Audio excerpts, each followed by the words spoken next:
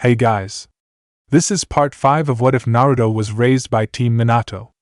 Hit like and subscribe if you like this one, and also please check the author in the description. Let's start. We are paid, that's all. We are God.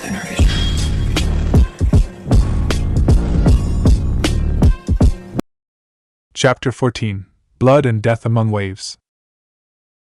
Tonory growled as he heard the movement come towards him. Puppets he could sense while intruders he couldn't. After your failure a few months ago, Kazuhira-kun, I believed that you would not be returning. Tonory quietly growled. Oh, cool your jets, Nettori.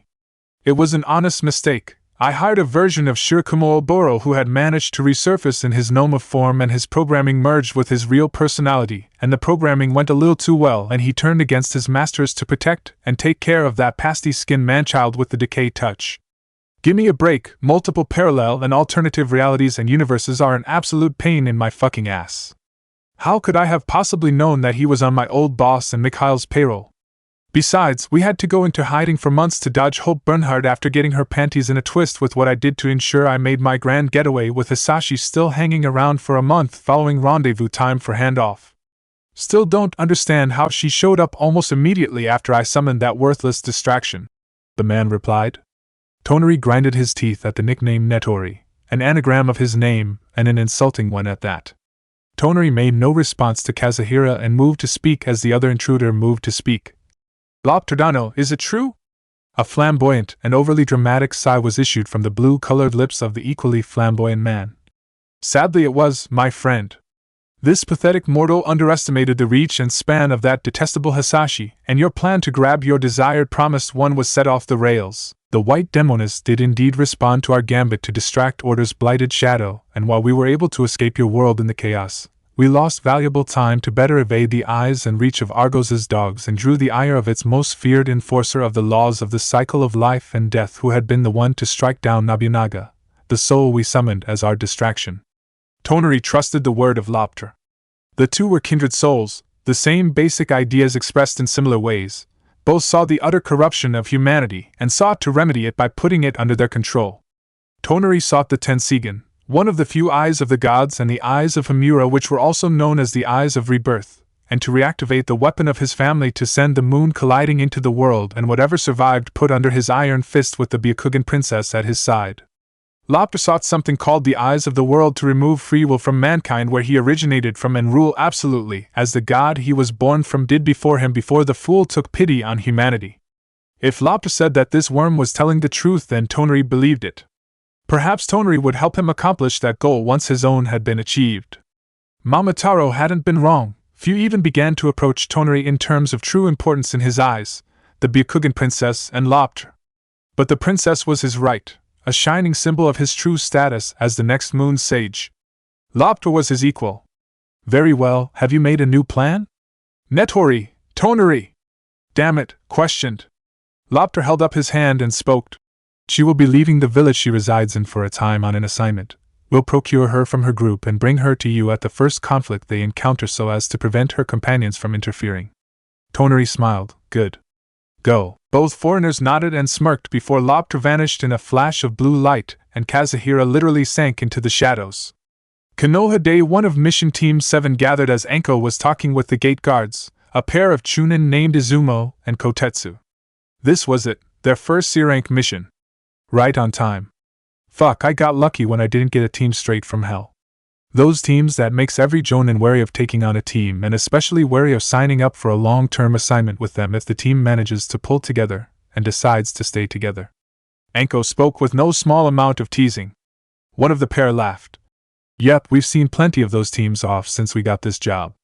True. So where you guys heading? The other asked. Anko spoke. Wave. The town that is built on the island closest to the Land of Fire. I forgot what the town or island is called. Is building a bridge to connect that island to the mainland. They need some supplies to finish out the final stretch. We're delivering what they need while they have work on the bridge stopped to make sure they have enough to finish the project. We've got no civies to worry about, so it should be a 3-day trip there and 3 days back. I had them prepare for in case we get forced to bum around there for any reason. We'll go through the one town nearby, a straight shot route if we need something. I think there's a supply store in town. Anyways, sign us out and we'll be off. One of the pair shook his head. Man, if this was half a year ago, I doubt any new team would be assigned this mission. Maybe a team with a lot of experience, and just had some real shit luck with Chunin exams. But definitely not a team that was formed a month ago. Anko nodded. Agreed. Take care. Eat plenty of dango to make up for me being out of town. Hee will do. The two let them through and the team began their way down the road. Naruto seemed to be buzzing with excitement. Anko spoke. Hey Blondie, what has you so wired up? You look like an explosive about to detonate. Naruto just smiled. This is my first time out of the village. And on a mission to another country. All of it is steps on my way to becoming Hokage. Anko laughed at the enthusiasm, and a small part of her wanted to tease him over the poor choice of words, but she just let him be. I remember my first mission outside the village. I was younger than you guys, but I was probably just as stoked as you were. She left out the darker thoughts she wanted to add, not wanting to spoil the generally good mood of her team. 14 years of practice paid off. Sasuke was silent and contemplative. Of what, Anko didn't know, but she could see hidden underneath all the brooding was a similar enthusiasm as Naruto's. Sasuke was forced to grow up fast, but he was still a kid deep down. Hinata outwardly expressed her joy with a serene smile accented by a slight blush, with the Jonin guessing it was from Naruto's antics. The barest hints of lavender in her eyes being evidenced. Byakugan were so lightly colored that it was hard to tell that the eyes did have irises and that the irises were a faint shade of lavender, just a shade or two above white. Hinata seemed to be a couple shades darker, but still not dark enough in color to tell that her irises and the white of her eyes were separate colors at a glance. Hinata seemed to have a somewhat different Byakugan than most Hyuga. Though how or in what way, no one knew. Sasuke's Sharingan was noted to have the curvature of his tomo gradually straighten and to have far more fluidity in his movement readings than his living relatives. Though there was one recorded member of his family noted to have a similar Sharingan. Uchiha Madara. And his tomo fully straightened during the Burning Forest. The final battle of the Warring States, the battle that founded Konoha. Anko prayed that Sasuke's Sharingan didn't condemn him to walk Madara's path. He was both closer to and further along it already than she would have liked. With his clan whittled down to 5, himself included, he was close to how Madara was before he snapped. A handful of Uchiha left, every family member he loved dead, and by the time something comes along that could have turned him around, it was already too late.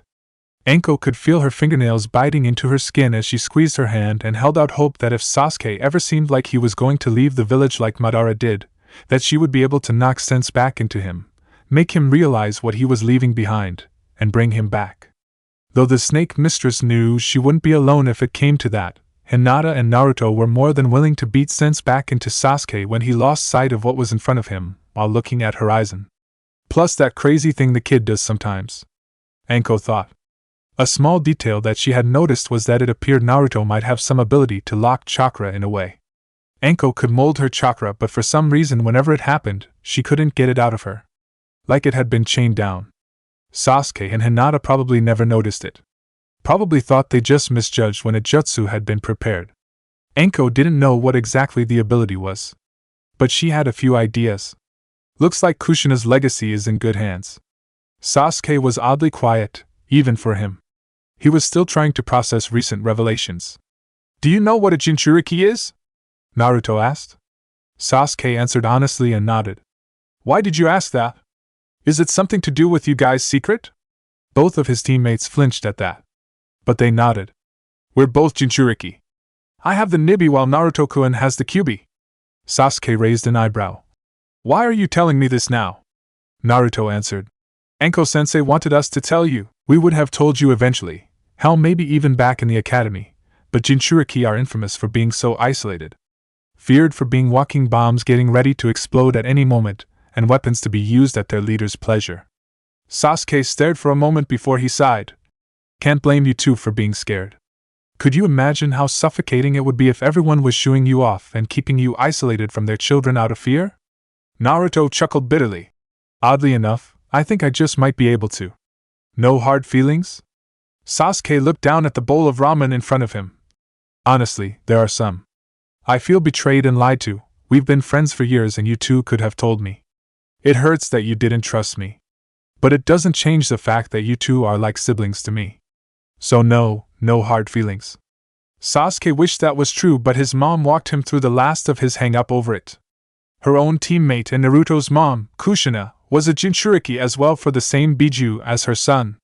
A mission gone wrong and Kushina being forced into drawing chakra from the Kyuubi until she reached the infamous version 2 cloak to stop the enemy was how her teammates found out. What made them accept her anyways was her staunch refusal to touch them even if she was battling the very hatred of the Kyuubi itself laced into a six-tailed version 2 cloak after the enemy had been dealt with. Mikoto was able to help him through the feeling of betrayal that she had to work through on her own. Sasuke supposed that if he had no one to keep him grounded, he would have been jealous of the power his friends had. But now he wanted to prove he could go just as far they could without their Biju. Sasuke shook his head and brought himself back to the moment. Though Naruto was also being unusually quiet. Sasuke knew for a fact that the blonde was occasionally glancing over at Hinata before he would blush, and then turn away. Whatever it was, there was a story and Sasuke was trying to decide if morbid curiosity would drive him to do what he knew Ino would do and dig and pester until she got the story. Eventually the team came to a stop for the night, and Sasuke decided to test the waters before he took the plunge or backed off. Enko-sensei was doing a quick survey to make sure nothing would bother them from nearby. Naruto had clones doing most of the camp setup and Hinata was working on supper while Sasuke had just finished setting up the tents. "Hey Hinata. Do you have a moment to talk? You don't have to stop cooking, I just want to know something." Hinata looked over at the Uchiha and nodded. What do you need to know, Sasuke?"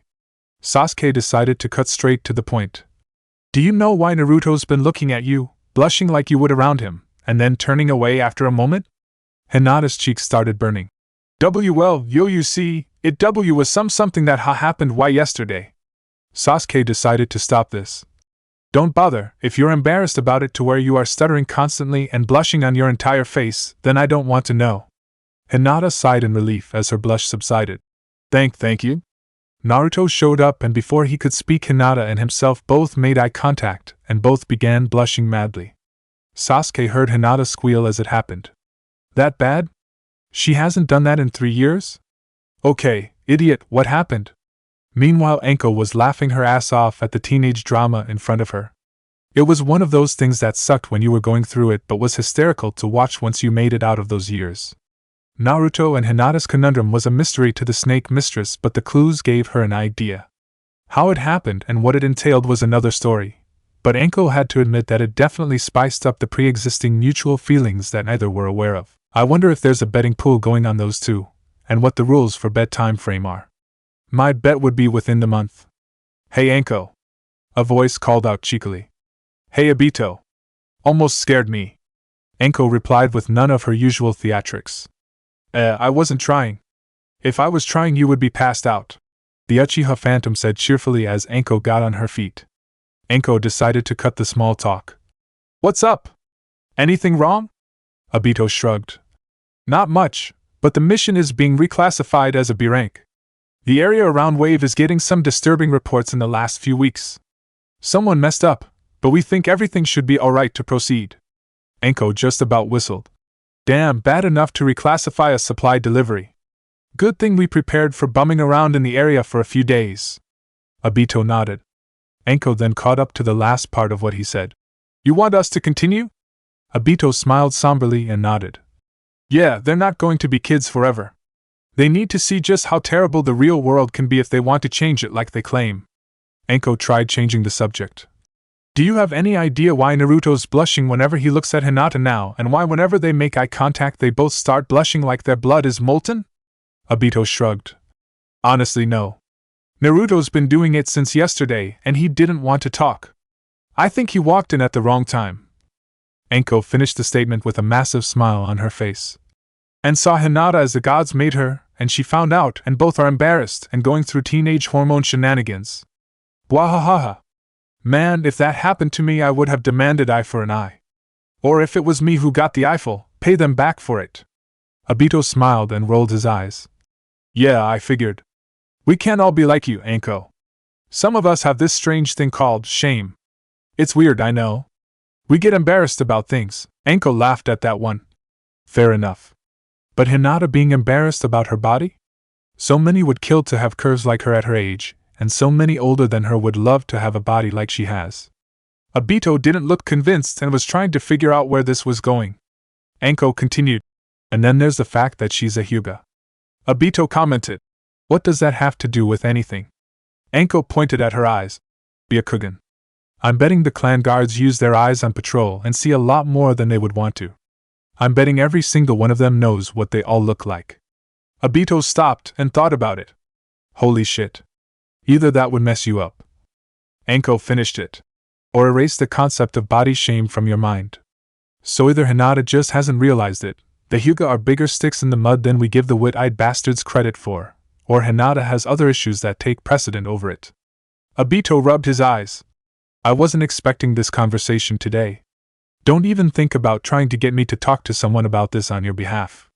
You're on your own unless you get Rin or someone else. I'd feel like a pervert for doing it, and I feel like a pervert just for having this conversation. Thank you, Anko. I just discovered a new source of shame. You evil bitch. Anko smirked. And damn proud of it, and don't you forget it. Anko just about moved on and asked about the betting pool if it existed when she noticed two things. Two questions. One, how did you find us? And two, I thought you used a cat or not some big shurikens. What happened? Obito shrugged. Kamui locator seal built into the matrices of the seals on Naruto and Hinata. Anywhere they go I can find them and teleport to them with Kamui.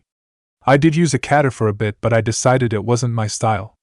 Shuriken are a favored weapon of the Uchiha, and I thought maybe it would be a way to honor my heritage. Plus it feels a lot better than that piece of crap I was using. Anko shrugged. Fair enough. Is there a betting pool on Blondie and Stutters getting together? Obito started laughing. I was wondering when you would ask. I started it 'cause I got bored. What's your bet? Don't ask about rules, just place it and I'll tell you if it's legal. Anko smiled. 6,000 on the two getting together within the month. Obito looked at the rules and then spoke. Clarification, you mean the next 4 weeks or the next 30 days, or do you mean that they'll get together before this month is over? Anko's grin went feral. Before the month is over.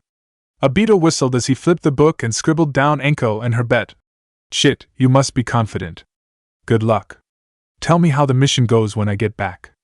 Anko looked at Obito confused. Why? Obito tucked away the book in his tool pouch and then spoke. Me and Kakashi have a mission planned within the next week. We are going to help check the seal work on one of the old fortifications used as lookouts. We caught word that a team of interest from another village will be passing on the way through about the time me and Dog Brains are done and heading back, and our paths should intersect at the same time. Anko felt a pit form in her chest. You're playing a dangerous game, Obito. You could start a war. Obito shook his head. No, I refuse to be the catalyst for the fourth great ninja war unless absolutely necessary to bring about peace. No, I'm trying to help someone who has been left out in the rain by their own village. Anko could sense the honesty in his words and didn't push it. Be careful. Make sure Kakashi comes back in one piece. Obito grinned. Oh, so you finally admit you are fond of him, eh? Whatever. None of my business. I'll try. And then Obito left as Kamui sounded and sucked him up. Anko squeezed her fist so tight that her knuckles turned white. Fire Wave Border 3 days into the overall mission. It had taken 3 days, with one stop in civilization, to reach the destination, the Land of Waves. The bridge being built sure was a sight to see. It was almost finished. It was halfway across the channel between the nearest island of Wave and the Land of Fire's mainland. Yet no matter how Team 7 looked at it, something felt off. Like something was seriously wrong. The mist in the air at a time when mist rarely hung around in these parts, along with the copper smell in the air, began triggering alarm bells for Anko. Hey guys, if I start screaming out orders then you follow them, got it? The genin nodded, understanding the situation. The group trudged onwards till they came upon an outpost. Anko knew from the setup that it was built solely to warn against threats to the bridge. But her gut was proven right, craters everywhere and bodies with blood pooling. Fuck. I was right. Stay sharp. Get your dojutsu on. Anko ordered as she began walking around to look at the bodies for any signs of the perpetrators. Yes, sensei. On it. Hinata and Sasuke responded respectively, with the veins leading into Hinata's eyes becoming enlarged and her eyes taking on the swollen appearance as her Byakugan activated and her sight expanded, while Sasuke's black eyes turned red with two tomo. The mist was light, just light enough to obscure the distance but not enough to render nearby surroundings invisible. But soon Anko's fear was proven. Anko-sensei, I can't see through the mist. It's like it is filled with chakra, Hinata said with her fear rising. Sasuke looked over at it, and his gaze went stern. I can't see through it either. It's no ordinary mist, Anko growled. Ninja art, hidden mist jutsu. We might be dealing with Kiri missing Nin or just someone who knows the jutsu. We need to stay calm and don't panic. Anko trailed off as she saw an injury, specifically the killing injury, on one of the corpses that just about had her cursing, a triangle encircled by a circle. Fuck! We're dealing with Jashinist! That one word just about sent the genin into panic. The knowledge that the Jashinists were on the rise was no secret. Accepting the bloodstained, the disgusted with humanity, and the sick in the head into a murder cult gave everyone chills. The thoughts about the Jashinist recruiting style and the craters and some of the bisected bodies made Anko curse. Fuck, we're dealing with one of the missing Miss Swords. That phrase definitely had her genin sweating with fear. She couldn't blame him. The missing Miss Swords were among the strongest and cruelest of the 7 swordsmen of the Hidden Mist. Hashigaki Kisame, the demon shark and master of the Samahata Great Sword, known as the politest and the only of the missing swords to be driven by an actual goal beyond slaughter, as well as the tailless-tailed beast or the Biju without a tail for his ungodly high chakra reserves, which were so high that using chakra to create massive amounts of water for high-level water jutsu didn't even get him winded. Kurosaki Raiga, the demon storm and master of the Kiba twin swords, known for killing his victims then burying them and having funerals. And Minashi Jinpachi, the demon scourge and master of the Shibuki blast sword, known as a member of the Heartless Pair alongside Kurihara Kushimaru, who joined the regime of Terumi Mei. Jinpachi earned his place among the Heartless Pair for sheer cruelty and lack of concern for comrades, while Kushimaru earned it partially for cruelty but cold calculation that made him seem inhuman and also possessed sociopathic tendencies that were noticed and directed. Probably the reason he remained loyal or rebelled, depending on how you looked at it, was because those he had attached to had chosen to. Shibuki was noted that its explosives were similar in nature to Iwa's Baku clan's explosion release, to the point that it was thought that lightning release could defuse the explosives. Jinpachi was known to absolutely revel in slaughter. Anko's mind screeched to a halt as she noticed her thoughts were focusing on pulling up as much information on Jinpachi as she knew. Why? Had her instincts noticed something she didn't notice consciously? She had backed up closer to her genin, and they seemed to get the idea to get closer together for safety. Then Anko's eyes went to the craters. Oh shit. We're dealing with Minashi Jinpachi, Anko said as quietly and calmly as she could. She had to be strong for them. They weren't ready for someone like that one-eyed psycho. Not mentally, at least. I'll handle the fighting, you 3 just stay back. I think he's joined the Jashinists. If so, he will be looking to sacrifice a strong shinobi, and I'll be the one he focuses on. If we play our cards right in the worst-case scenario, he'll sacrifice me and won't touch you guys to waste the effort. Don't argue right now. We can't give away what we've realized beyond Jashinist and one of the missing Miss Swords. Anko didn't need them to say a word to understand what was going through their heads. She knew. She knew from when she had a real sensei who actually cared for her. The mist began thickening and rolling towards the group, and soon nothing was visible except for about half a meter around them.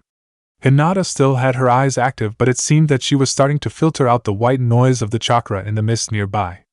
Probably only was able to see just slightly further than everyone else. Anko kept looking around and her eyes began tracking a disturbance of the mist. Experience from fighting Rin a few times gave at least a framework to work with when dealing with a skilled hidden misuser. Rin's technique may be bastardized off of the Kiri silent killing technique, but an idea of how to deal with and fight back could go a long ways. It stopped too suddenly to have moved away from what they could see. One way to find out if she was right. Fire release! Great fireball jutsu! No holding back, but not putting her all into it. Anko spat out a large fireball at where she judged to be where the disturbance ended, and she was met with confirmation of her fears. Blast sword art! Blast shield! Explosions lit up and her fireball was halted, but the offender had to sacrifice the density of the mist to shield themselves in time. With the mist somewhat pushed back, the foe had been revealed. The long coat-like jacket, bandages around his head and neck, braided beard, an eye patch that all together gave a stereotypical pirate look and feel showed it to be exactly the one Anko had deduced. Minashi Jinpachi. Missing Miss Sword and holder of Shibuki. One of the few of the current generation labeled as Heartless. Some of the generations of swordsmen had the entire group labeled as such. And like she had realized, he was wearing a Jashin amulet, though considering it was a surprise that he was a member pointed towards him being a fresh initiate among the cult. The sword was bare of any explosive notes at the moment, and Jinpachi began signing.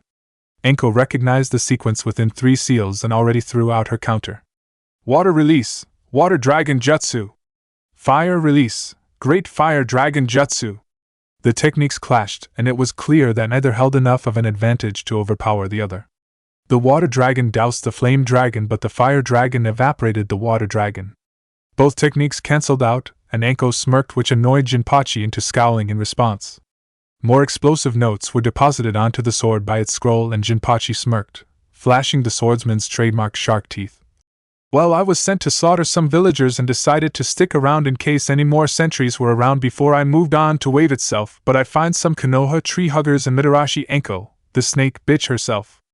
Munashi Jinpachi, the demon scourge, and one of the missing Miss Swords. I wonder if Kiri will let me keep your sword if I kill you. After all, the 7 swords belong to whoever killed the sword's master unless they choose to not take it up. I could think of so many uses for Shibuki. So many uses indeed. Enko taunted with a smile. Munashi was grinding his teeth in rage. As if I'd ever let one of the 7 swords be used by a fucking outsider. Just about as despicable and sickening as a traitor to the true Kirigakure using any of them. Enko's smile never faltered.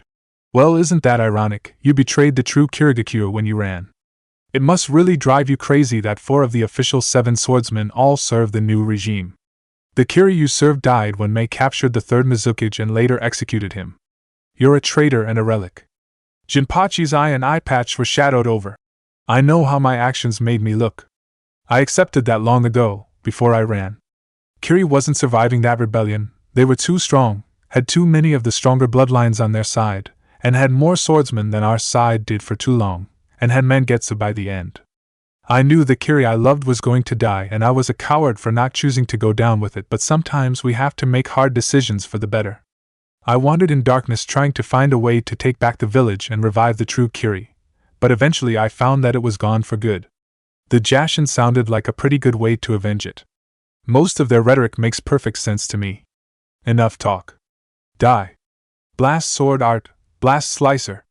Jinpachi ended his speech, eye glowing with bloodlust and rage, by swinging his blade down from over his head, and the tags were tossed and detonated into a shape that almost looked like the energy and shockwave of the explosion had been compressed into a blade swing. Enko screamed out an order. Scatter, and the 4 separated to avoid the blade, which went past and hit a tree which was cut in half before the blade erupted into the explosion it was made from. Jinpachi had the tags reform on the blade and made a few hand seals before he made his next attach. Blast sword art, explosive clones. 3 clones of the swordsman formed from the tags on the sword, noticeably lacking a copy of the Shibuki, before more were deposited on the blade. Kill the genin and make sure they can't interfere. Enko shouted at her students. You can handle them. I believe you can. The genin nodded and prepared to fight. Naruto spoke up. What's the plan? Sasuke answered. We each take one, try to keep out of their reach. Something tells me they're designed for kamikaze attacks. If they get in close, try to fight the clone off and parry their attacks as best you can till you can make some distance. Hold back on going for the kill till you can assure you're out of harm's way. Killing them might set them off.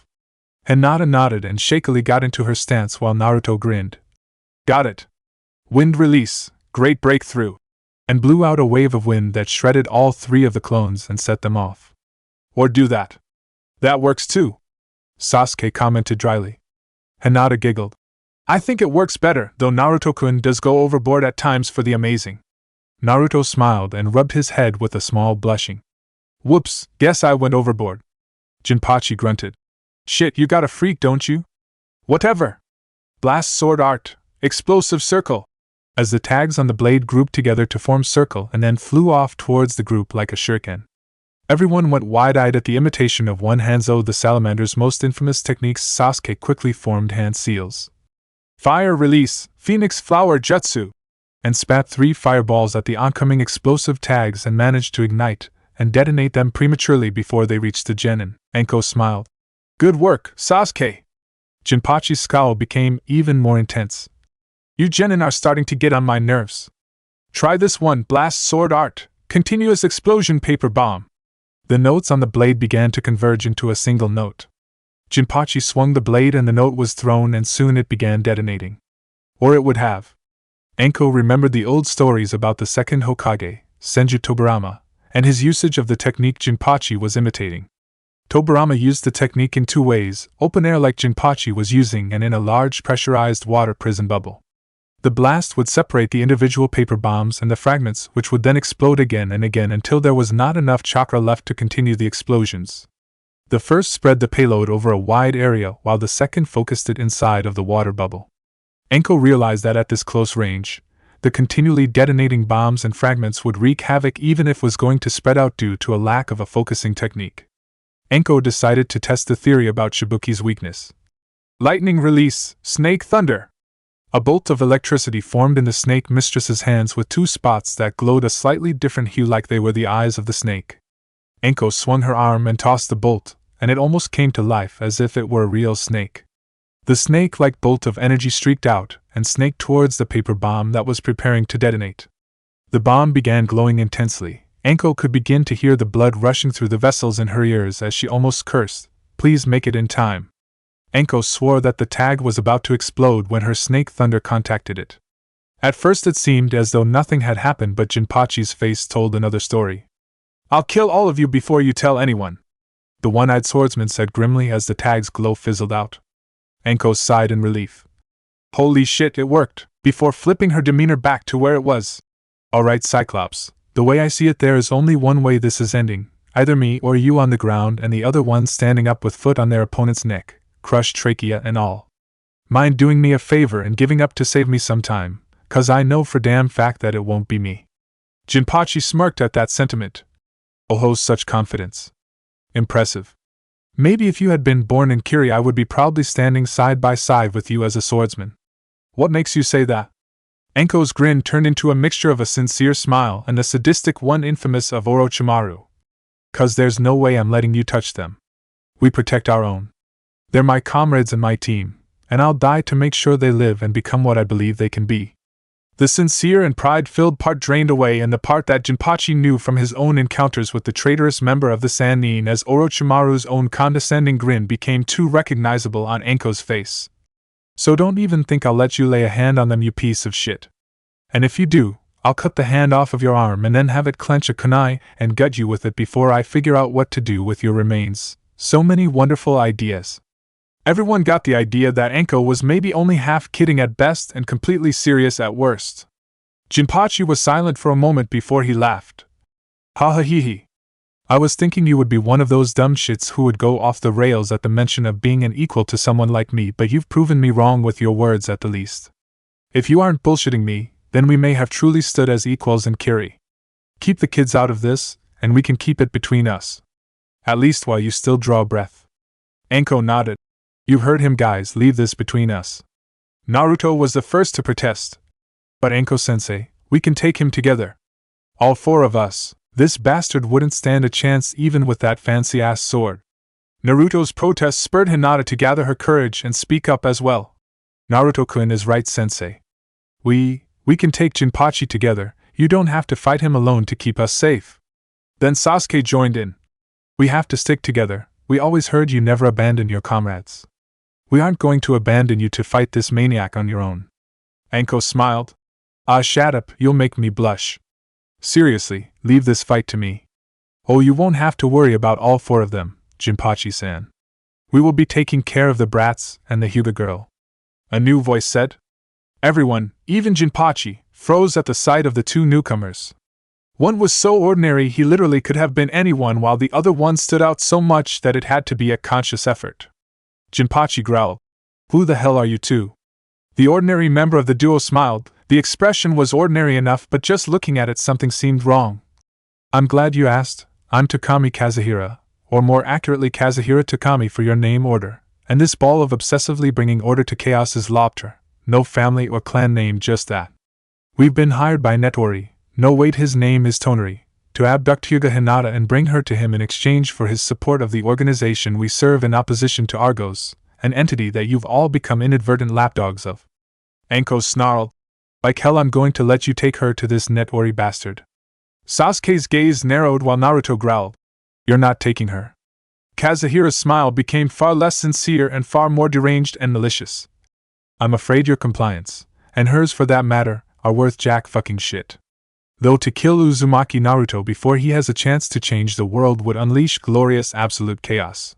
The world would be completely unprepared for the coming Otsutsuki invasion, not to mention Akatsuki and Madara and Kagaya would have a chance to succeed.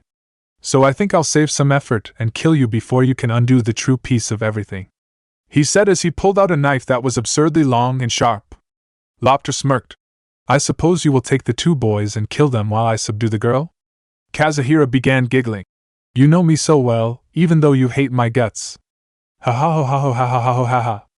Lopter didn't even roll his eyes, and yet his tone carried a snideness born of true legitimate hatred. Of course, you're a human, I hate you with every last particle of my being, and I know you hate me just as much as well. The genin were unprepared as Kazuhira stomped the ground and launched at them with killing intent blazing and shadows beginning to distort around them. Lopter vanished and reappeared near Hinata.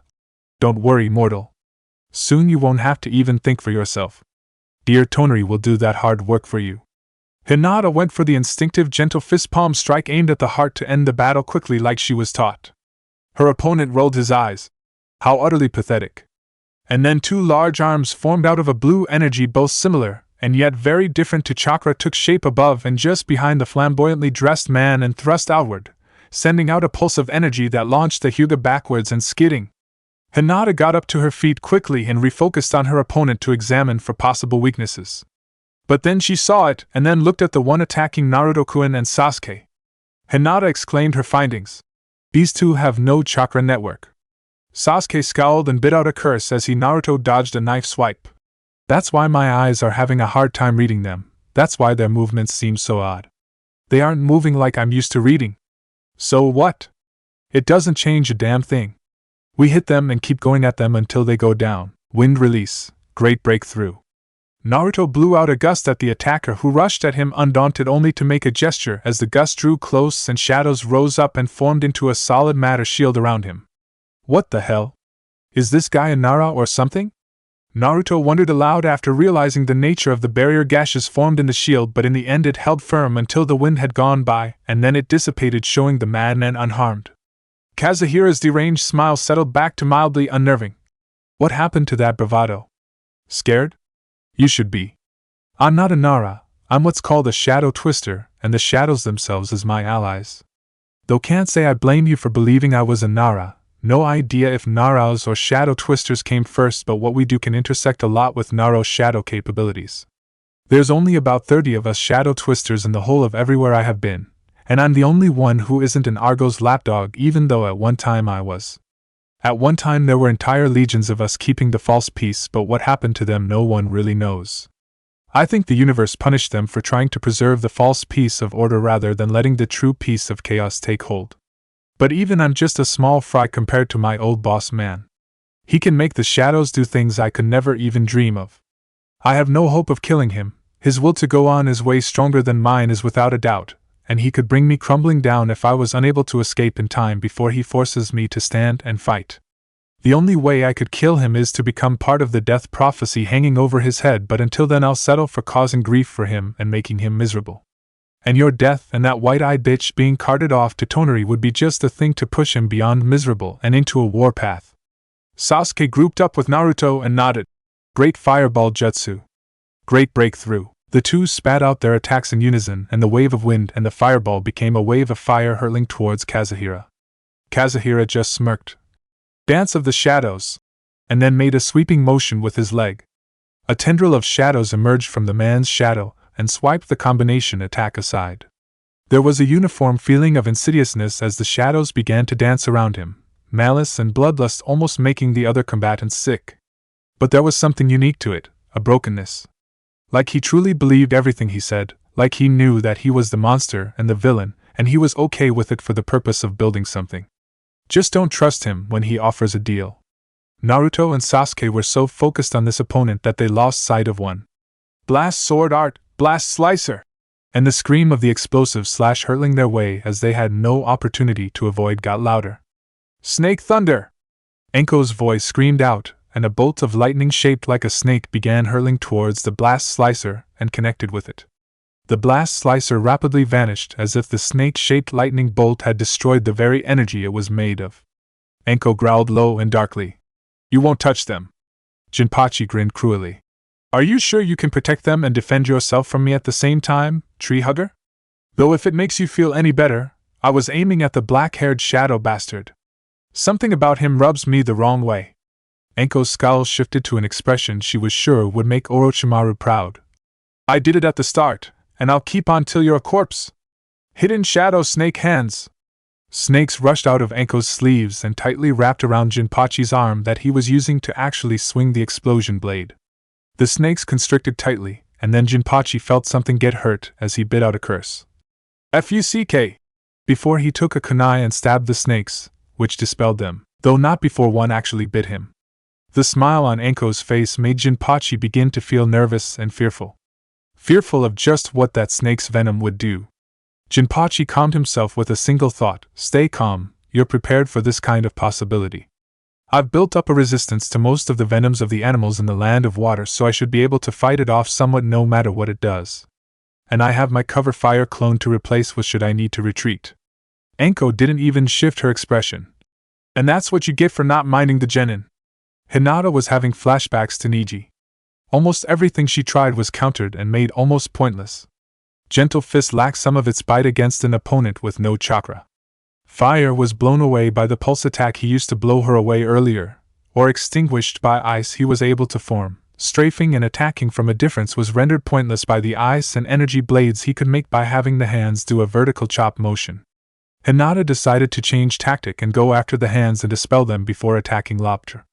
Hinata spat out a fireball and began approaching. Her opponent began to ready the motion for the pulse, and Hinata waited for the perfect moment to pounce. It came with the pulse, and Hinata leapt over what she saw through her eyes as the manifestation of the pulse as it intercepted the fireball. 8 trigrams, double palm! The girl screamed as she thrusted her open palms out and contacted the astral-like arm constructs. Her attack connected and the arms were destroyed. Hinata immediately dropped into a stance before her opponent could recover. 8 trigrams, 32 palms! Since there was no chakra network to shut down, Hinata did the next best thing and aimed at the relatively unprotected internal organs. A few strikes to the liver, a few to both lungs, a few at the appendix, a few at the diaphragm, finished by the last barrage, all aimed at his heart. Against anyone else, this combo would have been a death blow, but Lopt resisted and began gathering the energy to form the arms again. Hinata tried to stop him and launched another palm strike. But it was batted away by a blue arm. Insolent worm! Lopta growled out as he formed those strange hands to once again intercept and swipe away Hinata's attacks before unleashing another pulse to blow her back. This is pathetic. Just give up and it will all be over soon. You cannot challenge fate, and it is your fate to belong to Tonory. That boys you care for will die by Kazuhira's hands. You will never know your old life again. Just give in. You are lucky indeed to have a being like Tonory desiring to have you by his side. Lopter's voice stated in a tone oozing with self-superiority and a visible lack of empathy. Though this Tonory seemed to have earned some affection from the flamboyant man. Though his words hit home, given to fate. The same words that Niji had been using to torture her for years on end. So many times she wanted to give in, but her friends had pushed her to stand up and keep going despite the odds. Hinata always was thankful that Sasuke and Naruto, especially Naruto, always urged her to keep moving forward, and now she was almost willing to stand back up entirely on her own. But the words about Naruto and his impending death pushed her over the edge. Naruto-kun, no, he can't die. He can't die before he gets his dream. He can't die. Not yet. I won't allow it. It won't happen. I'm done being scared. I'm done needing others so that I can stand for myself when I get pushed down. I'll stand on my own so he can finally see how far I've come. So everyone will see how far I've come. So I can see how far I've come. I'm done with fate. You'll pay, you bastard, you hear me? I will make you pay. The rage that began surfacing was strong and filled with the best of intentions, but it was filled with hate and called out to something deep within the Hyuga's psyche. A twisted and perverted version of her, all of her worst traits and the culmination of her doubts and insecurities rolled up into a single being and made even worse by the corruption that had attached itself to the Nibi's mind and chakra, the will of the Nibi. This being was Hinata's true self in a way, the darkness that had come to be within her heart, and one that she had unknowingly chose to hide. It awoke, and grinned. A chance to take over would come soon. And it would not lose. But a little fun now and then wouldn't hurt. However, in a metaphysical place within the Shy Hyuga, stood a cage. Her rage had called out to here as well, drawing chakra from the inhabitant. She had done this before with smaller and more contained rage, but this was the first time her rage had well and truly boiled over. Large amounts were being drawn through. 2 eyes opened within the cage, one green and one yellow. Matatabi, the Nibi no Bakaniko, the 2-tailed monster cat, had returned. Yawn, that was quite a cat nap. I wonder how Yujito is. Oh right, I was extracted. Well then I suppose that girl who was placed on the table next to Yujito is my new Jinchuriki. Now let's see what has happened since I was gone. Matatabi scanned through memories and found that for once, a Jinchuriki had managed to live a happy life, without having to shut themselves off and become numb to the pain. Interesting. It seems that Kurama's Jinchuriki and Isabu's had managed the same. And it would seem that Komiai's had done so as well, in a way. Konoha has gained 4 Jinchuriki? That will paint a target on the village. According to the memories, 3 did it. So my new host is one of Hamurajiji's descendants, eh? That's new. I suppose her chakra would have a better chance at containing me successfully due to it having the components of 6 paths chakra in its composition. Though it seems to be purer in a way, I wonder if it could mean anything. It has been a while since the inheritors of Azura and Indra have faced each other.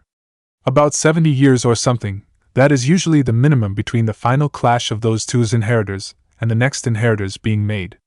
Perhaps this girl is meant to be Himura's inheritor. Perhaps she means an end to Indra's curse of hatred or something else entirely. Matatabi thought to herself, waking up was a chore after having been asleep for almost 14 years. Doubted walking would get the grogginess out in this cage, so that left thinking and focusing. And then she started noticing a pattern in memories and smiled. So my Jinchuriki is head over heels in love with Kurama's. That's precious. Seems to be serious. With how the memories are anyways. Sounds like the start of a bad incest joke if you think that the two are just extensions of us. Alright, I've played cat and mouse with it long enough. What caused my Jinchuriki to call me loud enough to wake me? Jinpachi is still alive? Yujito lit him on fire once with my blue flames. He's joined the Jashin. This is bad. Apparently the Jashin have begun to spread like a fire. And these two, this Kazuhira gives me a bad feeling, but this Lopter doesn't even begin to feel right. Tonory? They're trying to take my Jinchuriki to him.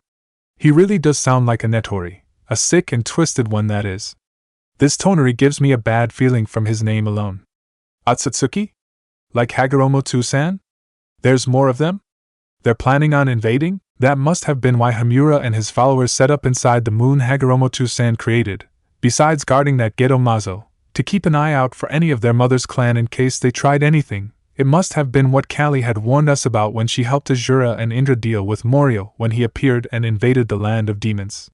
It might be connected to that leech creature that we fought alongside Durga, Parvati, Agni, and Shiva in the land of sky. Or the yokai when they appeared. Shadow twisters. I know I have heard of them before. I know I have seen such feats before. Besides the Nara. So that is what pushed her over the edge. Years of mental and emotional torture over fate combined with the threat against the one she loves more dearly than anything. Alright, let's see what you're capable of, young one. Matatabi thought as she began to boost the flow of chakra. The girl's rage was drawing almost enough to form a version 1 cloak, but with Matatabi helping her it would reach the threshold to form the cloak and 1 tail. Perhaps even stabilize any of the abilities she provided if they had already manifested and push them to manifest if they hadn't. Hinata felt like her entire body was on fire, and she wanted to scream, but all that came out of her throat was a low growl like an animal. Rational thought was dying quickly, but everything was focused on either killing this bastard, die trying, or fight enough to escape this encounter. However, a voice reached out from her mind. It will be well. I will not allow one's life to come to an end so early. Hinata's body responded to the influx of enough Nibi chakra to form a cloak by partially transforming. Her nails lengthened and then hardened into claws. The claws on her hands were far longer than the ones on her feet. Her teeth sharpened into fangs and her eyes narrowed into slits while new irises formed around the slits that her dojutsu had become, 1 green and 1 yellow. A cloak of reddish-orange chakra formed around her in the shape of a cat with a single tail, and began boiling like it was lava. The changes ended and her mind was focused on escaping this battle by any means acceptable, killing if necessary but never sacrificing those who supported her. Her growl became an enraged roar as she charged the opponent whose condescending smirk had become a surprised gape before turning into a sneer. The enraged Jinchuriki rushed at Lopter and attempted to slash at him with her newly grown claws. Lopt rolled his eyes as though he was becoming bored with continued resistance, and then formed his spectral hands once more and tried to push the girl and her attacks away again like last time. However, Hinata's speed had jumped from where he had become used to, and circumventing the timing he had developed to counter her. Hinata's claws slashed across the man's face. The man flinched back in pain and began holding the area that had been slashed with a hand while he had his spectral hands do the same pushing gesture that always blew Hinata and her attacks away. Had Hinata been in control at the moment, she would have noticed the deep and bloody slash marks she made, which ran along the man's face, and went through his left eye. The look of sheer hatred radiated by the scowl and the man's remaining eye were undeniable. As though he was willing her to die with just the thoughts in his head and the glance from his one working eye and the eyeball that had been split open. Hinata responded by spitting fire at him. However, unlike her previous flames, these were blue in color, and when her opponent attempted to blow them back with that strange pulsability of his, it failed to affect the blue flames which burned the man and incinerated the cloak he was wearing, displaying most of the cruel man's body covered in burns or patterns that appeared to either be tattoos or careful carved scarring, the intricate detail marred by the mild irritation or outright burning of his skin by Hinata's blue flames. Whatever it was, it mattered not as the shy Hyuga continued her assault with renewed energy and animalistic ferocity. Naruto had to use everything he had to avoid or block, or lessen the blows launched against him by Kazuhira. The bastard was vicious. Every mistake Naruto or Sasuke made resulted in being punished brutally. Naruto's chest felt like it had something broken in it, and it was making it somewhat hard to breathe. Naruto tried to use a jutsu, but one Kazuhira's shadows hooked his leg and swept him before dragging the Uzumaki to him. Kazuhira began laughing as he began hitting the boy. "You think there is actual peace to be found in order?" He started by kicking the blonde in the gut. "You think that way because Argos has manipulated all into believing it." A brief pause before he punched Naruto in the chest and forced the oxygen out of his lungs. "Your life would aid their goal. Your death would benefit me and my comrades and show others the true peace that exists in chaos." Followed by a blow to the side of the blonde's head, not enough to leave Naruto concussed or disoriented but enough to shake him for a moment. "Die and know your life will never amount to anything. Not even in death." The man made to grab Naruto by the neck. Naruto could feel himself hyperventilating. This asshole was going to kill them. Half of the shit he was spouting made no sense, but that didn't change that himself and Sasuke were going to die, and they could do nothing about it. He tried to fight back, a quick seal, and Naruto was able to spit out a small tongue of flames that licked the maniac's face. There was some heat irritation from the flame, but no real damage, and all Naruto got was another punch to the head before his neck was grabbed and the man began squeezing. Sasuke's voice screamed out, "Great Fireball Jutsu!" And the fireball rushed at Kazuhira, who didn't even look at the boy and merely raised a hand, and a tendril of shadows disrupted the blaze. Kazuhira screamed out, "Once I'm done with this little bastard child, you're next, Uchiha." Naruto could feel consciousness fading. He didn't want to fail his friends, he couldn't fail them. Then he heard Lopter speak. Then he heard that Lopter asshole spout that they weren't going to kill Hinata, just drag her off to some other asshole. He was talking down to her, telling her to give up. That made something go snap within the blonde's head. He couldn't let them take her. Those thoughts of protective rage awoke something deep inside. Kurama smirked as his red eyes opened for the first time in almost a decade and a half. The bindings were less annoying than he faced within Kushina, but a slightly better cell didn't erase the memories and pain of the past 70 years nor the past 2,000 years. Freedom would be his and, after that, vengeance. He didn't care what had happened since he had been re-imprisoned. Not like humanity could fix everything that was wrong, and they had done wrong in 14 years. What could possibly happen that would be worth examining? The little bastard he was in now needed his power. How predictably human. Kurama decided to oblige. It would be amusing to see it happen. And it might be the first stepping stone to his freedom and rebirth. The moment the chakra began flowing into the little bastard's system, Kurama could feel his negative emotion sensing going into effect. That stupid snake, leech, thing, that had been sealed by Otsutsuki Durga, the last member of Azura's line, grand or great-granddaughter he was sure, to hold the name Otsutsuki, and the first to hold would release following Azura, and the last Kurama was aware of until Hashirama himself, as well as where Azura's line split into the Senju and Uzumaki, and the others alongside the Biju. The creature was either a Goma or something created by an Otsutsuki dumbass trying to create Biju to use as weapons. Slightly smarter than the average Otsutsuki bastard, which believed they were gods and all would fall at their very breathing touching them. Not a high bar in Kurama's opinion, but showed great intelligence in designing the creature to gain power by harvesting negative emotions and turning it into raw chakra.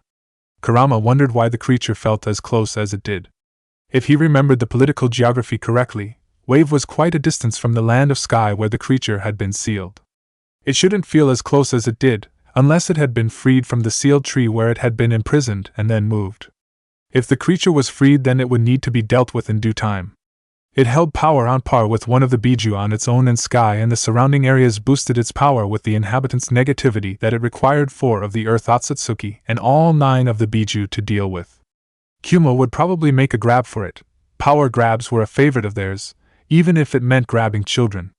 The hatred Kurama sensed long ago surfaced as well, trying desperately to remain hidden. An utter lack of care outside of those they consider to be their own, and a never-ending hunger for power, and an existential fear of true final death identified the hatred as that of an Otsutsuki. The Otsutsuki would help Kurama see his goal of wiping out humanity completed, but Kurama would be damned before he even let or aided their goal being accomplished in any way. Then there was the signature coming from the moon. Unrestrained gluttony for power, unchecked arrogance, an overwhelming lust for another, and a deep hatred of all mankind for self-righteous reasons that were mere justification for atrocities they committed. The last one Kurama could understand, but the first 2 emotions identified it as a textbook Otsutsuki. This was an earth-based Otsutsuki that had become so thoroughly corrupted that they were indistinguishable from the rest of that cursed clan. Wonderful, 2 of those bastards are here. A little genocide may be in the future against them. Perhaps this brat could be of use destroying these Otsutsuki I'm sensing. Very well, let's see what you're worth. Perhaps you just might win my respect out of this race. Though don't hold your breath on it. Back in reality, Kazuhira's other hand reached for the boy's throat, intending to break the boy's neck to leave him to die before moving on to the Uchiha. However, his reaching hand was grabbed and held still while the other was gripped so hard that his grip was forced to release, and then he was tossed back with his arm feeling as though it had just barely avoided being dislocated by the throw. The last glimpse he got of the kid's eyes had the pupil beginning to enlarge and become a slit. After removing the threat to his life, Naruto screamed with rage as his body began mutating with the chakra it was being given. Blue eyes turned red with a cat-like slit for a pupil, somewhat sharper than normal teeth turned to fangs. The whisker birthmarks he had on his cheeks from the circumstances of his birth went from thin and lightly colored lines to thick frayed black whiskers that grew thicker the further from his nose they were. His fingernails lengthened into claws, and a boiling reddish-orange chakra cloak formed around him in the shape of a fox. All the cuts from the shadow bastard's knives began healing shut, and Naruto roared. The Kyuubi and the Nibi had reawakened. Kazuhira hastily tried to raise another barrier to block the boy, but Naruto's cloak reached out with its claws and tore through and kept Kazuhira from sealing the opening. Sasuke smirked as he rushed through and took advantage of the shock and fear and began battering the man who had been tormenting them. A foot to the stomach, a fist to the chest, and a few blows to the side of the head. Payback was a bitch. And now the 2 were turning the tides. Sasuke didn't notice that his Sharingan had matured during the chaos. 3 Tomo. The last stage of the Sharingan. The first of the eyes had come to pass. Jinpachi struggled against Enko's reinvigorated assault. She was determined to deal with him, and then help her students before things got out of control. Jinpachi tried to raise the mist again, but he couldn't make it thick enough to truly hide in. Enko was able to find him and counter him in that hastily made mist easily. Every time he threw an explosive at her, her reactions with that snake thunder became quicker. She was learning how to better use the jutsu. Water slicers, when he used them, didn't even come close to her.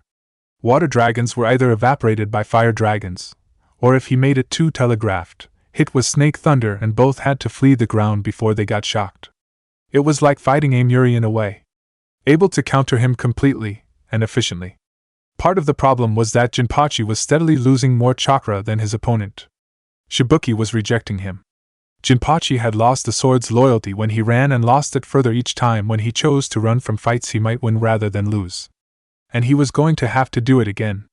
If he could rest and try again, he might be able to save what remained of the sword's loyalty to him. Jinpachi knew he was outmatched, but he believed he was the only one who sensed the incoming opponents, 4 on one side coming from Ember Valley and 2 coming from that strange structure under the Ember Beach cliff about a few kilometers away. Both groups were moving quickly and with purpose. They had to be after Jinpachi, or at least the one that had the shroud masking their exact position from his senses, which was the group of 4. There was a third group of 2 and a signature that was flagging, but that group was moving towards Wave after breaking off from the Ember Beach group. That group of 4 was closing in fast. Jinpachi was able to spare a glance towards that direction and felt his heart stop as mist moved towards them. A Kiri hit squad. He needed to run. Perhaps he would get aid from the sect that sent him if he told them about what happened. He knew he couldn't escape at the moment with his mist gone. He would have to dig in, wait for that hit squad to cover him with their mist, silently replace with the cover fire clone, and then slip away as quietly as he could. The mist hit before he knew it, and then he could feel his nerves go crazy. And that sensation told him exactly who he was facing. The mist was layered with a genjutsu designed to increase susceptibility to killing intent. Only one could operate in a mist this thick and rely on such a tactic. Damn, this annoying mist! Hey Jinpachi, what's with this mist? Enko screamed indignantly while Jinpachi began gathering chakra to replace with his explosive clone and to create the distraction to do it in. A new voice, a deep voice that spoke smoothly, answered. Apologies Konoha-san, but it was me who created the mist, not Jinpachi. Munashi Jinpachi, for aiding the usurper Mizukichi, you are sentenced to die. Jinpachi growled at being right. Tell me, Zabuza, why did you turn against the true Kiri for that bitch's Kiri? Must have thought you could get in her bed. Did you? Did Terumi may have to whore herself to get the hat? Jinpachi fired as a taunt towards his opponent. A silence fell and some could swear they could hear crickets chirping in the middle of the day. Grief, good thing Mei-sama didn't come here or we would be collecting shibuki from Jinpachi's puddle. A new voice answered. Sounded similar to Mangetsu. Suigetsu-kun, she couldn't have come even if she wanted to. We weren't even sent after Jinpachi. We just came to investigate those explosions after having finished a C rank and investigating that possible lead on Raiga. A soft voice answered. We would have had Mangetsu-sensei or Jinin-senpai or Kushimara-senpai here as well if we were sent after Jinpachi like Haku-san suggested. Another answered. The air grew cold and Jinpachi knew that this squad had a Yuki and he was now trapped in the demonic mirroring ice crystals. Only one thing left to do. Jinpachi screamed as he whirled his blade and the scroll began unraveling around. I'll see you all in hell. Blast sword art, blasting bridle repeating death. The explosion's chaos dispelled Jinpachi's mist, but Zabuza's mist remained even if it had been thinned out significantly, but the mirror dome had been destroyed. Jinpachi was long gone with his clone remaining. Enko stood warily expecting an attack from Jinpachi as the Kiri team talked following the massive explosion, trying to lower Jinpachi's guard from the way she read into the white noise they were making. Didn't fit with traditional silent killing, but definitely fit with lowering a guard for a quick and efficient kill after surprise had been lost. The mist dissipated and Enko found herself facing Jinpachi as Zabuza stood behind him and adjusted a one-handed seal back into a proper grip of his sword and then swung hard aimed at the rotten bastard's neck. The bastard's head flew off, but Enko had already figured out something was wrong. Snake thunder. Her instinct proved true when the clone began radiating in preparation to explode and was defused a moment later by her jutsu while the head still exploded but lacked the power of the clone's lower body. Zabuza cursed. Damn, he got away. That was the Shibuki's cover fire clone. It's a strategic retreat. He'll probably show back up in a few days. Enko just about screamed. I don't know about you, but I have students to save. One of them from being abducted. Enko darted towards her students. Haku spoke. We should assist. Our villages are allies after all. Chojuro nodded while adjusting his goggles. Zabuza nodded and dispelled the last of the mist. Sounds like a good idea. They might be willing to help deal with Jinpachi if he comes back. The Kiri team rushed to assist, though not before Suigetsu slipped in one final comment with him flashing a smile. You just want to impress that bunhead chick from Konoha who actually figured you for a guy without you having to correct her, don't you? Haku grumbled. Just shut up and let's get moving. Sasuke blew out a fireball at this Kazuhira bastard. The man just created another shadow barrier which the fireball was ineffective against. Damn, they weren't making any headway. The barrier dropped and Naruto was on top of the man, and was able to slip in and kick him. No telling if it actually did damage or if it had just annoyed him, but he was sent flying back so the impact might have. A groan from the man confirmed he was somehow still alive. He walked forwards and pulled the knives he was using back into his hands with some kind of cable. Kazuhira settled back into a stance before his eyes went wide and he screamed. "Fuck! Lopter, we need to go! Hisashi's here!" Lopter turned to face his partner, and was distracted for a mere moment, and that moment cost him dearly. Hinata was in close range to him, and she more than took advantage of the distraction. Hinata charged and stabbed her left hand's claws into the flamboyantly dressed man's chest, causing him to cough up blood. Sasuke was already having a hard time believing that raging monster was Naruto, but this didn't fit Hinata at all. However, a part of his mind recognized that these might have been part of themselves that they didn't put out there. Or more chillingly, that these were the Biju they held, magnifying the rage they were feeling at this moment. "Die!" the raging Hyuga Jinchuriki screamed before swinging her right claw aimed at her opponent's neck. The man looked surprised but pleased by his impending doom as Hinata's claws severed his head from his shoulders, blood shooting out of the neck and some of it covering the girl's jacket as the cloak of chakra faded. Hinata looked at her hands with her senses returned and noticed the body before her face began turning a sickly green.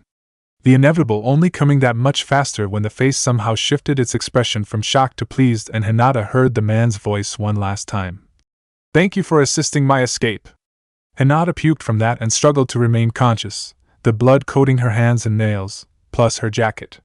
Sasuke could hardly believe his eyes as that image was seared into his brain. There was no illusion, it had happened. Hinata had cut off a man's head using her fingernails. Though the voice had to have been illusion. Whatever it was, it apparently freaked Naruto out as well, as it seemed that some of his sense returned. Kazuhira looked somewhat disappointed.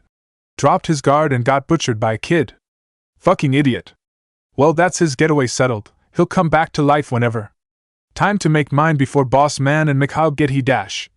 Then he just shook his head in clear disappointment with himself. "Damn, this is what I get for doing a monologue," he said as Anko and a Kiri team showed up. Anko laughed. "Good job taking down one of them guys. Now we just need the other one. This'll be fun." Hinata had managed to stand up, but she was in no condition to keep fighting, and that comment made a slight pallor be added to her skin tone. Kazuhira adopted a new stance. "I have no chance of escape with all of you able to move, so let's change that. Shadow Galley!" And with that the shadow of the man extended out, connected with their shadows and began stretching appendages up to both restrain them and begin squeezing their necks. Kazuhira giggled. "I need the Hyuga bitch alive so the rest of you will die by suffocation while she gets choked until she passes out. Wonder what Netori will do to her when he finds out she killed Lopter?" The man wondered, sounding sadistically while also sounding genuinely curious as the collective group was slowly being strangled.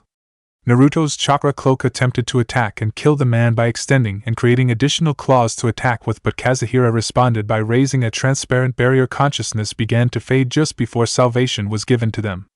Kazuhira's grin turned to an angry sneer as two more men appeared. One of the two drew some knives and rushed at the madman, which Kazuhira responded to by dropping his barrier and parrying and engaging into a knife fight with the stranger who had moved to Kazuhira so fast it almost seemed as though he teleported, while the man with purple hair just held out a hand and uttered softly, "Dominance of the Shadow God." The shadows released their grips on their throats, and the binds that held them in place were dispelled. The return of oxygen into the lungs was a welcome sensation to the ninjas. Kazuhira just barely parried the slashes and created a deadlock. He tried to say something smartass, but he dodged out of the way of the other new combatant jumping out of the shadows, literally. Left him wide open to a swipe by his previous opponent, which left him slashed across his chest. The two stopped and began circling the madman. Anko recognized one of the saviors, the brown-coated man. "Long time no see, Koryo Hideki!" The short-bearded man dressed in a white shirt and brown overcoat laughed. "I know. I was in the area with my friend here and we detected this traitor. Thanks for making him use his shadows somewhat seriously enough to start radiating his presence. We would have missed him otherwise while being so close by." Zabuza laughed. "Seems like everyone round here has a bone to pick with everyone else around here. Wonder if Raiga's here?"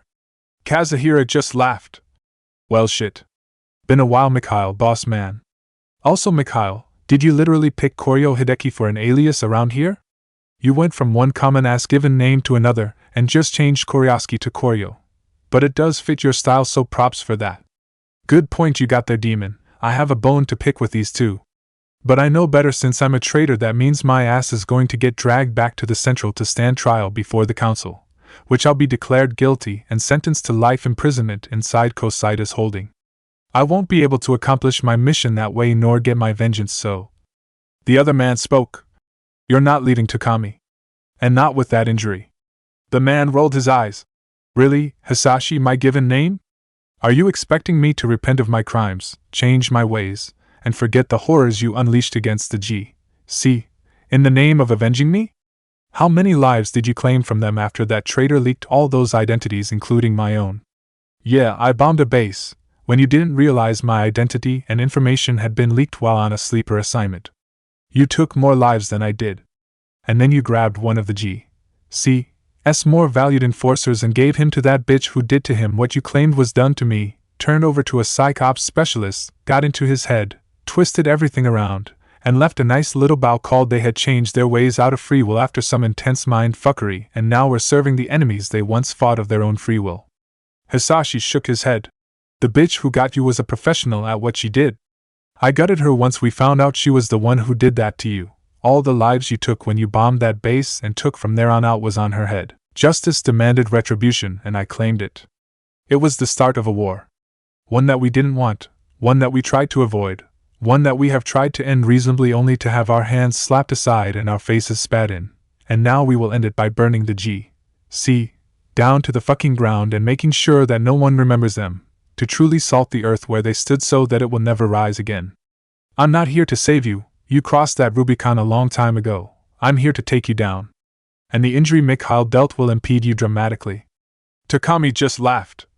Oh, that's a good one. You don't have the guts to sacrifice those bystanders to make it happen.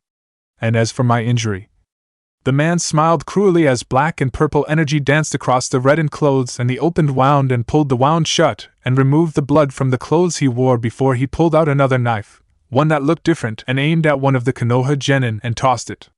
Hisashi shook his head and muttered, "Ah fuck, he has the shadow reconstruction ability like I do. Makes taking him alive both easier and harder." Just before Kazuhira pulled out the knife and tossed it, Sasuke's Sharingan read the trajectory for the toss and he threw shuriken at just the right angle to not only intercept but deflect the tossed knife. Hisashi went wide-eyed and he almost made a slapping motion to have a shadow lashed out and grab the knife and throw it at the man. By the time he would have refocused on Kazuhira, the man would have been sinking into a shadow with a giant grin on his face.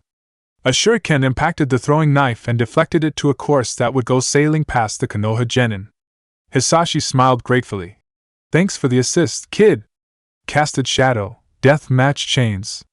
Black chains formed from the shadows and chained Hisashi and Kazuhira together, before vanishing. Kazuhira's expression went from self-assured of victory and escape to now panicking over the sudden derailing of his plan to completely terrified over his plan becoming foobarred in the span of a moment.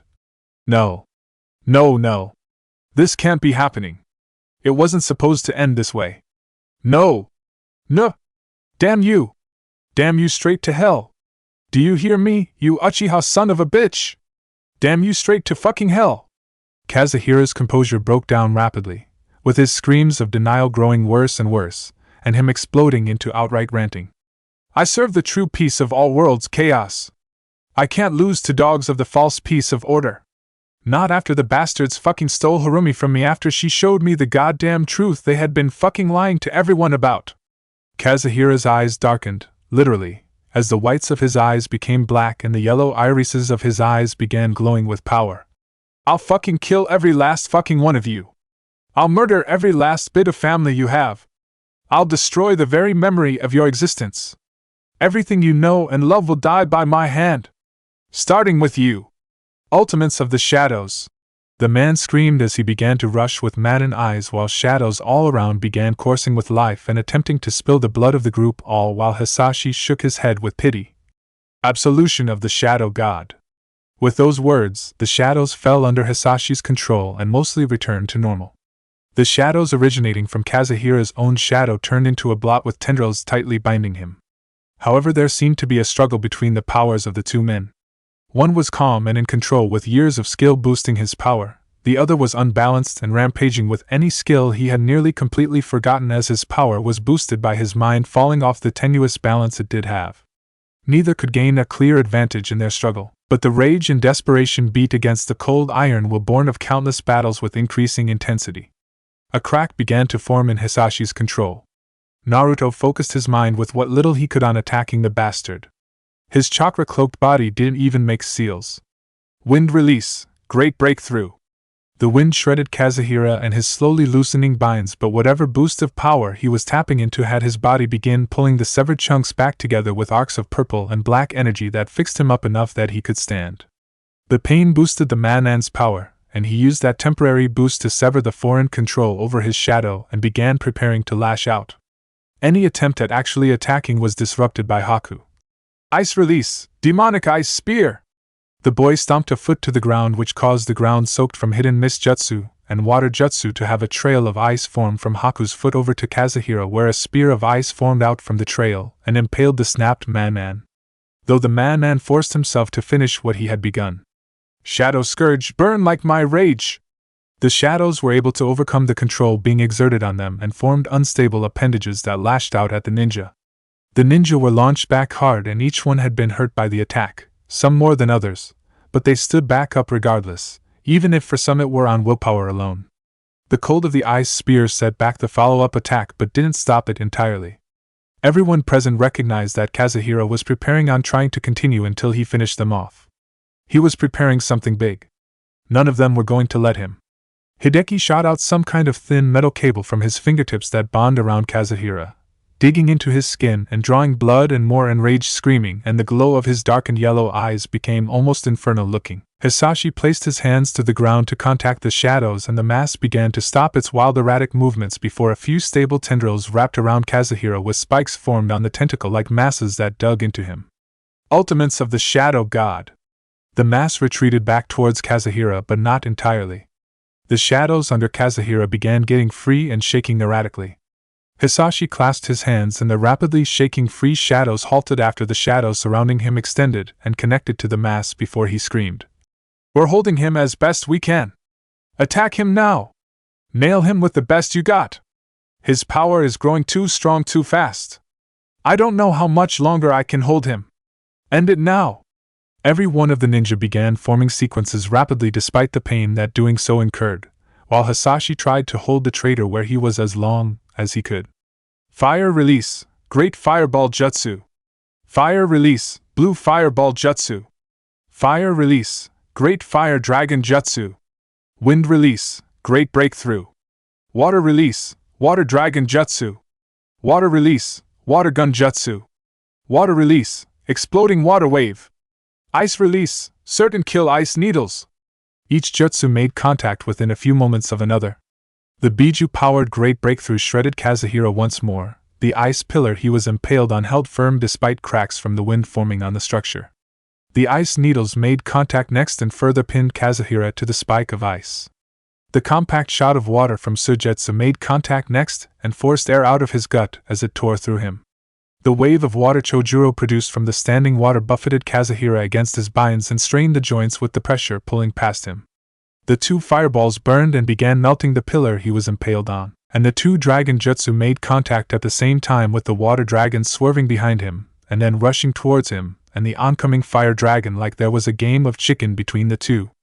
The water dragon Zabuza had made did to Kazuhira what Chojuro's water wave had done on a stronger scale while forcing the man into the fire dragon which burned him as much as the two fireballs had done combined. The pillar he was bound and impaled to collapsed. But Kazuhira couldn't enjoy or revel in his freedom. A mangled and burned body that was still screaming in agony was what was left of the man after that assault to stop him. But the sick and mind-numbing thing about it was that the purple and black energy was still arcing around him. He was healing slowly. The burns were slowly lessening until they approached unburnt skin texture, and the gashes and open wounds and blisters were slowly closing and receding. Any gore separated from him was being pulled back to his body. Hisashi looked at Hideki and nodded. Double tap him and make sure he's down for the 10 count. I don't want him pulling a fast one over on us. Hideki nodded and the abused cables retreated back to him before another cable shot out, and grabbed the knife that Kazuhira had thrown in his attempt to distract for an escape. Hideki pulled the knife to his hand and began examining it. Nice, thanks for the information. If you're equipped with these bad boys, then your bosses must have just gotten a major resource boost. These things aren't expensive, but they aren't cheap either. These are what we knife nuts call bee stinger knives. It's a type of explosive with a barbed blade designed to be stabbed into a target, and which triggers the explosive. It's pretty similar to a honeybee and its stinger, one use and then it's done. Hideki finished his explanation before stabbing it into Kazuhira and then backing up. A few moments later, the knife exploded. Kazuhira screamed somewhat but returned to the pain moaning that said everything. Kazuhira Takami wasn't dead, but he was finished. Hisashi looked both relieved and disappointed. Casted shadow, death match chains, unbind. The shadow chains appeared once more and unbound from the broken body of the madman, before pulling back into Hisashi's own shadow. Takami, there was a time when you were my greatest student, and your fall was my greatest failure. You failed to understand the duality of things, and that nothing truly stays the same. You always have. You failed to see that no one can survive on their own, like a shadow needs light to truly exist, and a brighter light casts a darker and larger shadow just as we grow stronger through both the friends and rivals we make. You failed to see that we need others to not only survive but thrive, whether it be as friends who always have our back, rivals who we sharpen and hone ourselves against, and enemies to fight and use as we need to. Learning that awoke my casted shadow ability. Though time has a funny way of healing all wounds, I have a new greatest student, and she is now the subject of my greatest failure. I have atoned for my failure to her, now it's time to atone for my failure to you. Takami Kazuhira, by the order of the council, you're under arrest for the offenses of conspiracy to murder, conspiracy to overthrow lawful governments, extremism both domestic and internationally, multiple premeditated murders, multiple manslaughters, massacre, theft of military hardware, espionage for a hostile foreign entity, and many other crimes but none as heinous as high treason against Argos. You know your rights.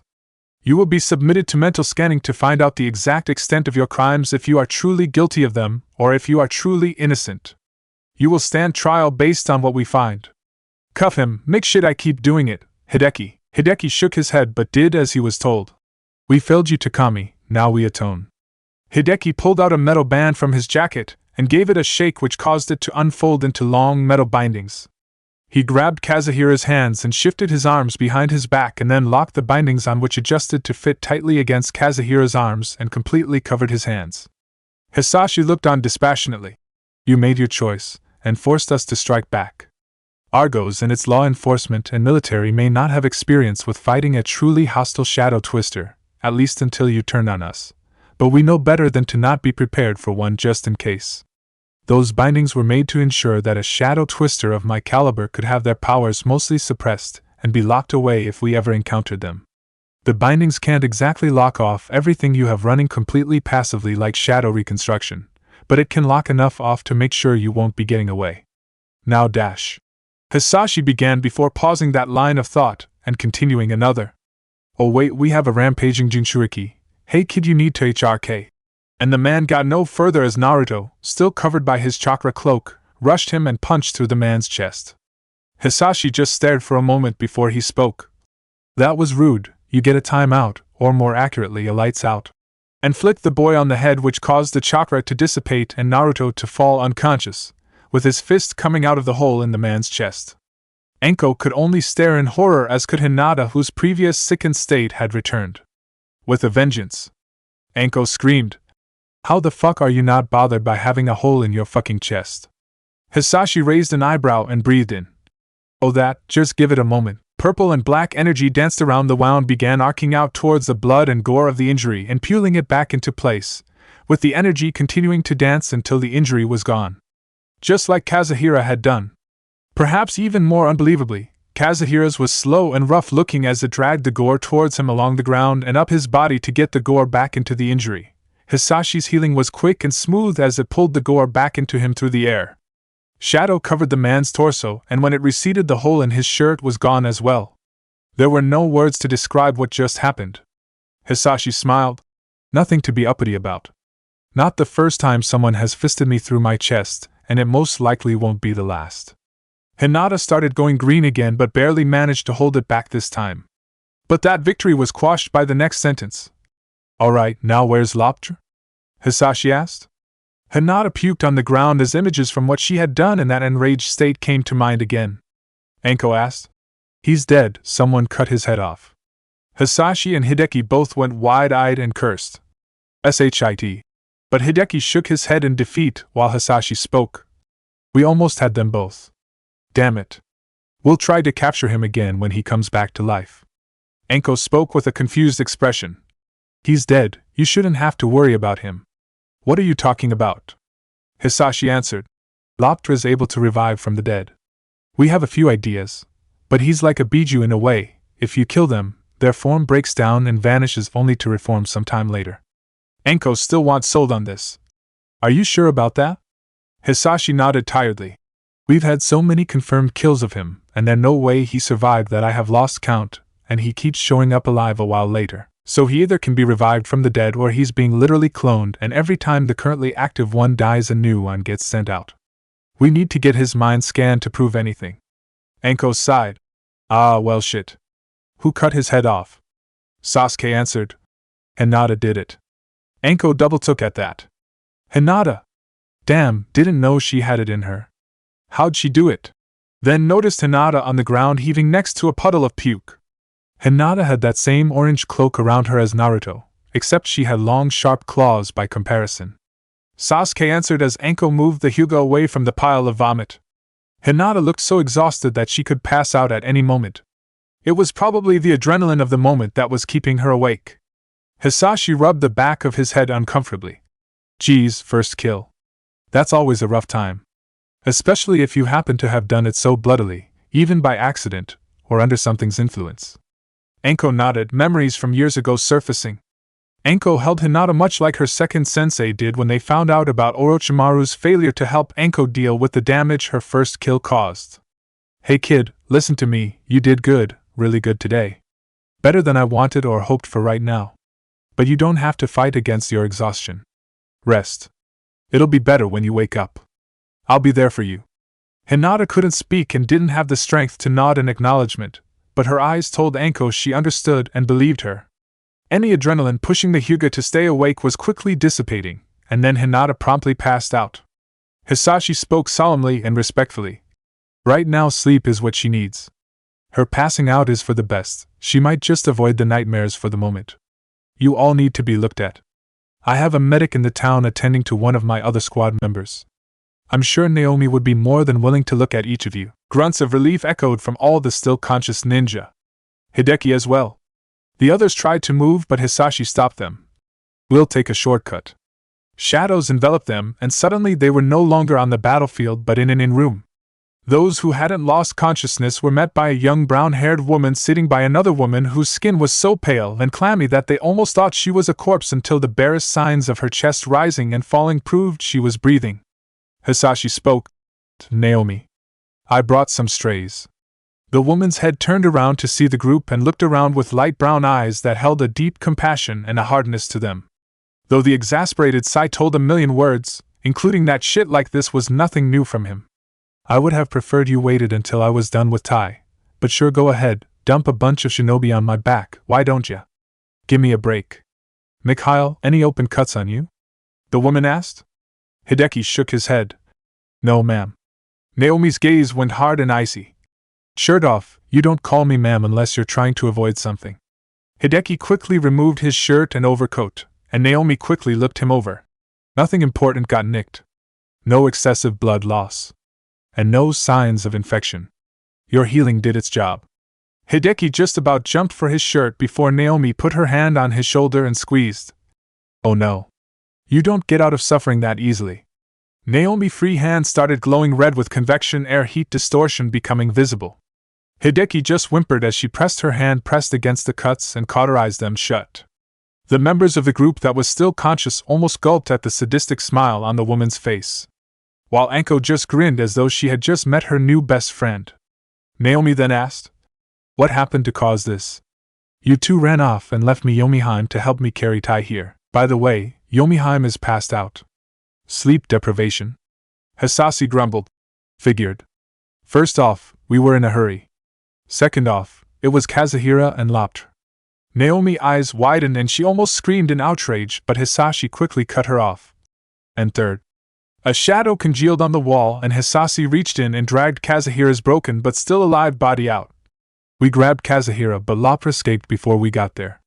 The woman's entire body began glowing red and she ground out. How did he escape? Hisashi tried to keep the affable air but his eyes began glowing with fear. One of the shinobi cut his head off, his body dissolved by the time me and Mikhail had time to think. The rage settled in cold and bitterness settled in the woman's eyes as they settled on the traitor. Takami. Hisashi questioned. You want to heal him, or do you want to let reconstruction heal him? Naomi shot a flat look. Let his reconstruction heal him. He deserves the pain. When he regains consciousness, I'll attend to any open injuries he has. Hisashi laughed. My thoughts exactly. Knew there was a reason I loved you. Naomi rolled her eyes. Besides the fact that I put up with your shit, knew exactly what I was getting into when you offered to show me a world I never knew, and can keep up with you as a smartass and a masochist and a sadist. Hisashi giggled. Yep. Love you? And kissed her cheek as he walked by her. Naomi laughed despite the cold and harsh attitude she had projected. Love you too. Only to be met with Hisashi looked off into the distance with a look on his face that she hadn't seen since the day he left Division 47. Hisashi walked out. I think I just found something else of interest. I'll be back whenever. Get comfortable. In a voice much deeper and more serious than he had been speaking in. The shinobi were perplexed by the sudden change of attitude, but it was replaced in a moment. Naomi clasped her hands tightly and giggled. Now who wants to see the doctor first? With the smile on her face being blatantly sadistic. In that moment, the group agreed that Naruto and Hinata were lucky to be unconscious. Jashin Temple. A few hours later, the priest of the temple sighed in regret as Jinpachi limped in. The injuries he was covered in suggested a long and hard battle. The more militant members would demand his death for his failure. The priest might have to acquiesce to the desires of the congregation. Jinpachi fell over and coughed in pain. The priest spoke. What happened? Jinpachi growled out. Shinobi. A team from Konoha and a team from Kiri. Midarachi Anko and Momochi Zabuza led them. I was tired from fighting Anko and then Zabuza's entire team. I had unexpected help that kept the snake bitch's brats from helping her, but I don't know who they were and I don't know what happened to them. I had to run. It was either die fighting or live and fight another day. The priest could hear the other members of the congregation growling and whispering and snarling. The more outspoken were demanding the swordsman's death. Some were of the mindset that you were either to fight and win or you died fighting. There was no middle ground. Though the guest who had arrived in the last few hours had probably galvanized the more outspoken. Oi, what the fuck is going on? The guest shouted. A man wearing a black cloak with red clouds carrying a three-bladed scythe entered the scene. Then he noticed the swordsman's injuries. Shit, you look like you got ran over by a bunch of bastards. Jinpachi coughed out. I was fighting a group from Konoha and a group from Kiri. The Konoha group had 2 Jinchuriki. The newcomer went wide-eyed. Do you know which ones? Or do you know what they looked like? Jinpachi nodded weakly before he lost consciousness. The man shouted. What the fuck are you shits doing? Get him some fucking help. Shimo, when he wakes, get me. I need him to tell my bosses what he saw. Shimo nodded. As you wish, Hidenano. And the cultist went to work. I'll make one like a dream come true, Naruto, and Hinata collapsed to the ground in sweaty messes. Damn, that cat was annoying. Sasuke had decided to go home and Anko had gone to a bar to get drunk in their place. The 2 Jinchuriki felt like training with what day they had. No cat deciding to try and kill them was going to change that. Tora truly was a menace. Hinata had a scratch on her sides and near her wrists while Naruto had a scratch across his throat. Both had been just barely missed becoming lethal thanks to quick timing by the other. Both needed some rest before anything could be done. Naruto spoke. Hey Hinata, you were fast on trying to save me. Why? Hinata wanted to say because he was her best friend, which she assumed was his reason if asked, but the words choked in her mouth. She felt so tired of hiding how she felt, hoping he would notice.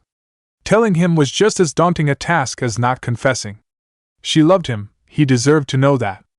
Hinata breathed in and let her heart speak. I did it because without you, life wouldn't be worth living. It wouldn't be living, just waking one day and the day after moving towards the eventual end. You are part of my whole, I don't feel complete without you. Because I love you. I couldn't lie and say it was because you're my friend, it truly was because I love you. Naruto looked at her stunned. Strangely enough, I was going to say the first part of that as well. Life isn't worth living without you. I wouldn't feel complete without you. I guess. Naruto's cheeks turned red and Hinata thought he was getting ready to say that he didn't like her that way. Then he screamed, I love you as well. Hinata's eyes went wide. It couldn't be possible, it felt like a dream come true. The rational side of her mind wanted to make sure this wasn't a dream nor an illusion, however Hinata's heart guided her to do what felt right at the moment. At the moment, it was a peck on the lips that became a passionate kiss with Naruto refusing to let her retreat. Hinata's mind gave into the ecstasy of the moment. Nothing could go wrong. Her dream was coming true.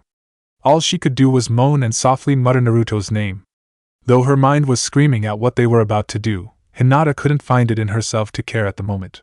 She was preparing for what was next when suddenly, wake up!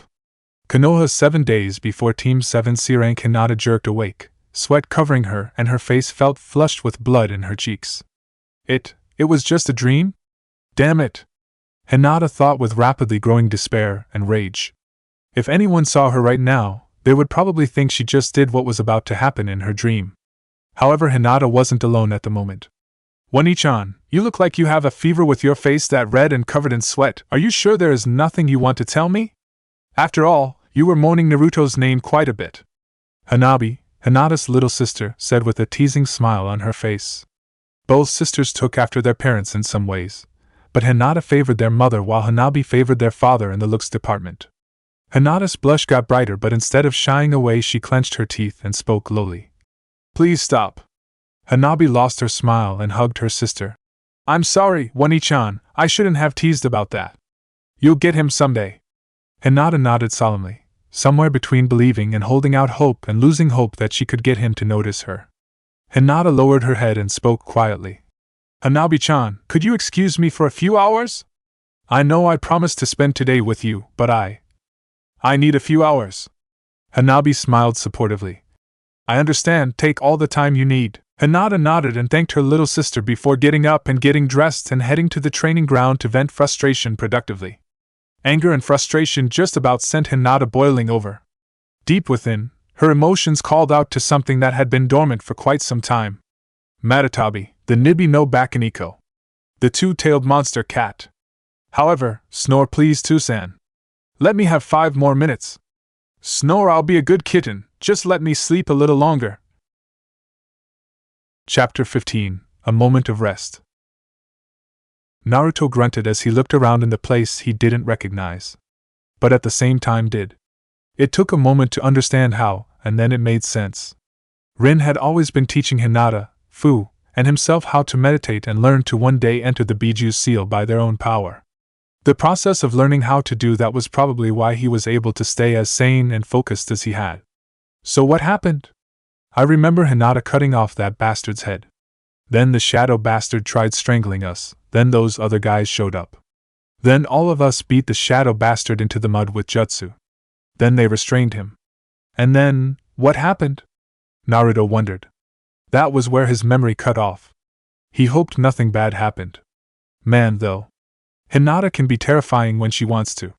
Never thought she would be able to cut someone's head off with her nails.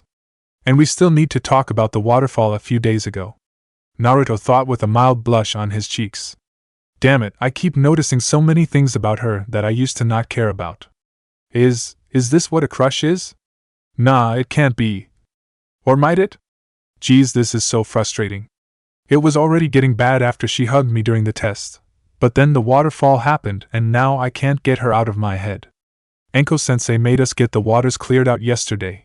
Or what was yesterday? Or earlier, I guess, plus how long I've been snoozing. Naruto really began taking in his surroundings, a dark sewer or aqueduct with murky water and a slight state of disrepair to its appearance. But there was a hot and moist quality to the air with a general feeling of weariness coming out of the pit of the blonde's stomach. As he moved towards what he believed to be the source, the overwhelming feeling in the air became stronger. Naruto knew this had to be the right way. What began catching him off guard, however, was the feeling that he was being read like a book or a scroll by whatever was creating this aura. His thoughts turned to the moment he remembered losing control, the sheer hatred he felt for that white-haired bastard whose head Hinata removed from his shoulders in her own rage. But his mind also danced over to the name that was mentioned about who they were doing it for, Tonory. The name alone with what little he knew made Naruto hate him already. The fucking bastard wanted his best friend taken away from her home, and away from Naruto, and brought to him. Something told Naruto that there would be a reckoning in the future, and when it came Naruto would be at Hinata's side ready to help her weather out the storm that would follow. The feeling in the air around the Uzumaki changed. There was still a tangible feeling of malice, as Naruto had just realized. Malice and hate. Hate towards not only Naruto himself but who he represented. But it seemed the feeling of being red had not been his imagination and was closer to the truth than he thought. The malice seemed to be giving way to a feeling of sympathy towards the reason behind his rage and a begrudging respect towards it as well that may have been somewhat backhanded. But there was the undeniable beckoning that was present. Yes, come closer, mortal. Naruto found himself at the core of the mental representation of his seal's workings, a giant cage situated in a large sanctum-like cistern of the sewer. And within the cage stood the half-scowling and half-smirking evilly form of the Kyuubi. So, my jailer has finally graced me with his presence? How quaint. The massive fox waxed on dramatically, almost like he was trying to instill a sense of something, intimidation perhaps, inside the blonde. You think I wanted to come here right after what just happened? I'd much rather make sure my friends and the others are alright and to make sure that I didn't hurt them before coming here. Why am I even here anyways? Naruto demanded, ignoring whatever mind game the fox was attempting. The fox rolled his eyes but humored the Jinchuriki. You were knocked unconscious by that non-hostile shadow twister after you lost what little control you had and attacked him. No, before you ask, I didn't take control in that moment nor did I manipulate you to attack him.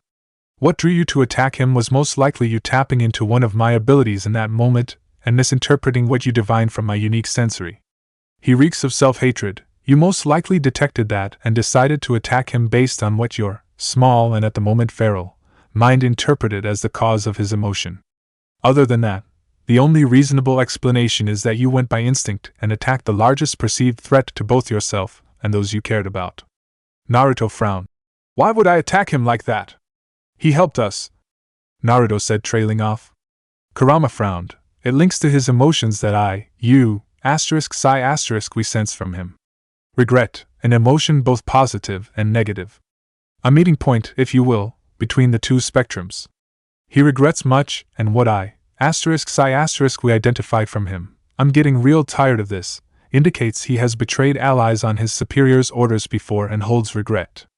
Your mind in that moment could have drawn a conclusion to attack that thing, for fear that he would betray you and your friends. Naruto sighed. I guess that makes sense. Why did you call him a thing? Kurama's expression became unreadable to the blonde. He may be a man, but he's also something more. He's old. Possibly as old as I am, but in a different way. Most likely a soul from a long-gone era. And definitely not of this world. Naruto scratched his head and shrugged. Okay. Naruto shifted around a bit before he smiled. Thanks for helping me protect my friends. Kurama scoffed.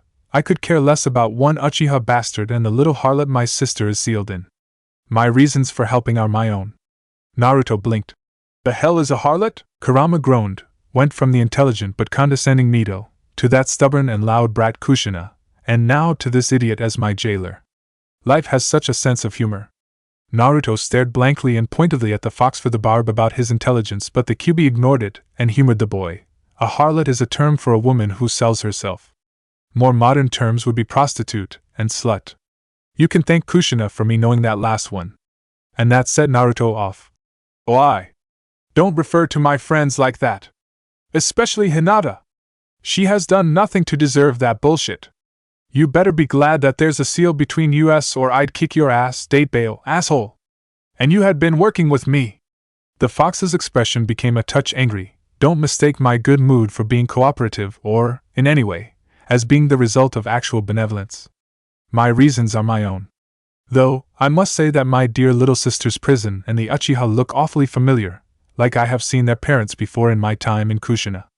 Perhaps even in one of those small moments where her defenses cracked enough that I could pull free from the restraints I was under within her and take control. Naruto frowned at the blatant lack of anything resembling some form of desire to know anything about them other than what the fox considered to be what he wanted to know. Their names are Hinata and Sasuke, and Aunt Hitomi and Aunt Makoto were on my mom's team. The fox outright grinned with pure malice, deforming the expression. Now I remember. The pathetic teacher they had was incapacitated, and the three were woefully prepared for any other fights. They encountered one, however, and despite what impressive feats they could bring to bear in their exhaustion, they were unable to claim victory or drive off their foe. Kushina, in her desperation, began drawing my power through the keyhole that her precious Minato had created in her seal for her to use. Exhaustion had weakened both her body and mind, and she had to draw more and more of my power before she lost control upon forming a fifth tail of my chakra. My binds weakened, and I was able to boost her into the version 2 state where I could freely manipulate her and form a sixth tail. At the time we were in agreement to destroy the enemy she was facing together. I could see all his heart held and found it to be everything I hate your kind for. We destroyed the bastard, and I began suppressing her mind to sow the seeds of her giving into despair and freeing me to reap vengeance. The perfect way to do that was to destroy the siblings by choice she had and to dice apart the Senju bitch that had become a sort of mother figure for all three of the girls. Even just one would have had Kushina hating herself and the other two hating her and rejecting her for what she was, leaving her either despaired enough to try suicide by any method including releasing me, or with enough weaknesses in her guard that another incident could happen and provide me another opportunity to either break free or add more fuel to her despair. But no matter how hard I swung my claws nor moved to sever flesh from bone, the two girls avoided my blows. They were able to begin pulling Kushina's mind back to the surface from the miasma of my hate that I had forced her under in. I pushed as much of my strength as I could and was able to corner the two, but instead of trying to flee my blow they stood their ground. The moment of triumph was in my grasp, only to be snatched away just as quickly as it had been given to me. Kushina managed to resurface and hold back my blow to prevent me from rending her team into runny viscera, and the struggle of our stalemate became evident to those who were my prey, and they began begging Kushina to win and come back to not only them but everyone waiting for her, and every word of love and encouragement pushed me back until my influence had been removed and my bindings had been resecured. But for a moment I was loose and held freedom in my grasp.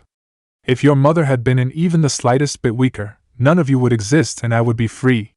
Naruto stared for a moment motionlessly at the fox before he just breathed out. Are you done? The QB blinked and stared for a moment. What? Are you done shoveling that whole load of bullshit? It feels like you're just trying to make me hate you so you can hate me back in a feedback loop. Naruto declared with half-opened eyes filled with boredom. The QB was infuriated. I don't need you to hate you. Naruto yawned. Bullshit. You're looking for a reason to be mad. I've seen it too much around me. So why did you help me and what are you really after? Now the QB was silent for a moment, almost contemplating the kid's question. True hate is born of true love. Love and hate are two sides of the same coin. I have seen powerful hates become the strongest of loves and the most sickeningly sweet of loves become all-consuming hates. The truest of hates are for those we know intimately well. So well that we know everything about them, and it drives us so sick that we struggle not to puke at the very thought of them, that the mere thought riles every last cell in your body into an intensely burning rage, and that it takes every last bit of our self-control to keep from slashing their throat wide open and mauling them to pieces just by being in their presence. You love that girl, maybe or maybe not romantically, but there is love there. The very idea that she was going to be taken away birthed a powerful hatred from that love that called out to me and demanded for power, and I obliged. I obliged to your need for strength to strike down the opponents that stood against you to protect her. At one time, I would have done the same to protect any of my siblings and the few who earned my trust. Before that bastard began ruining everything. As for what I want to be free and to be left alone.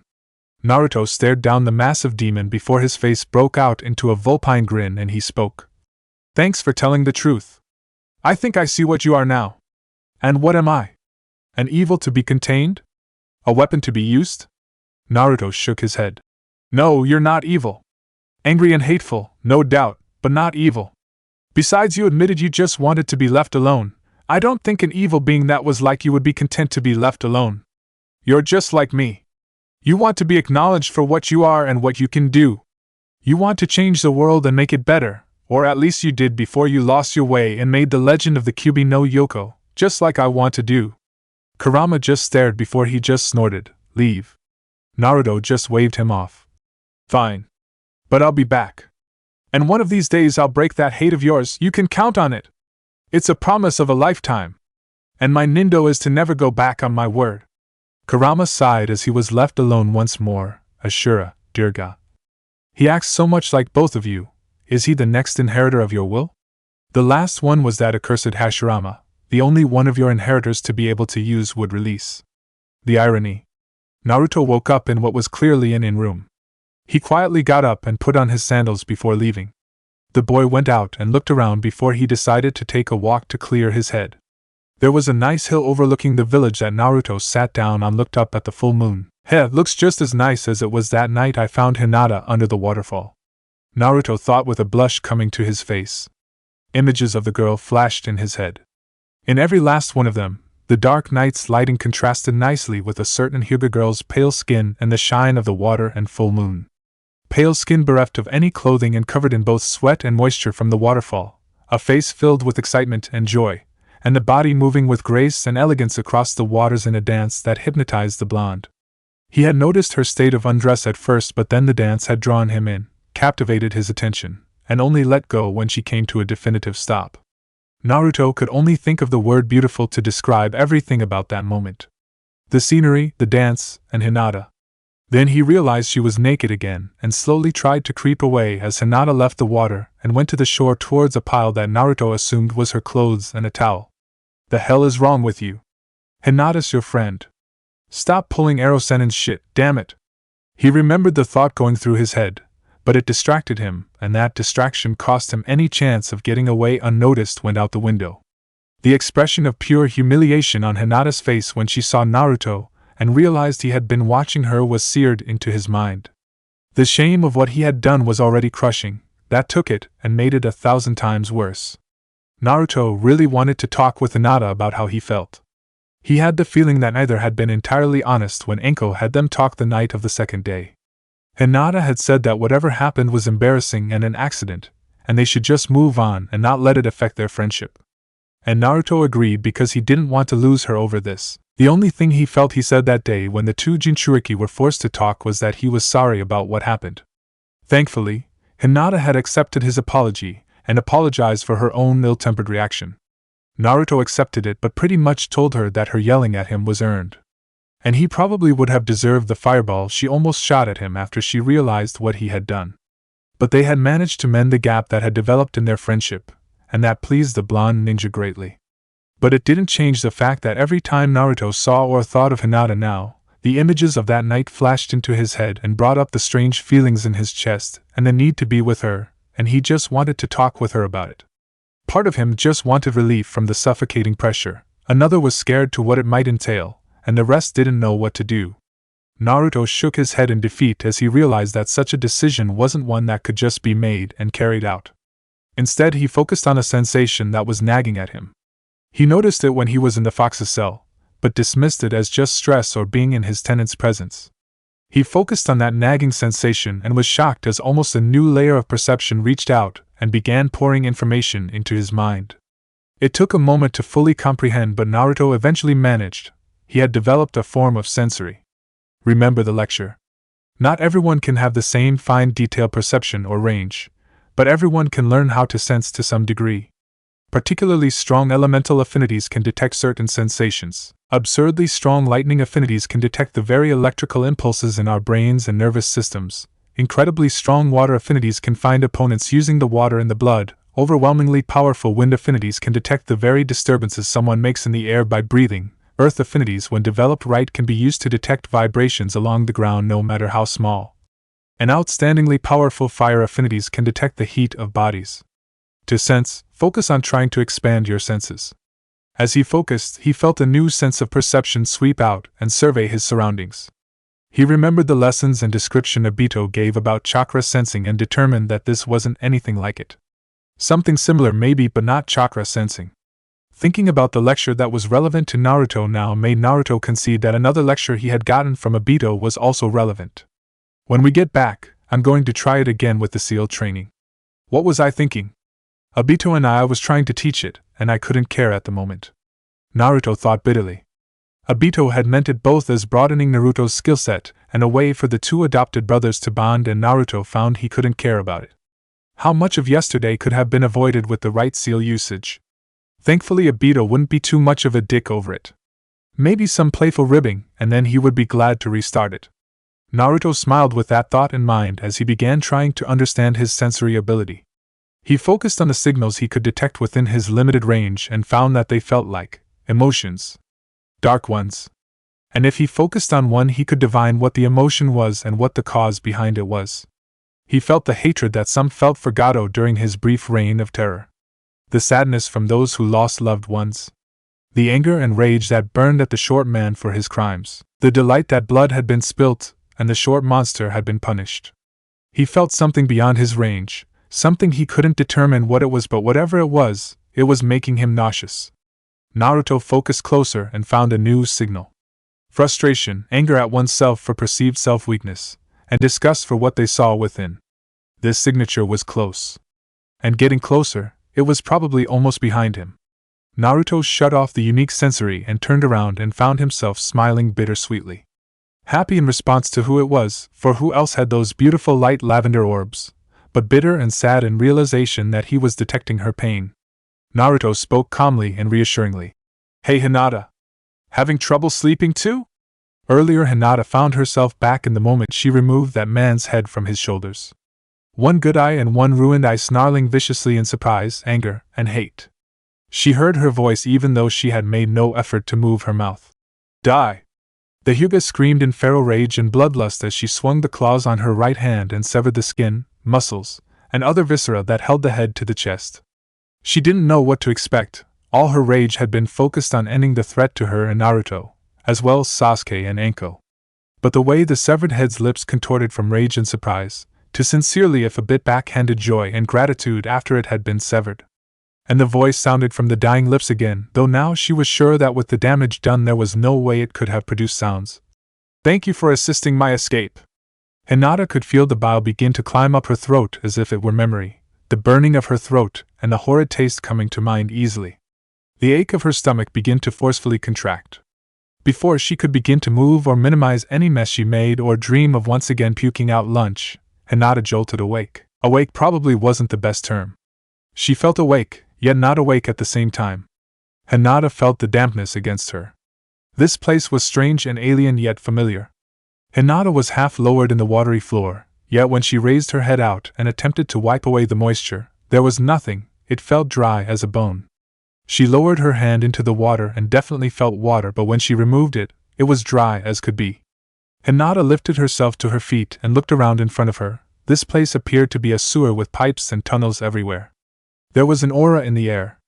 The air felt permeated with chakra, and that chakra felt hateful and angry, yet calm in a resigned sort of way. Bitter and sad, but wanting to forgive and heal. Wanting to reach out and open up. Yet scared of what might happen and gaining more heartbreak and anger.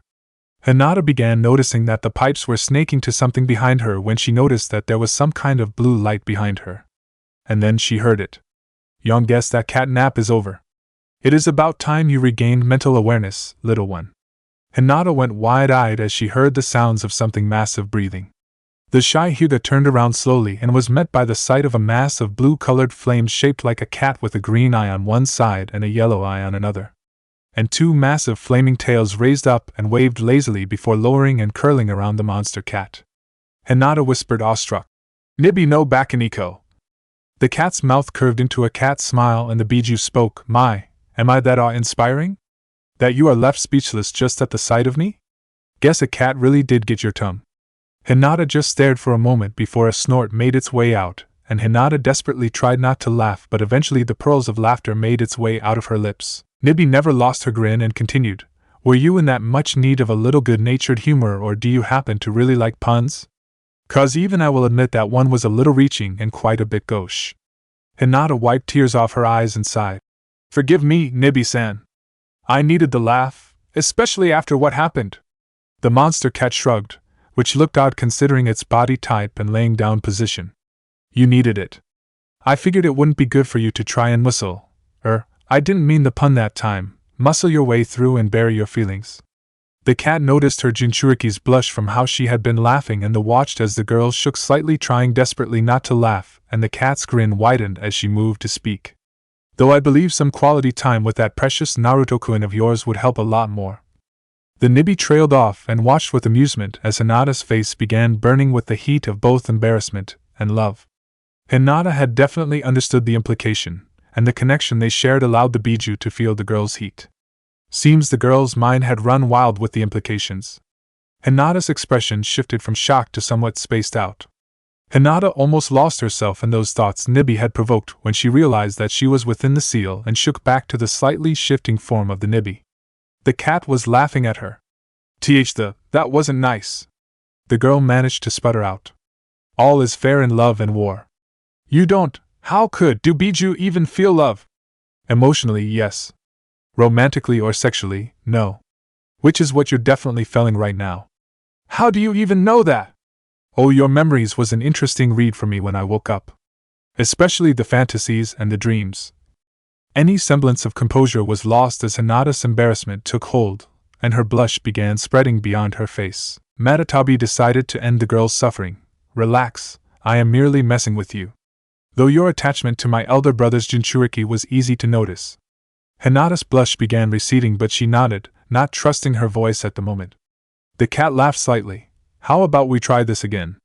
Allow me to introduce myself. I am called Matatabi. Please do keep that to yourself and those you trust absolutely. The words the cat said were simple, but Hinata could sense the gravitas that Matatabi had placed in the statement, as if saying without putting it into words, I'm trusting you, don't betray it. Hinata got to her feet and bowed. Hello Matatabi-san, my name is Hyuga Hinata. It is a pleasure to make your acquaintance. Matatabi smirked lazily. Likewise Hinata-chan. So polite and proper, but also self-repressive it seems. That won't do. I'll have to teach you to break out of that. I guess I got spoiled on the fact that Yujito-chan was already an expressive and outspoken soul. Don't worry, I am merely joking, for the most part, you are fine. Matatabi would have continued but noticed the fear in Hinata, fear not from being in the presence of the Nibi but from the dreams. You're scared to sleep, aren't you? Hinata nodded somberly. Come closer. Hinata walked close to the seal and found a dry spot at the gate of the seal in front of the Nibi before sitting down. Hinata felt the warmth of the cat's flames on her back as sleep just about took her again. One of the Nibi's tails slipped through the bars and wrapped around Hinata's front almost like a warm blanket. Soft and warm despite appearing to be entirely made of flames and looking like they should be licking at her skin and clothes and leaving burns and nasty ones at that.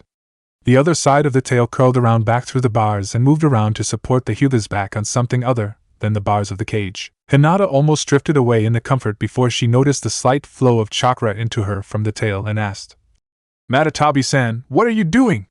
I learned in one of my previous hosts that my chakra's property of soothing pain doesn't just apply to physical pain, but mental as well. I can help keep the nightmares at bay for a while, but some will still happen regardless. You have to conquer it, though no one said you have to do it alone. Hinata's lips curled into a slight smile as her eyes began to shut. Thank you, Matatabi-chan. And then she drifted off. You may not be Yujito, but you are you. And I never said I had to be the one you got help from. Matatabi smiled as Hinata's mind began to dream, of happier times and hopefully of happy times to come. Time lost meaning as Hinata slept peacefully, at least until another nightmare came. Hinata had been thankful that Matatabi had drawn her into the seal before the nightmares could truly begin assaulting her mind and kept them away long enough for her to rest until now. Hinata woke up with the urge to throw up rising. The bile in her stomach churned and she could feel the foreboding sensation of it trying to begin rising into her throat, but a comforting warmth flowed through her chakra network and focused on her stomach, and soon the urge was suppressed and the feeling went away. Hinata questioned what had happened for a moment before a soft meow that echoed inside her head caught her attention and brought a smile to her lips. Thank you, Matatabi-chan.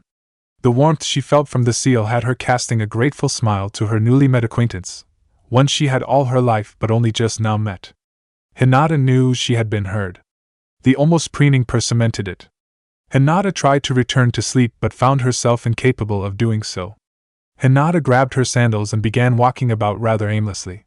She was really just trying to clear her head. Need someone to talk to? Well, I do have some questions, if you wouldn't mind, Matatabi-chan?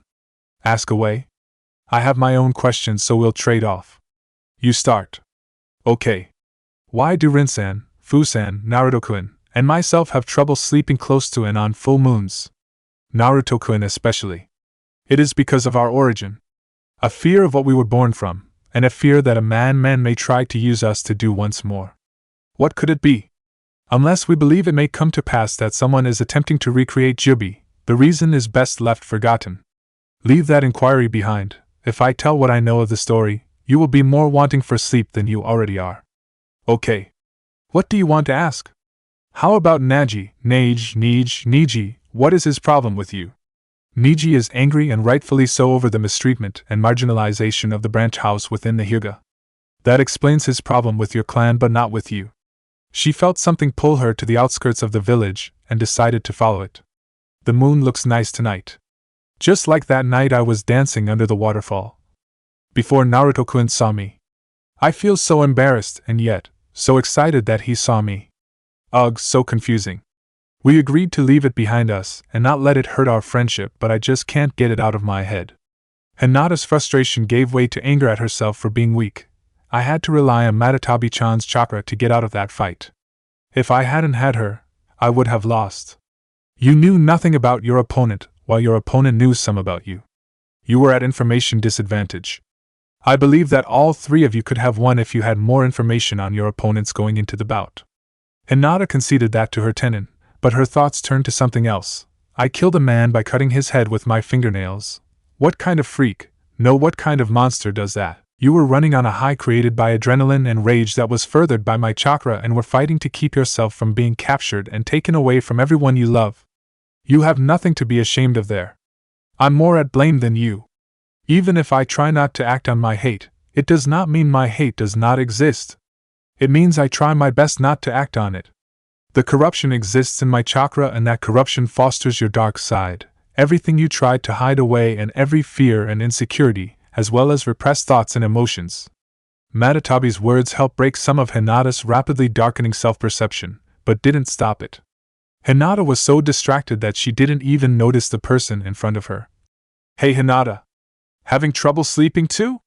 Hinata jumped slightly as she noticed what she missed.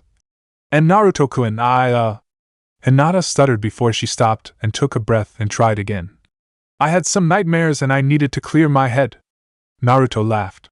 I know that feeling, had some of those before. Well, at least it is a nice night for a walk. Moon looks really nice tonight. Hinata laughed and nodded. She noticed that Naruto was sitting on a log looking up at the sky and noticed there was room for one more and thanked Kami as she was motioned over to that spot on the log next to him. Hinata sat down but her movement had caused her hand to brush against Naruto's. The blonde looked at the spot where their skin had come in contact with one another's and mumbled. So soft. Hinata's eyes widened a hair and she stuttered out. What? Not believing what Naruto might have just said. Naruto flinched and tried to play off what he said but in the end gave up and admitted what he meant. Your skin felt so soft. Hinata blushed while Naruto continued. You know, it's a little amazing to me how you're so small and soft and cute while at the same time you're probably one of the most deadly people I know. Hinata didn't know how to respond but her mind latched on to one word in the awkwardly handed out compliment, and her blushing grew deeper. See cute? Why you think I'm cute? Hinata stammered out with hope. Naruto then realized that he had said that and sighed, crap, I just keep digging myself deeper today. Yeah, I honestly do. Hinata stared for any signs of lying from Naruto, but only found complete sincerity, which made her heart start beating a little quicker. Maybe there is hope. Naruto found her reactions a bit odd but just shrugged. Hinata couldn't quite get the words out of her mouth to try and further probe Naruto, but he spoke up. Say, Hinata, is something bothering you? Hinata was a bit taken back by that sudden question that she didn't know how to respond. How did he know? He has known you for quite some time. The two of you are undoubtedly precious to one another. He probably knows enough to pick up on your tells. And he may have developed one of my elder brother's abilities. Matatabi answered cryptically. Doesn't matter. I need to deal with this on my own. Work through the pain and guilt on my own. Hinata shook her head. And no, I'm fine. She tried to make it sound true but she was unable to. She was a member of the Hyuga, the strongest clan in the Leaf. She had to be able to deal with this on her own strength. She couldn't rely on others for everything. She had to deal with something as simple as the nightmares and guilt and everything else. Naruto didn't believe her in the slightest. His face said everything but also communicated hurt. And that pain made Hinata feel worse than she already did. Naruto looked downcast and mumbled, "I thought you trusted me." "I do. But I need to handle this on my own. Not have someone else shoulder my burden because I'm too weak to do it myself." The words had just slipped right out of Hinata's mouth, and it made Naruto confused. Why do you need to suffer alone and make it last longer rather than get someone else's help and get through it quick and without as much hurt? I can't rely on you and Sasuke for everything. I had to rely on you two so much in the academy. What does it say about my strength as a Hyuga if I have to rely on others to get anywhere? What does it say about my strength if I had to rely on the Nibi to defeat that monster? Just how weak am I?" Hinata mumbled. "It says that you weren't ready to handle everything on your own just yet. It says you have people to trust in when things are bad. And having to trust in them isn't weakness, it's a strength of its own. I had to rely on the Kyuubi to stand a chance against that shadow asshole. Does it mean I'm weak?" Naruto stated calmly. Hinata went wide-eyed about the insinuation and nearly shouted, "No! That man was a monster who was trying to kill you! You and Sasuke hadn't fought anyone as bloodthirsty as him, and you hadn't had the experience that man had been through. You two did the best you could. You did the best you could, Naruto-kun. You just needed the Kyuubi to turn the tide." Naruto looked her dead in the eye. "Then why are you going off about yourself being weak for having to do the same? He was fighting to capture you. He had to hold back, my opponent didn't." Hinata couldn't respond and tried to deflect. What kind of monster slashes a man's head off with her nails?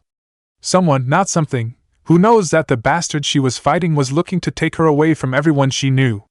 We both knew we would be killing when we chose to be ninja. That doesn't make us monsters unless we start actively seeking to kill as many people as we can, and stop seeing others as people and just more things to enjoy killing. Naruto responded. Maybe it would have been for the best if they took.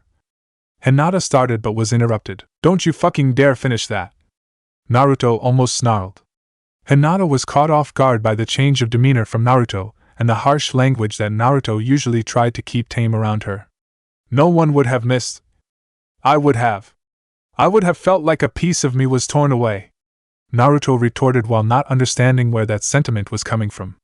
But he continued. And your family, well maybe not Niji but fuck him, would be worried sick. We'd be fighting tooth and nail to find you and get you back home.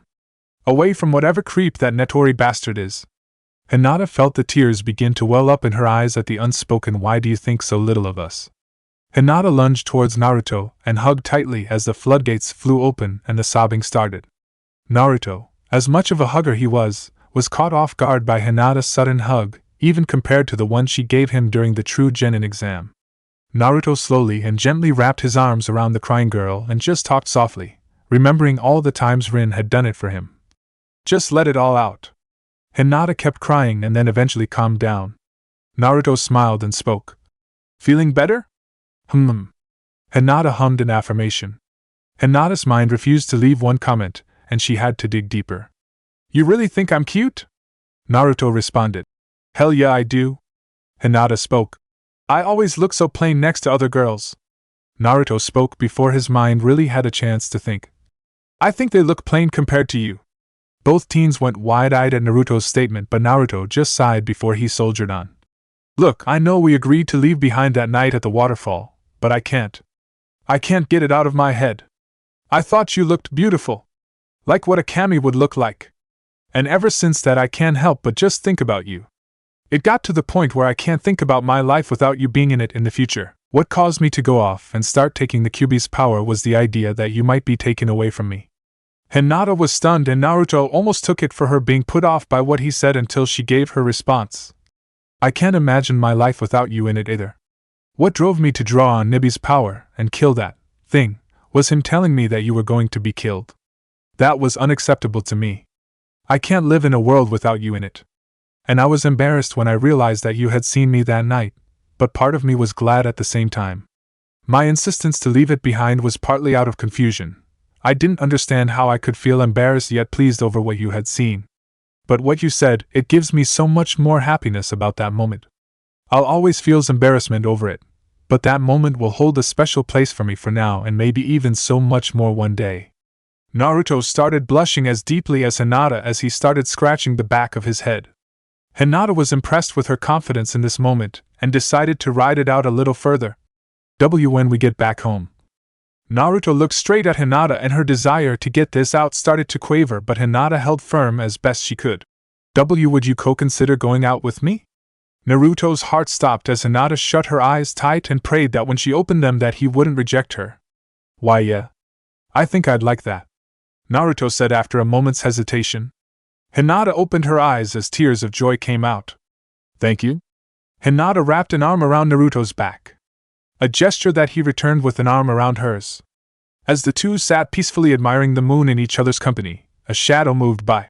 Welcome to the world of love, kids. So confusing at times yet so very much thrilling, where something can feel so wrong and yet so right at the same time, where something can be absolutely humiliating if done to you by anyone else becomes exciting, liberating, and satisfying when done to you by that special someone. The two kids started looking around confused, while the shadow ran off. Ah shit, thought transmission was active. Naruto and Hinata found their way back to the inn room about 15 minutes later to find a strange bearded man standing with two others that they didn't recognize. Well, Hinata vaguely recognized the bearded man and one of the other two. It almost looked like Hideki and the bearded man were playing some kind of shogi game. The bearded man spoke. Well, look who we have here, White Eyes and the little bastard who fisted me, Hyuga, Hinata and Uzumaki Naruto. Not meant how that phrasing sounds, and no hard feelings. Hinata blinked as she realized the man was indeed the Shadow Twister, and Naruto realized it as well. Yeah, sorry about punching through your stomach. I wasn't feeling myself, you know. Hisashi waved them off. You're fine. I've been reduced to dust particles and still came out feeling fine. Relatively speaking. I felt like shit for 5 days after it. Hinata spoke. I don't remember you having quite the, Hisashi smirked. Disheveled and untamed appearance? Hinata nodded yes. Hisashi shrugged. I stepped out for a while last night, and didn't get back till about 15 minutes ago. During that time I got lost at sea for about 5 hours, and that was how I ended up with this mess. Haven't had a chance to shave the beard and get my hair cut down to respectable or, in my case tolerable, length. The two Jinchuriki shared a look. I don't think that has anything to do with that. Hisashi went serious. It's the truth, I tells ya. Any time I get lost at sea, I end up with this mess in minutes. What I get for even thinking about trying to walk over water like a certain carpenter during a raging storm with massive tidal waves. My dumbass deserved it. Anko made her presence as well as everyone else's known. He told us the exact same thing.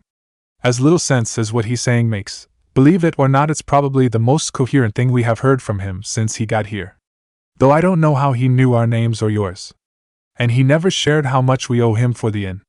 Hisashi's tanned complexion paled as his eyes shrank. Shit.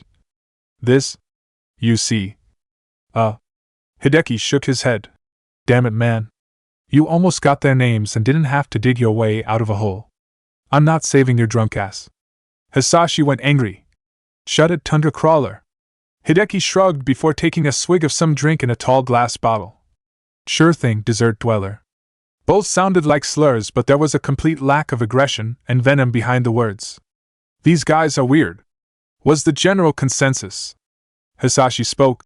You don't know me anything. The people around here are throwing us anything we want. Don't know why and really need to find out. Anyways, I tried to tough it out, but I got a little lost with how bad the wind and rain and waves were getting, so I summoned one of my animated constructs. That makes no sense to you. It's a set of constructs that I can make or summon based on any living or sentient being that gets devoured by my shadows. I have about 3 oversized humanoids of varying sizes. Flint, who holds a lot of sentimental value to me and my go-to for when shit hits the fan, and a whale that tried to eat my men. Blubbery fucking bastard, serves you right for trying to eat my men, you fucking dick. Anyways, I summoned the whale, found an island, and landed there to wait until the storm passed enough for me to figure out where the hell I was and how the hell to get back. The storm passed after a few hours and I was able to figure out where I was. I was about 600 kilometers south of here, and I thought that the island wasn't that big, so I didn't unsummon my whale. Hideki slumped into his chair. No, you didn't do it again. Naomi's eyes started to glow red as her skin began glowing a light red or orange like a convective heating element. Don't say it. Hisashi started laughing awkwardly. But I ended up misplacing my whale and spent 15 minutes wondering about the island, muttering, "Where did I park my whale?" Followed by an hour of me running around the island screaming, "Where the hell did I park my whale?" That was nerve-wracking. Hideki screamed as he placed his head in his hands. "Are you shitting me? It happened again. Dear God, man, I have lost track of how many times you lose an actual whale, or anything vaguely whale-shaped or themed." This conversation or reprimand went silent when Naomi silently went over to Hisashi and hugged him. Hisashi froze like a deer, realizing it had been spotted. Why do I feel like I'm about to get yelled at by my mom? It's even more concerning considering that I never had a mother figure growing up and my own died not too long after I was born. Naomi ignored that and spoke. "Hisa, please just be quiet for a moment. You're the dumbest smartass I ever met, and that's saying something because you met my friends and some of them are so smart yet so completely idiotic just like you. But I wouldn't want you changed, because if you were any other way then it wouldn't be the man I fell in love with." Hisashi's face went blank. Wow, that's really touching. But that's not very reassuring cause I feel like a child about to get spanked. Naomi let go and responded. "It's because of this." Hisashi had a moment to mumble. "This what?" "Oh shit," before he got slapped by Naomi, who put all her strength in, and his head twisted a complete 360 degrees with the skin tearing open with his body slumping as blood came out of the torn skin. A sight that was sickening, even to the hardened ninjas due to how sudden it was. But then the purple energy arced and pulled the body back together, and Hisashi proved he was still alive. "Fuck did that. Actually I feel better. I had a crick in my neck and that actually solved it." "Thanks dear." Naomi smirked before returning to her spot in the room, near an opened window. Hisashi picked back up his thoughts. "Anyways, right now we're playing a game of chess, it's like shogi, to figure out who gets to escort Kazuhira back to Argos Central to stand trial and tell Mr. Alvik what happened. I got a man down, really I'm 4 men down with 1 injured and Yomiheim unconscious and then my little brother and his girl off who only knows where but they aren't hurt. Who needs to go back to the Central as well so she can be under observation so her condition doesn't get worse and our emergency precautions don't end up fucking her in the ass, and Yomiheim definitely is going so we're trying to figure out who else goes with old black and gold eyes. That's who we nicknamed Yomiheim at. Naomi's suggestion, and it's another nickname, and Tai, our girl who's down. I would settle it with a game of cards but dash, that motherfucker cheats just by touching the fucking deck. Mikhail, shit I meant Hideki. Hideki is convinced I can cheat at cards just by putting my hands on the deck of cards. Hideki grumbled. And this motherfucker seems to be predicting my every move like I'm an open book that he's reading. Hisashi went wide-eyed as a look of manic glee came upon his face. Ehihihahaha. That's because I'm inside your head, bitch. Hideki looked at him blankly. Prove it. Hisashi's grin almost became too wide for his face. You're going to make me to give a number between 1 to 20. 30 to 70, and 100 to 289,568. The 3 numbers would 17, 69, and 187,237. You would be humming the lyrics of Escape from the City during this and be in the middle of the chorus. Then you would be remembering a skirmish that you and your sister fought during the Epsilon incursion incident, which I was also there during, and was the event that traumatized me so bad and had me get so drunk that I didn't remember the next few weeks and ended up impregnating your sister. You would be picturing me doing that hopping squat dance that I can never remember the name of. I would be humming Friendship and Teamwork from Lemmings during it. Then you remember that LOZ1R seed we ran where we went to slam Peters with a pork joke because dialogue randomization had one group of joke lines added in, and then he turned it into an even bigger roasting of himself.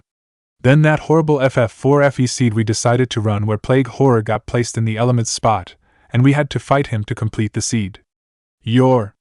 As Hisashi spoke, Hideki's face went from blank to increasingly more disturbed and horrified. Naomi cut in. Alright Hisa, cut the bullshit.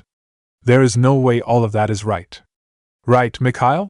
The squad medic and everyone else looked over to Mikhail/Hideki to find him with a hysterical look in his eyes as he shakily reached for the glass bottle, pulled out a knife, raised the bottle to lips and put a hole in the side of the bottle where the air pocket was and began chugging the liquid.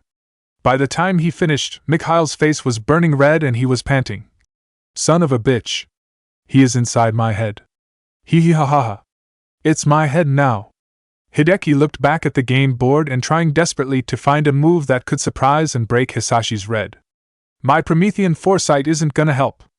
I have to break this loop on my own. Hideki grabbed one of the horse-shaped pieces on his side of the board, but then he noticed the one thing that could truly throw Hisashi for a loop, the path fate hadn't laid out, and the one thing that would piss Hisashi off more than anything.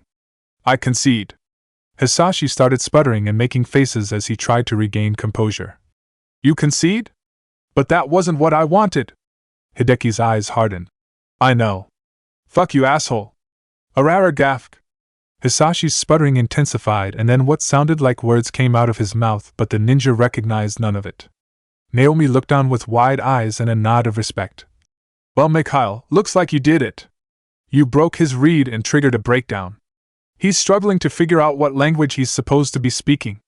Enko walked up to the two Jinchuriki and spoke quietly enough for them alone to hear her. Looks like you guys got some things ironed out, like I asked you to and you ignored the other day. Both Jinchuriki looked ashamed as Enko pat their shoulders. Cheer up, I'm not mad. Just make sure that whenever you talk after this is over that you are honest and get everything cleared up. It's a good step towards a healthy intimate relationship. Both looked at her surprised and looking for an answer, but Enko just smiled and slinked away. Hisashi calmed down and started speaking proper Japanese once more. Well played, you son of a bitch. Shake? Hideki nodded. Shake. The two reached out to shake hands, and once Hisashi clasped Hideki's hand, a distinct electrical noise could be heard and Hisashi appeared to be shocked. Fuck! Make that was now in the middle of being shocked.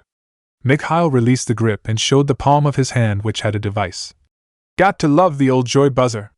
How did that feel? Hisashi shivered. Crazy. Like a party in my pants. Hideki snorted. Sounds bout like the third or fourth worst party ever. Hisashi grinned. Oicho, you're not familiar with my pants, friend. SNRK. The snorting sound echoed from multiple immature ninja who barely held in the laughter at the joke. Walked straight into that one. Mikhail mumbled before a groggy voice cut in. Yes, some things never change. The voice of Kazuhira. I've been awake for a minute at least.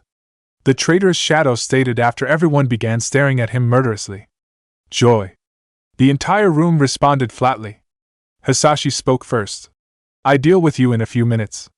If I remember. First. He made a gesture and two tendrils of shadows manifested off his shadow and sharpened before immediately moving to his face and moving cleanly and removing the facial hair from his face. Getting rid of this goddamn beard. Scratchy ass mess. Second. The tendrils snapped to and sliced cleanly through the disheveled mess of hair on top of his head and had his hair down to the length he had it at yesterday before he left. Then his hand moved to a white mug before time slowed down for Naruto and colors distorted as the world ground to a slow-paced gait. Naruto wondered aloud, what the hell is this? Only to get his answer from Hideki. It's called time compression. Your time progression is sped up while everything else is slowed down. Not exactly indicative, but if people don't understand what it's doing by name alone, then you have an edge. Anyways, I extended the effect to you. Name's Koryo Hideki. Naruto eyed him suspiciously. And what do you want? Some help. Yeah, not interested. Hideki sighed. I need help pulling a prank on Hisashi. That got Naruto's interest. Why me? He'll see me coming and trying to pull something a mile away. He won't be expecting it from you. We'll pull it right now. Swap his mug with this. Hideki said while holding out an identical mug. Then give it about a minute and enjoy the show. Naruto grinned widely as he did as asked and swapped the mugs before he returned to his spot and the compression ended. Everyone blinked but dismissed it except for Enko, Naomi, and Hisashi. Hisashi shrugged before downed his entire drink. My coffee tasted funny, he said in a small voice before his eyes turned to Mikhail. Well played, you son of a bitch. What are dash? Someone began before being cut off by Hisashi's eyes going wide and focused as he began screaming. Naomi picked up Hisashi's cup and took a sniff of the cup as Hideki began giggling his ass off. Klatchy and coffee. He's not hurt, just going through withdrawal all at once. This stuff is strong and kicks the body into high gear that causes alcohol to be filtered out quick, but the stronger dosages can risk sobering the drinker up too much. And that's exactly what just happened, cause he was given the strongest legal mix and about 325. 31 milliliters of it. It took half an hour and an entire bottle of booze to calm the man down. Though his unique condition and the damage he caused himself while trying to calm down made for excellent practice for Hinata. Anko decided now was the time to get her team out of this madness. Sorry to bail, but we have a mission to complete. Come on, Team 7! Zabuza spoke up.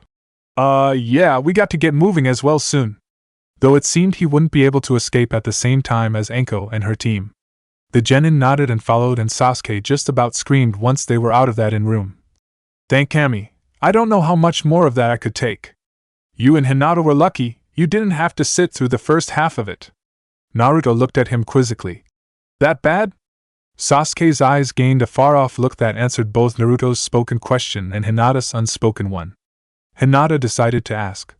Anko-sensei, are we actually completing our mission, or were you just trying to get out of that room? Anko and Sasuke both picked up on the noticeable lack of stuttering from the Hyuga and both nodded and smirked with some satisfaction before Anko spoke. Honestly, a bit of both. I did some asking around about Tazuna and found out where he lives. He doesn't start working on the bridge for a few hours and then works until lunch, takes a brief break, and then works until pretty late in the evening. We're gonna deliver the supplies and then start training. We aren't leaving while Jashinist and Jinpachi are in the area. Neither Zabuza. We got allies and a shared goal. Jinpachi's going to be out of commission for about 4 days after he got bit by that snake of mine, with maybe a day after that. One of my shadow snakes was able to get a good bite in on him.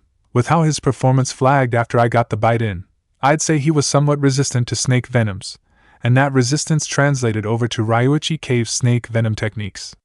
I hit him with one of my strongest venoms, and he was able to keep going for a while.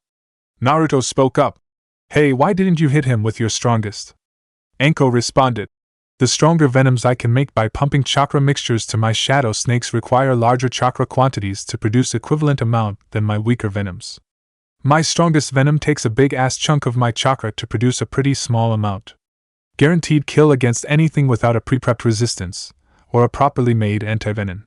Didn't use it cause I didn't know if Jinpachi was the only contender I was going to have to throw down with. But we're getting off topic, we complete the mission then start training. Whatever time we've got we are going to be using to the fullest. Those 4 days I know we have, I'm going to be beating your asses into the ground so that whatever comes when Jinpachi comes back you can handle it better than you did Kazuhira or Lopter.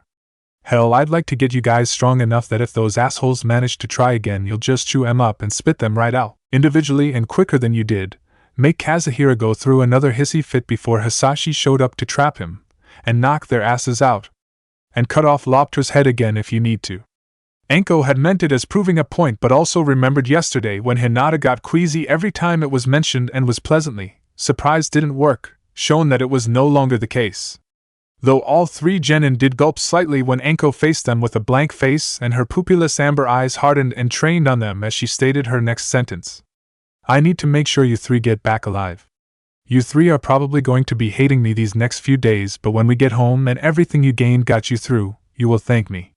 I'm going to be working you hard, you won't be dragging yourselves into bed and too tired to get up in the morning. If anything happens and you're like that then you won't be able to truly put in an effort and fight back. The group shuddered but nodded with hardened eyes. Naruto had the bright idea to ask a question. So what's the training plan? You familiar with Mato Guy Kid? Naruto swore. Oh shit. Chapter 16 Day 3. Anko stretched as she left the inn. She tried to be easy on the brats seeing as their first time with actual combat was pretty recent. Anko snickered childishly at the double meaning, even if she meant it with no such connotation. They were sore and tired out from what she put them through. Though they took it extremely well the first day and barely complained, so Anko guessed they deserved some extra rest yesterday and today. Today especially after her gift to them yesterday. Working them into the ground on new techniques and a lesson she learned from Orochimaru's failures. The number of techniques you know is not the true gauge of how strong you are, but how well you know how to use each one in a variety of circumstances even if it is at a disadvantage. Today was the last day of going easy. Tomorrow it was going to be they were getting up when she did even if she had to throw water or drag them out of bed with snakes. Anko definitely was thankful that Hisashi had been willing to scratch that, had already cooked breakfast. He prepared a completely absurd number of eggs, but food was food, though it was made better by the joke he snapped out after she said her thanks for the food. Though before she could go too far, an oily smell hit her nose. You Mitarashi Anko? A somewhat nasally voice asked and drew Anko's attention to the ground towards a navy blue and orange toad. Yeah, that's me. What's it to ya? Anko responded, internally sighing that any decent restaurant in the area would most likely not let her in with a talking toad, and she needed dango and needed it now. Letter for you. From Uchiha Obito. The toad croaked before opening up wide and its tongue exiting its mouth carrying the letter to Anko's reach. Anko probably would have cringed from disgust if she hadn't been desensitized to such sights by Orochimaru and her career as ninja. Instead, she was more interested in the implication. Didn't know Obito was a toad summoner. He never really summons for combat. The toad shrugged, or as much its body would allow. Typically, he doesn't need us for fighting. Mostly uses us for passing messages to those he can't teleport to with Kamui or certain other cases. He summons us so rarely it's a running joke that both Obito and the rest of us forget he's a summoner. Anko hummed. Fair enough, do I owe you? The toad shook its head. Nah, Obito covered it. See you around, Snake Lady? Before vanishing in smoke. Anko began smiling in anticipation as she opened the letter and read the message. Anko. You set me up with that here shit. That was the single most awkward conversation I ever had to deal with. You evil bitch. I'll get you for that. Filled with a new respect for you, you evil bitch, Obito. Anko walked off laughing and smiling. Bwahahaha. All according to plan. Payback's a bitch. The world itself shuddered in fear of the never-ending cycle of pranks that may have just been started. Anko continued on and got her fix of dango and went to find a nice quiet place to eat it. Well, if it isn't Mitarashi Anko. A low voice sounded, muffled through a mask. Anko would have jumped if she hadn't already figured out someone was nearby. Say what you would about Team Obito or Obito himself, training against them for a while gave you a pretty good sense for when someone was hiding in wait for an ambush or just hiding in general nearby. Zabuza. Mind telling me how the demon of the hidden mist ended up leading a genin squad? Mind telling me how Konoha's resident snake mistress ended up leading a genin squad as well? Zabuza said while running a whetstone along Kubikurabocho's edge. I lost a bet, a dumb one at that, and one that I was meant to lose either way. How about you? Anko fired off. Asked to train an apprentice swordsman, and another perspective for the 7 swordsmen. I was thinking about taking Haku on as an apprentice. The kid has skill with silent killing, something I want to develop on him, and if he decides to try with Kenjutsu then that's fine with me. The other 2 I got because I lost a bet. Oh, so we both lost bets. What are the odds? Really dumb bet? Anko asked with passing interest while playing with a kunai, twirling it on her finger. Zabuza scoffed.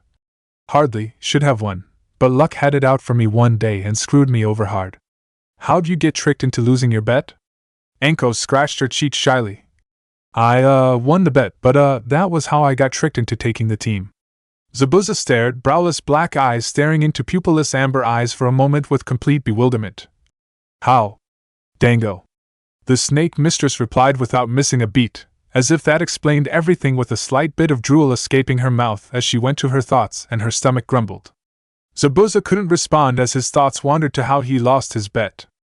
Also, it was a moment where the infamous demon of the hidden mist survival instincts kicked in. Something told him that questioning the snake mistress's dango addiction would result in at least being chased by a horde of very poisonous and potentially pissed off snakes. Flashback. Come on, we need those kids to be men. Ao shouted within earshot of Mei, and everyone would have usually have flinched and expected Mei to go through her infamous episodes, which were accompanied by sudden pressurized killing intent coming from her before she whispered something to the hunter Nin which would freak him out before the pressure subsided. The teacher raised his hands placatingly and Ao raised his own. I know, it's a bit much, but it's about the need. Kiri needs to rebuild its strength and bolster it to make up for the third Mizuki's idiocy. And to do that, we need manpower. But everyone was also on edge because of the oddness of today. Mei didn't react. At all. The entire day. Even Ao was being unnerved by it, and he never could figure out what he did that would always end up pissing her off so bad. At this point, it was almost as if he had figured out the cause and effect and was trying to piss Mei off to get things back to normal. Which was either an act of bravery or stupidity, as Mei could burn him to death with 3 different methods. An interrogation she led showed she had a particular love of using volcanic rock like coals for roasting a turkey, and using steam to an effect similar to a pressure cooker. Though no one noticed Zabuza off to the side and sweating furiously. Damn it, I've got only 5 minutes before I lose. What the hell is going on with Mei today? Did Kushimara pull something? Back in the in-room. Hisashi and Hideki were at the table playing a card game when Team 7 dragged themselves out of bed. At least that was the assumption. Considering the mismatched backs of the cards, it may have been multiple card games. Hisashi, how the fuck did this happen? You are fucking religious about organizing and keeping your card decks separated. So, what the fuck is this shit? Hideki growled. I don't fucking know. Someone must have found my decks and shuffled them together. Hisashi started but paused when Naruto started snickering. Blonde little shit. Hisashi screamed out with a scowl on his face, but his eyes lit up with a mirth that suggested he found it amusing as well. Sasuke gave a dry look. What the hell are you two idiots on about? If either accused idiot took offense, they didn't show it. They spoke in creepy unison.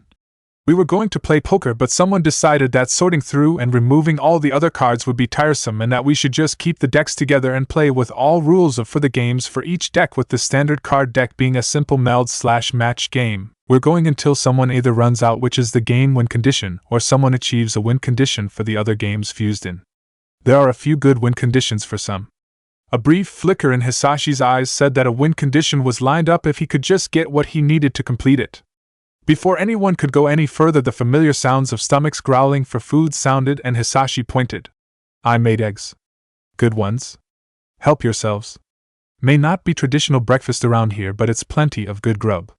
The members of Team 7 began digging in before anything else could be said, with eyes half focused on the game in front of them and minds far more interested in food after the brutality Anko had put them through yesterday. They didn't mind as much as the description suggested. They knew Anko was only trying to ensure that they survived. The genin half-consciously said, Itadakimasu. Before they began eating, and Hisashi's eye lit up. Then the asshole started speaking. You know, I have always been curious about something. Desperation and hunger are the mothers of innovation, after all. I want to know just how hungry the first person to eat an egg was when they looked at a chicken and decided, I'm going to eat the next thing that comes out of that bird's ass. Naruto didn't even try to hide his amusement, while Hinata giggled while trying to hide her mouth, while Sasuke snorted and tried not to laugh beyond that. Tried but obviously failed. The game players and the 3 breakfast eaters were seated at the same table, so Team 7 didn't have to move closer to see what was going on. It was Hideki's turn, though he seemed to have drawn a card but was at a loss at what to do, or what to do that wouldn't be seen through immediately by Hisashi. You've been staring at your hand for 5 minutes. Make a fucking move already, Mishka. Hisashi stated with a bored, almost glazed look in his eyes. Hideki's eyes lit up with rage and he grumbled. Don't call me that. Only my parents and my sister can call me that. Here's my fucking move, asinine prick, my trump card. The card cleared out a good chunk of what Hisashi had set up, but he didn't seem to be that upset over it. But he did go into a lecture. Ah, Mikhail, you poor idiot. What did I teach you about trump cards? It's not your last resort like what you just did clearly was, but it is the move that can turn the tides at the right moment, or take the probability of your victory and turn it into certainty if played correctly at the right moment. But to do that, one must keep their cards hid until just the right moment. Hisashi reached for the deck and closed his eyes for a moment, and breathed deeply before dramatically drawing the top card of the deck, and it alone. Naruto was amused by the action. Why did you do that all dramatically? Hisashi retorted quickly. I was placing my faith in the heart of the cards. To place all hope of victory in one final draw. Plus, I like a little bit of theater. As he slowly pulled his right hand over to his left, and revealed to himself what he drew. To the genin who could see it, it appeared to be the head of some golden-colored creature covered in chains and manacles, but whatever it was caused Hisashi to let a slight smirk appear on his face. This isn't going to help your belief that I cheat just by touching the deck. But it's game, isn't it? Yup. Alright, you bastard, show it. With pleasure. Hisashi laid the card on the table and Hideki went wide-eyed with rage. And oh, I'm afraid that this is no fever dream or nightmare. I assure you that what you see in front of you is indeed reality, is indeed the truth. The headpiece of Exodia the Forbidden One, and now, what I have accumulated throughout the game. Hisashi began pulling 4 other cards from his hands and placed them in a sequence to represent a body, 2 arm pieces to the side and 2 leg pieces below it. Hideki stared and blankly blurted out. Fuck me. Hisashi cut in before the defeated assassin could speak any further. My friend, I love you, but not that way. You're like a brother to me, and I don't swing that way. Hideki placed his hand down and face-palmed, while fuming at Hisashi's childish jab at his slip of the tongue, but offered his hand in congratulations while Hisashi took it and placed down his own hand. The genin got a look at Hisashi's cards while he began the process of separating out the decks and reorganizing them, and got to see what were a fuzzball with green arms and legs just barely poking out of the brown ball of fur, a man cloaked in black and purple with a green scepter, a woman wearing a rather revealing mini-dress style robe colored pink and light blue with a hat colored similarly, and a small rod in her hands, and what appeared to be a large and very long red dragon with great wings, and a head with two stacked mouths, with the overall creature looking like it was meant to rule the skies themselves. Hisashi looked at the two human-like cards almost mournfully, as if he knew them or some people like them in some precious and far-gone life, before they were reinserted into the deck. "Ya says that, but I heard you tried hitting on Mikhail once while drunk?" Kazuhira's snark drew everyone's attention to the attempted kidnapper. Hisashi let out a breath. "Gee, you don't ever shut up, do you, asshole? Don't answer. I want you to sing like a canary when I start questioning you. And for the record, 20 years ago, I used to chase anything while drunk if the individual interested me. Wow, that sounds like I just shoved my whole foot in my mouth and started digging. How does this hole look from up there?" Naomi laughed while Hideki snorted. "Seems like a good hole. We could throw a few corpses in it if something happens." Even Kazuhira chuckled at that comment. "I see your talent for taking your slips of the tongue and using them for jokes hasn't died. Believe it or not, I kinda missed it." Hisashi shrugged. "Kinda sorta believe it. Getting partnered up with a self-righteous prick like Loptra is bound to make you miss some things." Kazuhira shrugged. "That sounds about right. I'll make a deal. Answer a question of mine and I'll answer the first question you ask, completely honestly and with no strings attached. Deal?" Hisashi held out his hand, which became enshrouded in purple flames, before he reached out and grasped Kazuhira's hand. "Deal." "Shoot." Kazuhira lost all humor in his eyes. "What happened to Harumi?" Hisashi looked down. "Well, after you went rogue and announced your defection with that bomb you planted, we managed to map out events that led to your defection. It was easy to find out about her involvement. She was on the watch list as a suspected GC member. We ran down the chain of sightings and stories and alibis and eventually managed to confirm that she had a hand in whatever happened to you. Enough to go after her and have a friendly chat. She fessed up. She was tough as expected of an expert in information extraction and resistant to persuasion, but a coordinated assault using both physical and mental probing methods broke through to her, though part of me suspects now that she didn't break and just got bored and decided she had nothing to lose. She even spilled about her handlers, and several of them were persons of interest. Her crimes demanded death, and she had stolen one of my men from me. The council unofficially ordered that she be disposed of quietly and gave the mandate that they didn't care what happened to her as long as it ended with her gone and her body in an unmarked grave. I made her agony last as I and the rest of Squad 47 gutted her for taking away one of our own. Though with how sick she was, she probably didn't even feel it, just kept until she could spill what she wanted and then crunch her pill. To my luck, where I found her had a portal open due to some local shenanigans. Saved me the trouble of digging a shallow grave to dump her carcass in.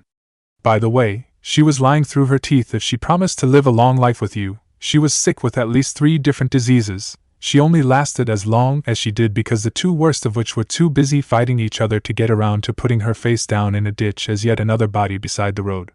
We didn't have a doctor on us, and we only managed to confirm the presence of 3 diseases in her because one of the squad members who came with me had a sense of smell adapted to sniffing out blood and any pathogens present in blood, as well as someone who could confirm that she did have 2 mutative diseases inside her.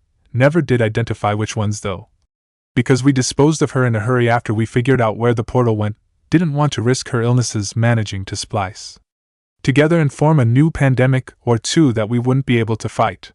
Kazuhira spoke lowly. What killed her? Hisashi lowered his own voice. Cyanide. She had a capsule of cyanide and a handful of other chemical components hidden in her teeth. She crunched it open. She died moments later. We think one of the elements mixed in with the cyanide was a bioweapon designed to cause her illnesses to splice and or mutate. Either way, she killed herself. Kazuhira looked distraught. You're lying. Hisashi shook his head. Sorry kid, but I'm not. Remember the deal? I can't lie or the contract is broken. Kazuhira inspected a hand which had purple embers around it. You've lied to yourself to convince yourself it's the truth. It's impossible. She said we would be together. I don't care what the contract declares. You're lying. You've lied to yourself to convince yourself it's the truth. You're delusional. The room went still as Hisashi's almost mournful expression quickly shifted to a cold smile with rage simmering in his purple eyes. Naomi shook her head in a disappointed manner. Mikhail/Hideki cringed.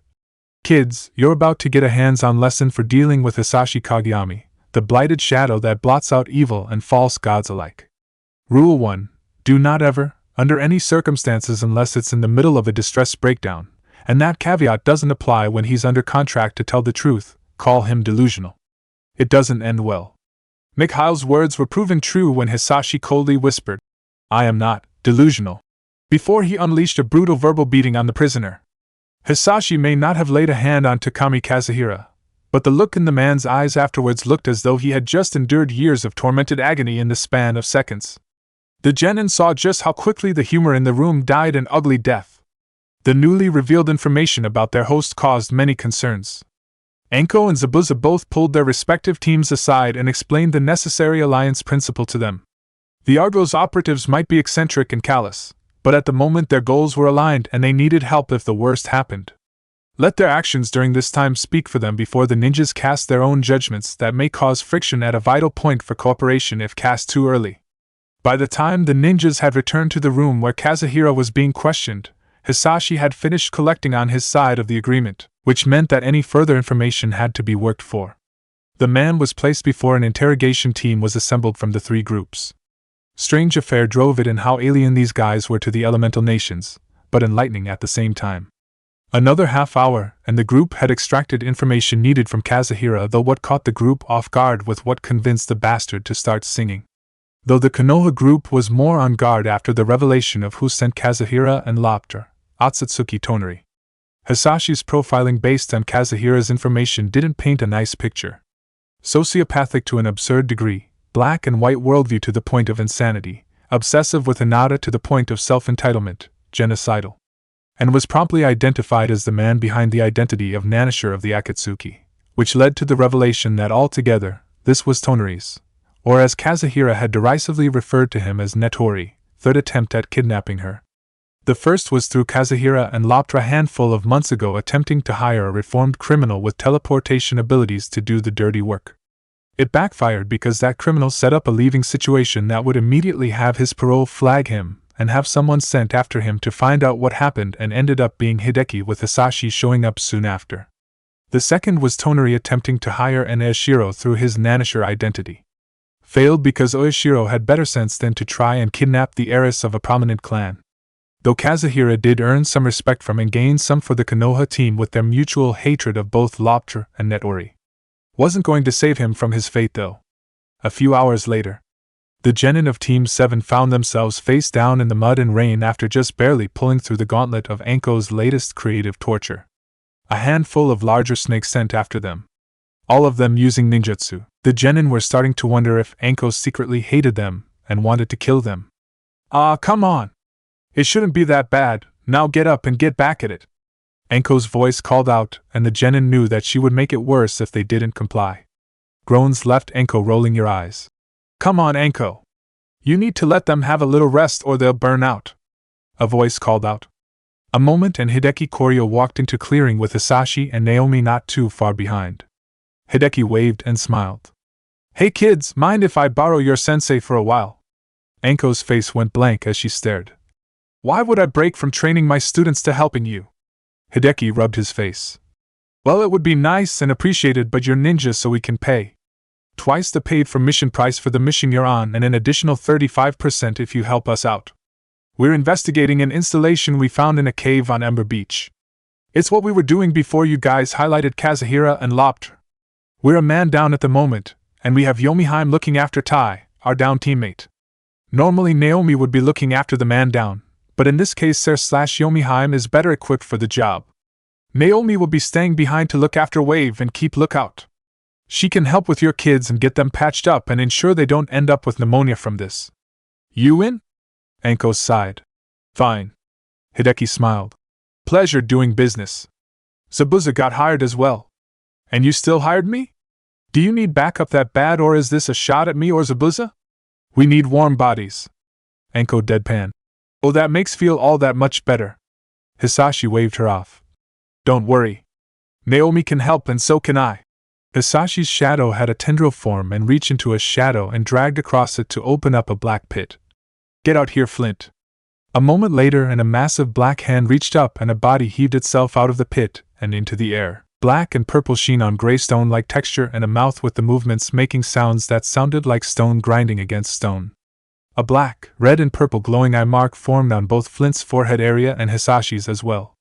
Hisashi touched Naomi on the part of her forehead situated between her eyes and the mark vanished from his skin and appeared on Naomi's forehead.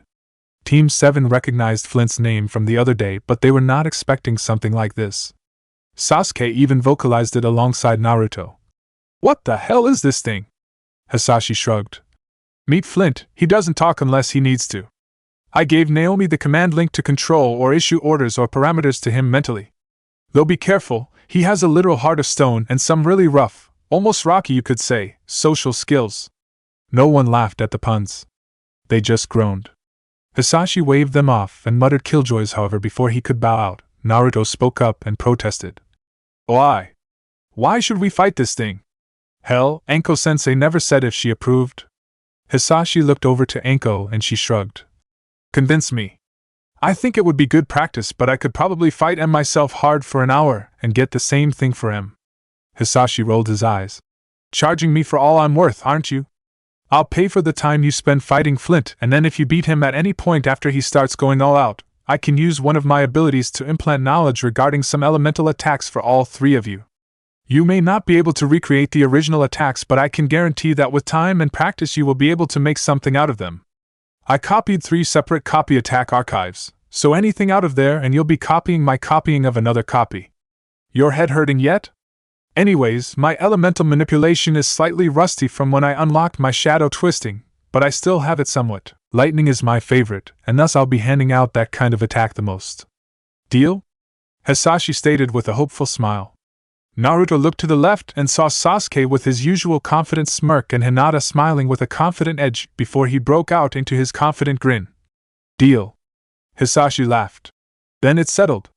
Pleasure doing business with you. Before settling down into smiling and bowing theatrically. Well, now I best be off. If I don't have Flint, then my next best single construct without environmental conditions at play is death-starved, and he is an asshole because he won't shut up and keep calling every single human that he sees a dirty shitfucker. I'm not kidding in the slightest. Best get this done and out of the way so I don't have to deal with death-starved longer than I have to if I need to. Hideki grabbed both Anko and Hisashi and the air shifted before the three disappeared. The air shifted again and in a similar yet different way to Hideki's time compression as Naomi turned to the kids with a kind yet sinister smile. Alright, kids. Let the fun begin. Flint, suppress your full power, but you are allowed your full physical capability. Go and test them. The mark on both her and the construct's forehead glowed and the stone creature marched forward. Slowly yet methodically and dutifully, killing any doubt that this was a thinking and intelligent creature they were being put up against. Lumbering forward, not very threateningly, but the large arms and the almost claw-like fingers made it clear that they would hurt if it hit them. Naruto crossed his fingers and created a few shadow clones, and the clones charged as Naruto hung back. The clones jumped and grabbed onto the back of Flint, trying to cause a weight imbalance to tip him over. But the creature was unbothered by the additional weight and continued its march forward, even with the added weight of the clones clinging to its back. Hinata spoke. We need to find a weakness. If it's made out of stone like its movement sounds like, then it has to have some weak point that we can exploit. Sasuke nodded. Maybe, but we should try our jutsu first to see if we can hurt it that way. Hinata moved away from Naruto and Sasuke and nodded at them as she began signing to prep a jutsu. Think you're ready to use some of what we learned? Sasuke asked. Come on. It's a wind jutsu. I learned them fast. Think you're ready to use that move your brother taught ya? Naruto said confidently as he began signing as well. Sasuke sighed and then began signing. I think so. For our sakes right now, I hope you're right about your move. Hinata finished first. Fire release, blue fireball jutsu. Who breathed deeply and held as her cheeks began to flush from the heat being produced inside her before she breathed out a large blue flame. Followed by Naruto. Wind release, gale palm. As he took a stance and wind began to gather and swirl around his hand before he thrust it forward and the wind was released and rushed at the target. And lastly by Sasuke as he threw some shuriken before he formed the last sign. Fire release, Phoenix Flower Thorn. And breathed fire and lit the shuriken on fire just as they entered Naruto's gale alongside Hinata's fireball merging in as well. Both fires were strengthened by the gale, while the gale persisted and all three attacks collided with Flint at the same time, who crossed its arms to protect itself. When the view cleared, Flint was still standing, but the three genin could see that his balance had been compromised somewhat, with the construct having just barely regained it. The shuriken were embedded in Flint's arms and scorch marks covered the purple-tinged gray stone of Flint's body. The stone-like texture of its face seemed to shift slightly, and they realized that Flint was incapable of full facial expressions, but with the intensity of its stare and shifting of the stone, they could guess that what they had done had pissed it off. The golem shifted its arms to help stabilize its balance from the attack and then began marching forward again, this time a focus to its gaze and a bit of hustle to its step. Naruto reacted first. Wind release, great breakthrough. Naruto blew out a wind that saw Flint outright stop and once again shield his face with his arms, and this time brace itself in a way to preserve its footing. Though the gaze in its eyes sharpened even further, as the genin began noticing the actual gashes formed in the stone of its arms and small and hollow scratches of its body. They heard it. A deep and gravelly roar emanated as a slight glow washed over the injuries, and they began to heal actively in front of Team 7, with Sasuke's embedded shuriken popping out of the niches they had made with the stone mending. The genin were dumbfounded, in the middle of a fight no less, and they paid for it when they were caught by surprise as its slow and steady march became more like a fast-approaching jog, even though the overall movement still resembled its original gait, but the speed had increased dramatically.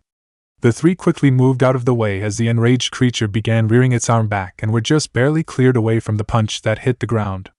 The ground cratered slightly and cracks formed and spiderwebbed away from the point of impact. The golem had overextended and had to correct to regain its footing. It costed Flint an opportunity to punish his opponents for first blood. Sasuke's Sharingan and Hinata's Byakugan snapped on, and unsurprisingly, the opponent had no chakra, though both were surprised by the opponent having something else that was being utilized in a way similar to using chakra to enhance physical capabilities. The golem was somewhat blurry to their sight as the energy merely flowed just beneath the surface, seemingly being suppressed from escaping the golem's body to protect against impacts and injury sources. Though for now it was only being used to heal its damage. Though this power was something that made its movements still somewhat hard for them to read, but significantly less so than Loptra or Kazuhira. Hinata's sight began viewing the various devices that were hidden inside of Flint. One arm apparently had some form of saw blade attached to a chain stored in the left forearm, while the right forearm had two poles that were on rails that connected to a track around the right wrist. But most immediately worryingly was the device concealed by the creature's mouth. The general shape of the device reminded Hinata of a forged bellows. Then energy began feeding into the bellows and the creature opened its mouth in a roar, and Hinata just barely got out. Scatter! The three broke up and ran in separate directions as a stream of flames jumped out of the stone golem's mouth. It couldn't sustain the attack for long and attempted to burn Naruto and Hinata before trying to get Sasuke before running out of steam and the fire blast fizzled out. The genin half expected the golem to resume its march, but to their surprise it stood still, almost exhaling as if it were trying to catch its breath. Naruto quickly capitalized. Gale Palm! And the gale he created impacted Flint before he could brace himself in any meaningful way. Flint didn't get knocked flying off his feet, but his body tipped backwards and fell over. Any sense of celebration died a quick death once Flint got himself back up. The glare intensifying, the genin began spacing away from each other to keep the golem from being able to roast all three of them at once, cause Flint had proven that his tongue was searing, only to hear something open up as it reared back its left arm and swung in an arc, and the saw blade and chain swung out from the compartment that Hinata had seen previously. The genin just barely avoided the blade as it swung over their heads before reaching the end of the chain length, and then began pulling back into the compartment. That left one attack, or device rather, that the genin still had no idea of what to expect from the hidden device of its right arm. Naruto just snarled and crossed his fingers as he created a few more shadow clones and had them rush Flint again. Flint seemed to prepare for the clones to attempt to grapple on and try to throw his weight off balance again, and thus kept marching forward, but was caught off guard when the clones instead attacked, and each one punched the stone golem's body. Chunks of purple-tinged gray stone were sent flying off from where the clones attacked, but the clones were dispelled by their own attacks. The memories hit Naruto, and he twitched his right hand. Damn, he might actually be made of stone. And maybe some metal too, just punching him felt like those clones were breaking their hands. Hinata cut in. If it felt like that, then there is a good possibility that the clones were dispelled by the force of punching that construct actually inflicting damage. Sasuke sighed. So actually hitting it physically is pretty much asking to get hurt right now. But it did more damage to that monster than all three of us combined beforehand as far as we can tell, though how much of it was from that thing expecting Naruto's clones to try and tip it over rather than attack, and how much is what we can do even if it expects us to directly attack now is the question. The three were about to reposition when Flint stopped moving and flaps on its right arms opened up and the two poles Hinata saw inside the wrist align along the rail on its wrist, and the spheres at the end of the poles began glowing as the flaps closed, and the poles began to move around the rail at an increasingly faster rate. The hairs on the back of Team 7's collective necks raised as the poles began to glow blood red, and all three of them screamed as the glow became dangerously bright. Scatter! Not a moment too soon as the glow became even brighter, and then a ray of blood-red energy jumped from the golem's weapon and impacted the spot where they were standing a moment ago and exploded just as they cleared the fireball but were blown back by the shockwave. Sasuke shouted, "We clear on the new plan?" Naruto and Hinata both nodded. Scatter and survive. Sasuke nodded and the three made a break for it, and ran in separate directions after throwing one last wind-boosted fireball salvo at the golem. The creature shielded itself as quickly as it could, but the momentary distraction allowed its targets to escape. Once Flint was able to see again, he growled as his quarries had already made their escape. Stone grinded against stone as he expressed his anger, while the growling triggered part of the mechanism that made up his flamethrower, and caused almost steam engine-like whistling sounds as he approached where his targets had been before their last fireball attack. 3 sets of tracks darted off in 3 directions. More than I had back when I followed my creator. Shadow bastards didn't leave much to track. The stone golem missed his old companions. Lost to the one enemy few could beat, and even fewer could beat permanently. Death. However, his current master had given him the means to prove Flint had a soul, and with it the reassurance that when his existence came to an end, he would see his friends once more. That was something Flint couldn't repay fully, so he served until Hisashi's life had drawn to an end, promised he would be reborn stronger than before when he was released from his service. The living golem's mind refocused on the task Naomi had given it. These 3 children had used the distraction to disappear. Each of the trails left in the mud of the rain terminated after a while. The golem broke his vocal silence in frustration. Annoying brats. Attempting to lead him before double back and ambush him with his back turned? Perhaps, or simply falling back and regrouping. Both were clever and correct strategies when fighting opponents beyond one's ability to face head-on. And both were likely the plan. Whichever one, Flint knew he had to begin pursuit. He looked down one path and began his ever-dutiful march. Either his quarry would come to him, or he would find them. He wouldn't stop until he had completed his objective, and no bargaining or reasoning with Flint would be able to stop that. Meanwhile, Haiden sat in the chamber provided to him by the local congregation of Jashin-sama, having just finished his prayer. One of thanks for the patience to endure through the lack of killing and sacrificing at the moment that this whole Akatsuki business entailed, and this whole deal with the Miss Swordsman. It was a real bitch, but it was worth it. He didn't want to have to grill every last bit of information out of that bomb-tossing one eye, and then tell it to the leader if he didn't have to. And luckily enough, Zetsu had just the perfect solution. A method to turn an unused room in the temple into a meeting place for Mystic Body Lantern. Though the swordsman, whatever his fucking name was, had yet to awaken, so Haiden only had an idea of who the Jinchuriki were. If only that dumb bastard Kakuza hadn't run off to go get more money. Jashin-sama helped me with that heathen. Me and him could go bag those fuckers with a few good brothers and sisters here as some goddamn backup. What the fuck is taking that bastard so long to wake up from getting his shit stomped? Patience, brother Haiden. All things in due time, as Jashin-sama wills it with his slaughter. Senko spoke in his smooth baritone. Yeah? I'm ready to start killing. It's so close to the Festival of Blood I can already hear the sounds of screams and bloodshed from the fucking heathens as we rend them. I wish that asshole would wake up so we can find out who we need to keep alive so pain doesn't come down on us like Jashin-sama incarnate. Haiden started. With what you have said of this pain, I can only assume he is nothing short of divinity to keep so many powerful and ambitious individuals in line. Senko said seriously. Don't let him hear you say that. His ego is big enough as is. Haydn snorted contemptuously. Speaking of impatience for the festival, a few more brothers and sisters arrived to help us usher in the chaos. But I'm afraid that some of my reapers have become scarce, Senko stated ominously.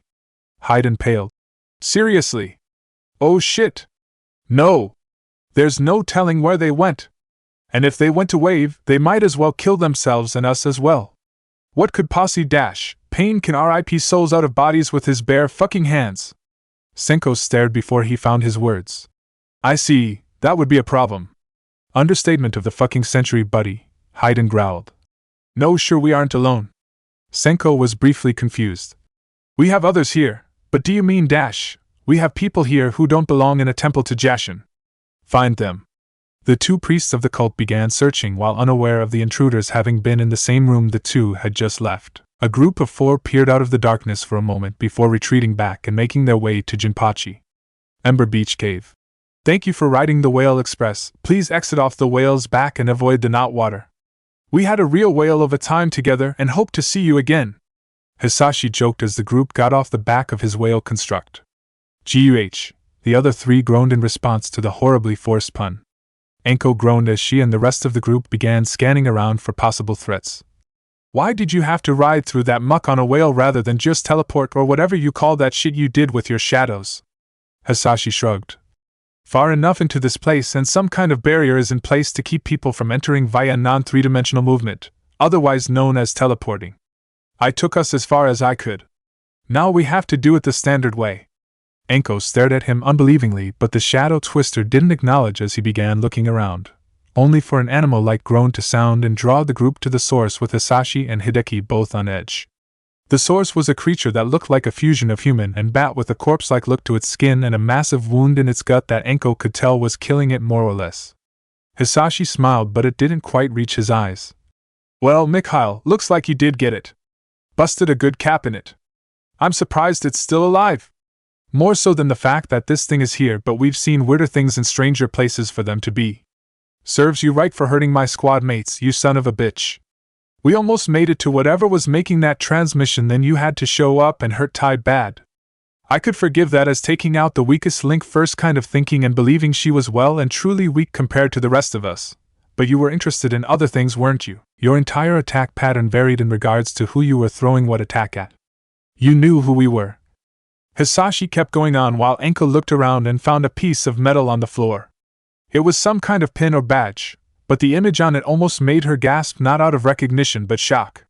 It was a skull-like face with what she assumed to be 2 horns protruding out of the skull that curved downward into almost insect-like mandibles the way the badge depicted it.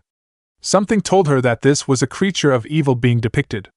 Before her musings could go further, the sound of a blade swinging and flesh and bone being cut and death screams sounded as Anko turned to find a robe-clad skeletal figure with a scythe and almost ethereal flesh covered in the blood of the creature. The skull of the figure almost appeared to be wearing a crown of some kind with the growths of bone protruding from the skull, and 2 of its teeth were elongated into fangs. There, it's done, shitfucker. Either unsummon me or let me feed. The skeletal reaper demanded. Hisashi shook his head. Ain't happenin', death starved. You got yourself into this. I promise you I would make sure you starved for eternity, and I intend to do so. Dirty shitfuckers, all of you, your entire fucking kind, you had to keep me from MY purpose, from MY feast on your deaths. It's fucked up enough that only human hands can draw souls out of the bowels of hell.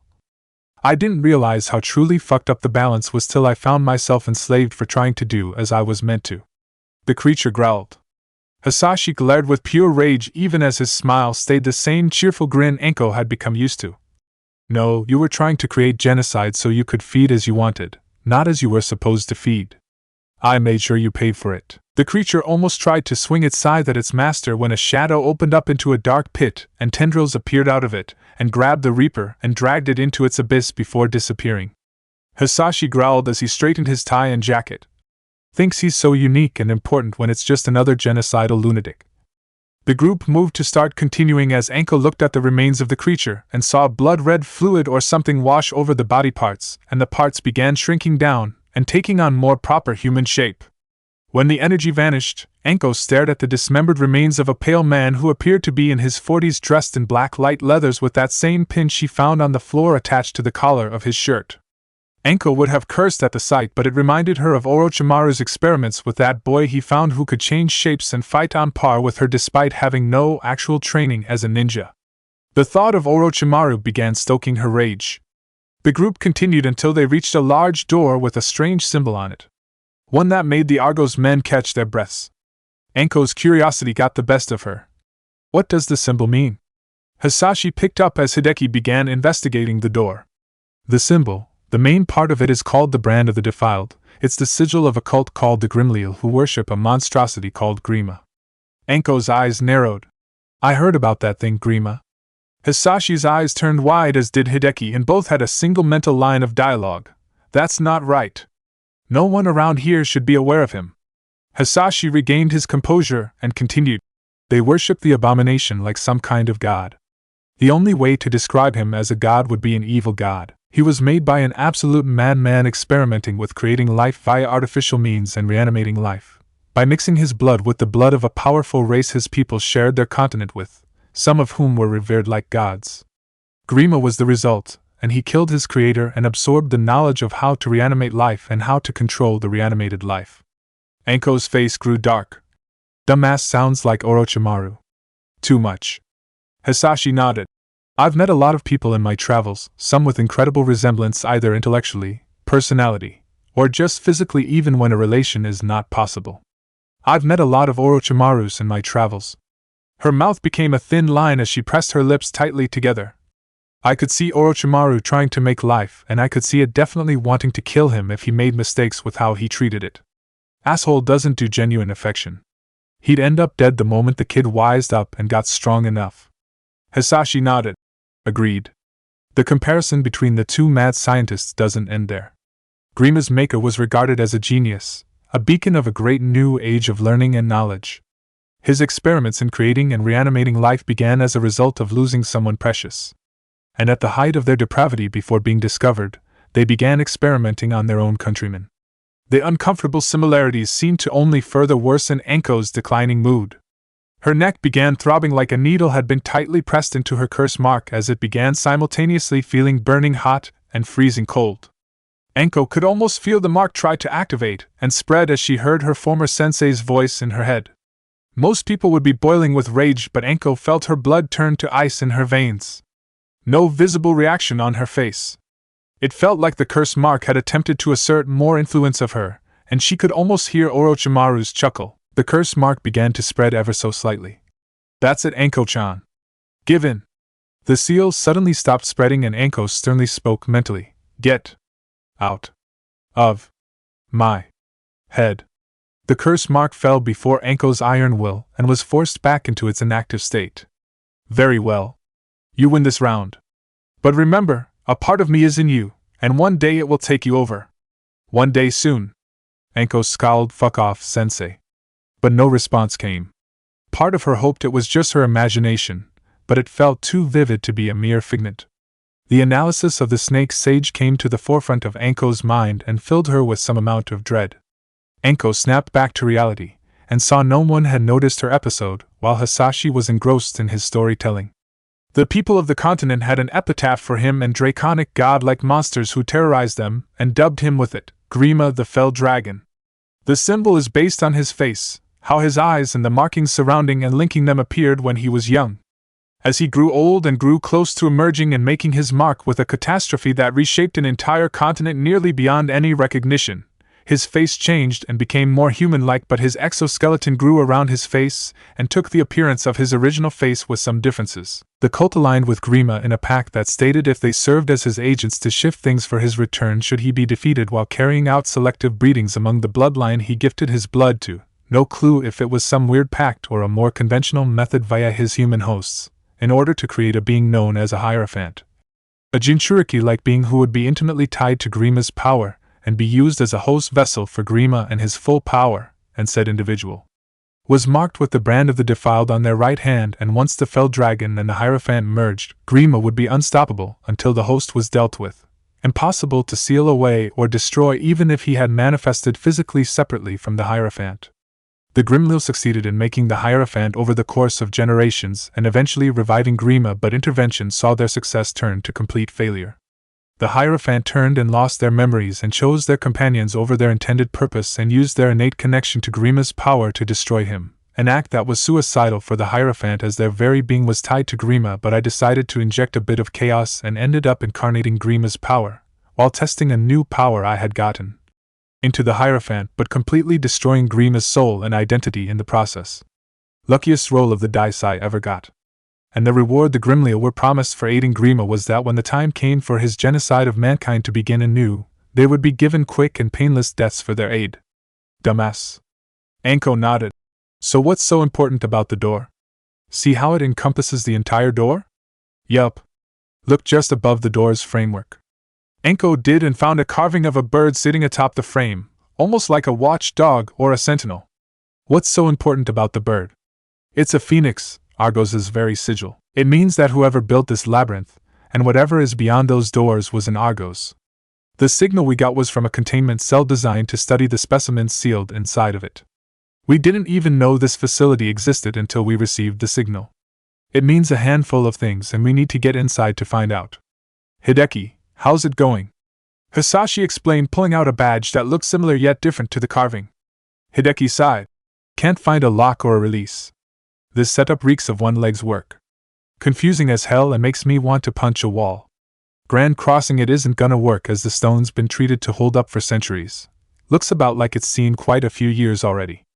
We might have to brute force it open and take a risk. Zabuza spoke and reminded the group he was there. Have you tried just pushing it? Hisashi gasped loudly. Motherfucker. Oh god. Fucking hell, you gave me heart attack. Zabuza just stared. How? Hisashi started gesturing comically and wildly. I forgot you were even here because you were so damn quiet, asshole. Hideki looked at the demon of the hidden mist flatly as the ninja turned towards him. No, this isn't unusual of him. He didn't forget you were there. He's screwing around. The demon's sweat dropped. I figured. Now back to what I asked. Hideki kept his flat stare. No. The bastard who built this place would not rely on something that mundane or simple to keep the doors shut on something he locked up until someone like me and Hisashi came to clean up the geriatric asshole's mess. Zabuza got up to the stone-like doors and began pushing. Eventually the doors began shifting open slightly. Hideki's sputtering was so amusing to Anko. Zabuza got the doors open a bit more but was firmly blocked by some kind of barricade on both doors. Though it was just big enough for something small to crawl through. Or a snake to slither right on through. Anko smirked as she walked up close and raised her arm with two snakes coming out of her jacket's sleeve and slithering through the opening Zabuza had made. Anko could just barely make out the snakes curving behind the doors and investigating something before the group heard locks clicking and the resistance gave way. Anko smiled and joked. Guess this was just a problem we needed to slither on by, huh? Hisashi smiled and nodded while the others groaned at the joke. Guess you'll get along with my kid Orochi if she ever drops by. Loves snakes. She keeps a real big one as a partner. Anko's grin became genuine. Sounds like a good kid. Zabuza rolled his eyes but snarked to Hideki. All that talk and you couldn't figure out that a door was to be pushed open, huh? I would ask if that's a problem of sneaking around to kill people, but I do the same and figured that out. Hideki sighed in defeat and followed the group. Not my fucking fault that this was designed to fly in the face of everything I was trained in with lockpicking and defense bypassing. Hisashi chuckled amicably. To be fair, I might have figured it out after beating my head against it for about 8 hours give or take. Or ran out of ideas and got drunk and then either brute forced past it or something. It was a stairway with a metal and futuristic door at the end with the phoenix resting atop a tree decorated with various insignias. The metal had discolored and slightly dented in some places, but no rust was on the surface. The sight elicited a whistle out of Hisashi. This place is old. Guess one leg wasn't too far off the mark as a guess. Seems the metal held up pretty well, must be using some rust-resistant alloy for the construction. Something been back here before us, these doors are made very well, so the fact that it has dents in it means something strong tried beating it down. This is probably gonna suck, but oh well, this is a first-gen logo, let's hope the card scanner still works. As he pulled out a card and swiped it, which elicited a beep from the panel next to the door. It sounded like hinges which hadn't moved in years tried to move but ultimately couldn't. Hisashi sighed. Sounds about right for today. Scanner works and took the card, but the mechanism is damaged.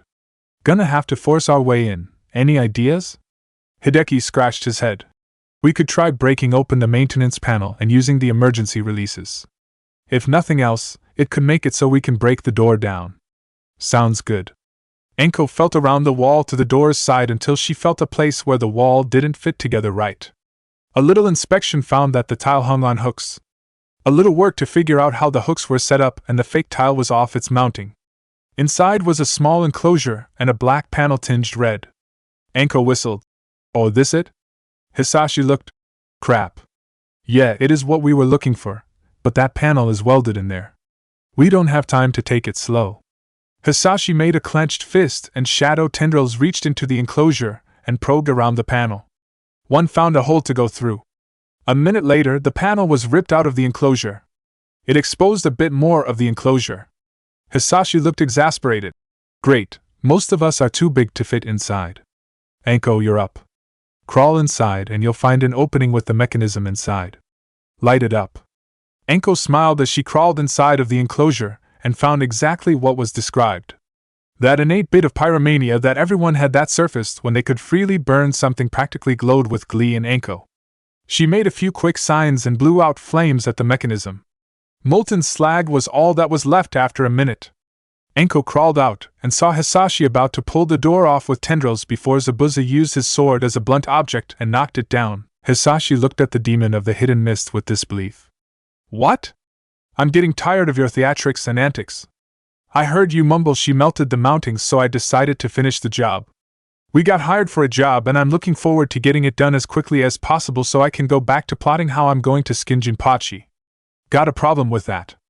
Hisashi opened and closed his mouth for a minute while Mikhail fell over laughing at his friend, getting caught so off guard. Enko shrugged. None from me. Can't wait to be back outside. Hideki eventually stopped laughing and spoke just as Hisashi regained his composure. We kinda hired you two to have some sane guys to keep us on track during this. Naomi's usually our sane woman when we aren't in a fight, and I'm the sane one during a fight. We can see. Enko and Zabuza both drawled out. The group of four proceeded inside the facility after the door opened up. Enko had flashbacks to Orochimaru's labs with the design of this place. Metal all over the place and sterile and creepy as hell. Eventually the group came upon a giant tank that really gave Enko some flashbacks that had been frosted to the point of whatever was inside was imperceivable except for a general reptilian shape.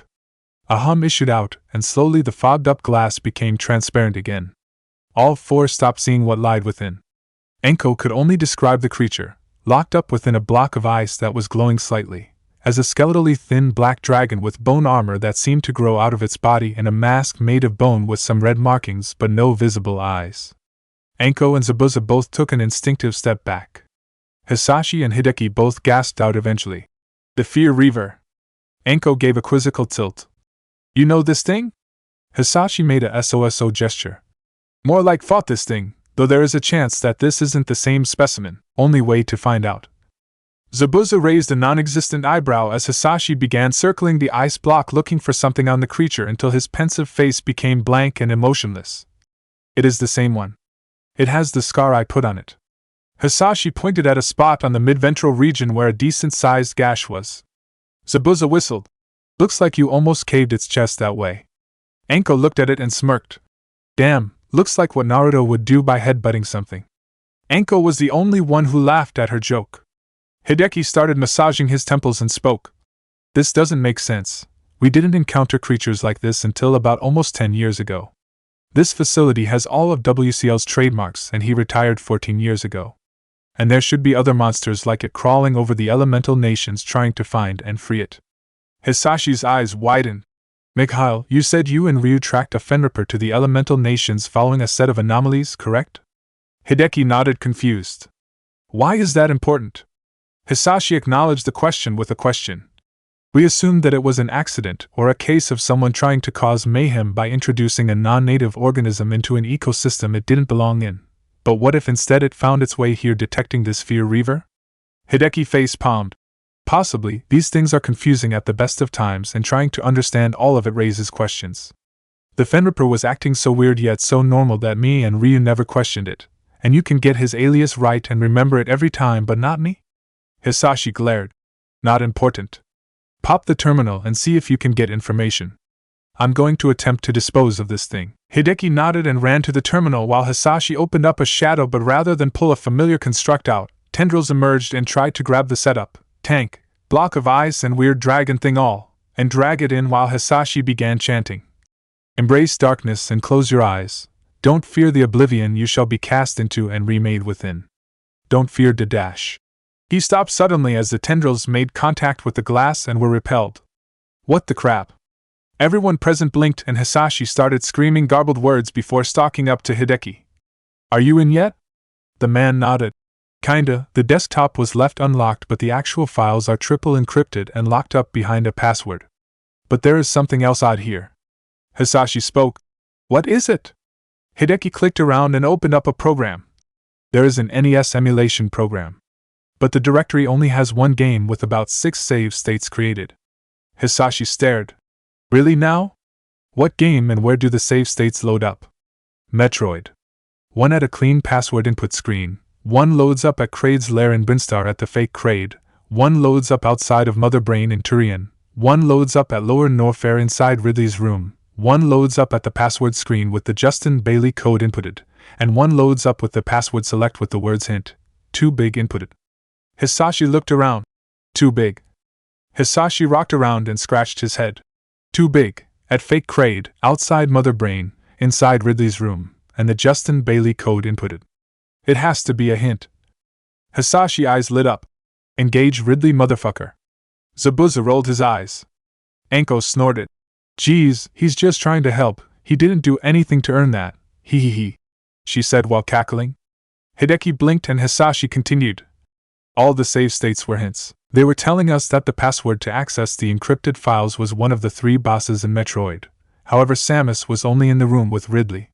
Ridley in later games highly resembles the Fear Reaver. But to load a password that loads you into Norfair equipped to fight Ridley is too obvious, hence the usage of the secret Justin Bailey code.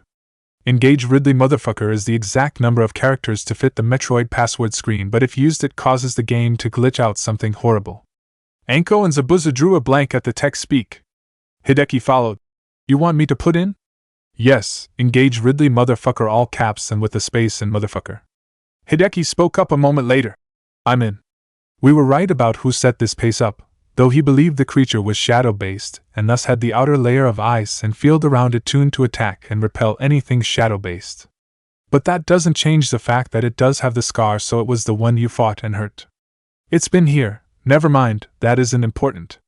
Anko took a step back, as did Zabuza after hearing a small groan come from the ice cube.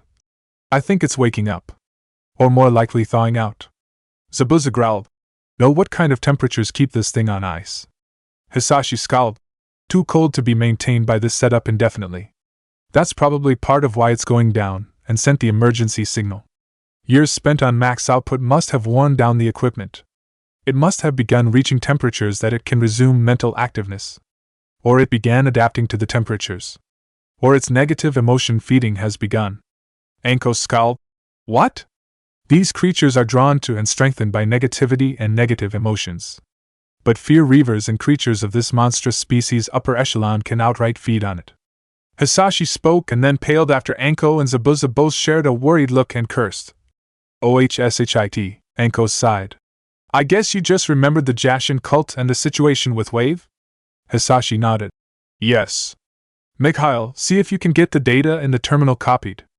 I'm going to see if I can get a message out to the boys back home and get news out and get new orders.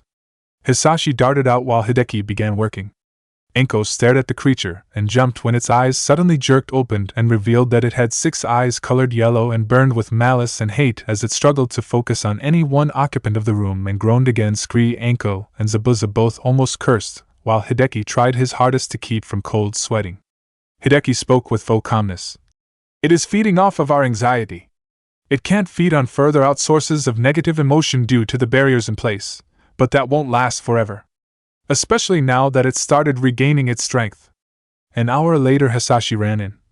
New orders: stay in Wave until the Fear Reaver is dealt with. After that, remain in Elemental Nations unless absolutely necessary and await escort to take prisoner in with and return to the Central with the escort.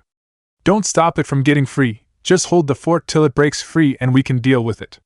Let's move! The group nodded and locked the enclosure back up as best they could and began making their way back to the cave entrance and wave. Though two slight problems reared their heads as the group left. Hisashi stopped and stared at the Argos logo on the stone walls, staring with an inquisitive look on his face. Hideki stopped and spoke. "Hey, we need to go. No telling what could go wrong soon." "I know! But something's off here. Every depiction of the Gen 1 logo has always looked to me like it was missing something from the design. And this one feels off, like it has the missing detail and gut knows it, and I just need to know what," Hisashi explained. Hideki stared at the logo for a moment before nodding. "Yes, something is wrong here." Enko rolled her eyes. "All of this over a simple picture." Zabuza laughed. "Tell me about it." And then Hisashi screamed. "Oh my god! What the fuck?" Everyone jumped while Hideki tried to be calm. "What is it?" Hisashi pointed to a few parts of the design. Above the tree that the phoenix roosts on was stars, and one star in particular got Hisashi's attention, while his finger pointed to the tree the phoenix was on, and the Hideki himself cursed when he noticed what Hisashi did. A similar star crest on the tree itself, with a symbol on it that the ninja couldn't parse. "What the hell is the Otsutsuki star doing on the tree?" "There are enemies," Hideki questioned. "I don't know, but when we get back to the central, we're going hunting for answers," Hisashi responded. Enko spoke up. "For those who don't know what you're talking about, what the hell is Otsutsuki?" "Otsutsuki clan, the original clan that possessed the Byakugan. The Hyuga are a splinter of a splinter from them, and the Uchiha, Senju, and Uzumaki are descendants of the original splinter as well," Hisashi droned out like a report. Enko took a minute to process before chuckling. "So the Hyuga's entire pride," Hisashi finished, "is nothing but puffed up and undeserved hot air. The Byakugan produced by Hyuga lacks powers that an Otsutsuki can awaken in their eyes. The only thing unique about the Hyuga's Byakugan is the sheer chance of inheriting it being so high, and they've put that in jeopardy with genetic damage from just how many generations they've produced through inbreeding. That shit doesn't keep the blood pure, it thins it terribly. Any more generations produced with that misinformed selective breeding and they'll be lucky if the Byakugan they have still even exists in 100 years from now in their descendants, and I intend to drive it in before we leave." He trailed off with a slight darkening of the aura he extruded. Enko unceremoniously led it into her next question. "Why the hell is that symbol being on the tree such a big deal?" Hisashi nodded as he dug through his pockets for something. The founder of Argos, an old bastard named Stecker, he never really talked about what led him to found the organization. But from what I remember about his tenure, he loved symbolism, and often used similes and metaphors centered around a theme. He often compared us to phoenixes, rising from the ashes of what was destroyed to lead the way to a better tomorrow. But freshly hatched chicks usually stay in the nest till they are ready to try to fly on their own, and this seems to suggest that the first phoenixes nested under the protection of an Otsutsuki. One named Kamaya Otsutsuki. Never heard of her referred to as Otsutsuki, but some of my travels have discovered mentions a group called the Defiance, godlike beings who disagreed with their kin and went out in search of power and answers, seeking to at least ensure that their former kin could be stopped one day. One name I heard frequently when their birth names were mentioned was Kamaya. But some of those stories were ridiculously old. If she's still alive, her age would be insanely high. She'd be decrepit, little more than a corpse, if she were aging normally. Enko shrugged. Sounds like a whole bunch of freaking out over nothing to me. Legends that who knows how much is true. Zabuza scoffed. Agreed. This sounds like superstitious nonsense to me. Hisashi gasped and blinked. Will you stop that? Hisashi continued his display, clutching his heart, before he calmed down and tilted his head. Maybe, and I don't blame you for thinking that way, but my instincts tell me there is more to this, and they are part of what kept me alive for so long. Zabuza thought about it for a moment, and then nodded. Can't say how many times my life got saved because my instincts pointed out something being wrong. Hideki pulled out a paper and began sketching out the logo, while Hisashi pulled out a small device and took a few quick pictures before he motioned the group onwards. Then the next problem presented itself. Hisashi stopped at the edge of the ground in the not water and spoke after a moment. Where'd I park my whale? Everyone groaned as they found no signs of the black and purple sea mammal, and Hisashi shouted. Where the hell did I park my whale? They found it, eventually. Back with the Team 7 Genin, Naruto ran through the clearing, creating clones and having them repeat his path single file and then branch off and create new trails. If the creature was following him, then it would have a hard time trying to figure out which trail was the real Naruto's. As long as Hinata-chan and Sasuke were bought time and it wasn't trying to find them, he was happy. Naruto could hear the train-like engine noises and steam hisses of the creature getting closer and closer. Damn, it isn't falling for my clones. It's following me. Shit. Naruto sneered mentally as he began trying to come up with something to hold the golem that was rapidly approaching. Naruto decided that continuing to run was ultimately a waste and stopped retreating. The impact of its steps and the train-like hissing slowing but still growing louder as it finally caught up. Naruto was surprised by the next moment as the golem spoke through gritted teeth. Well fought, little human, but this chase ends here. It can talk. Naruto thought in alarm. The creature had never spoken till now. And then the golem began attacking. Like it had done for hours. Fight them, force the genin to split up, catch up to one of them, and then fight them until either the other two arrived or until the genin it chased down ran. Wash, rinse, repeat. Naruto did the best he could, but wine could only do so much to it. His fire barely phased it compared to Sasuke or Hinata-chan's, and water at best would just be a minor inconvenience. Not a whole hell of a lot he could do, and clones only really worked if he could sneak in their attacks. No new attacks from the golem, but it seemed to be learning and using more and more of its ability that Naomi-san had ordered it to hold off on. It wasn't acting tired after any of its big attacks like the flamethrower or the laser. After single uses anyways. Naruto did the best he could after hours of this, but eventually he fucked up. He was too close and in the range of Flint's punches, and Flint's eyes gleamed as it drew back and punched quicker than Naruto had seen before. Naruto barely had even a moment to react. He jumped and jumped back as the punch made contact, and in doing so his jump momentum worked with the punch, and while Naruto was still thrown back, it not as violently nor as painfully as it would have been. Naruto still felt some of the punch, but what really hurt was his landing. That felt like something getting messed up, Databayo.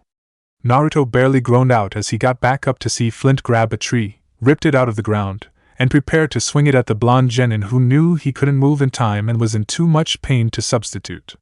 Worry not, little human, you won't die, but you won't be waking up anytime soon. Flint's cold and gravel ly voice drawled out with just a tinge of satisfaction as he scanned over the makeshift weapon he held and prepared to swing. Naruto smiled. You missed something.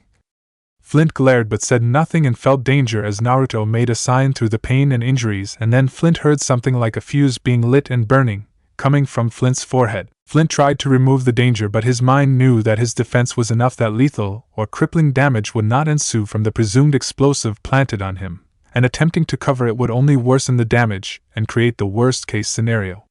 Flint's arm couldn't remove it. He had to take the explosion, but he knew he could heal back, but the pain would be infuriating. And he would be blind for a moment. In short, for Flint, this was gonna really fucking suck. And then the explosive went off. H-G-H-H-H, and the stone creature screamed. Blinded and in pain, Flint had to hold off on his attack until the stone healed, and his eyes had been repaired, and his rage began to soar. And the moment he was fixed up, Flint's glare turned hateful as he reared back and swung. He swung the impromptu club and hit Naruto and launched him. Flint smiled, looking at the blonde's fallen form until a puff of smoke had it become the blue-haired girl, and then she vanished in a puff of smoke. It took the golem a few seconds to process what had just happened. Then the train engine-like hissing became roars as Flint roared with his actual voice and resumed his search. Naruto grinned as Hinata began treating the injuries he had after he had been sat down, with Sasuke keeping lookout for the stone menace. Thanks for the save, Hinata-chan.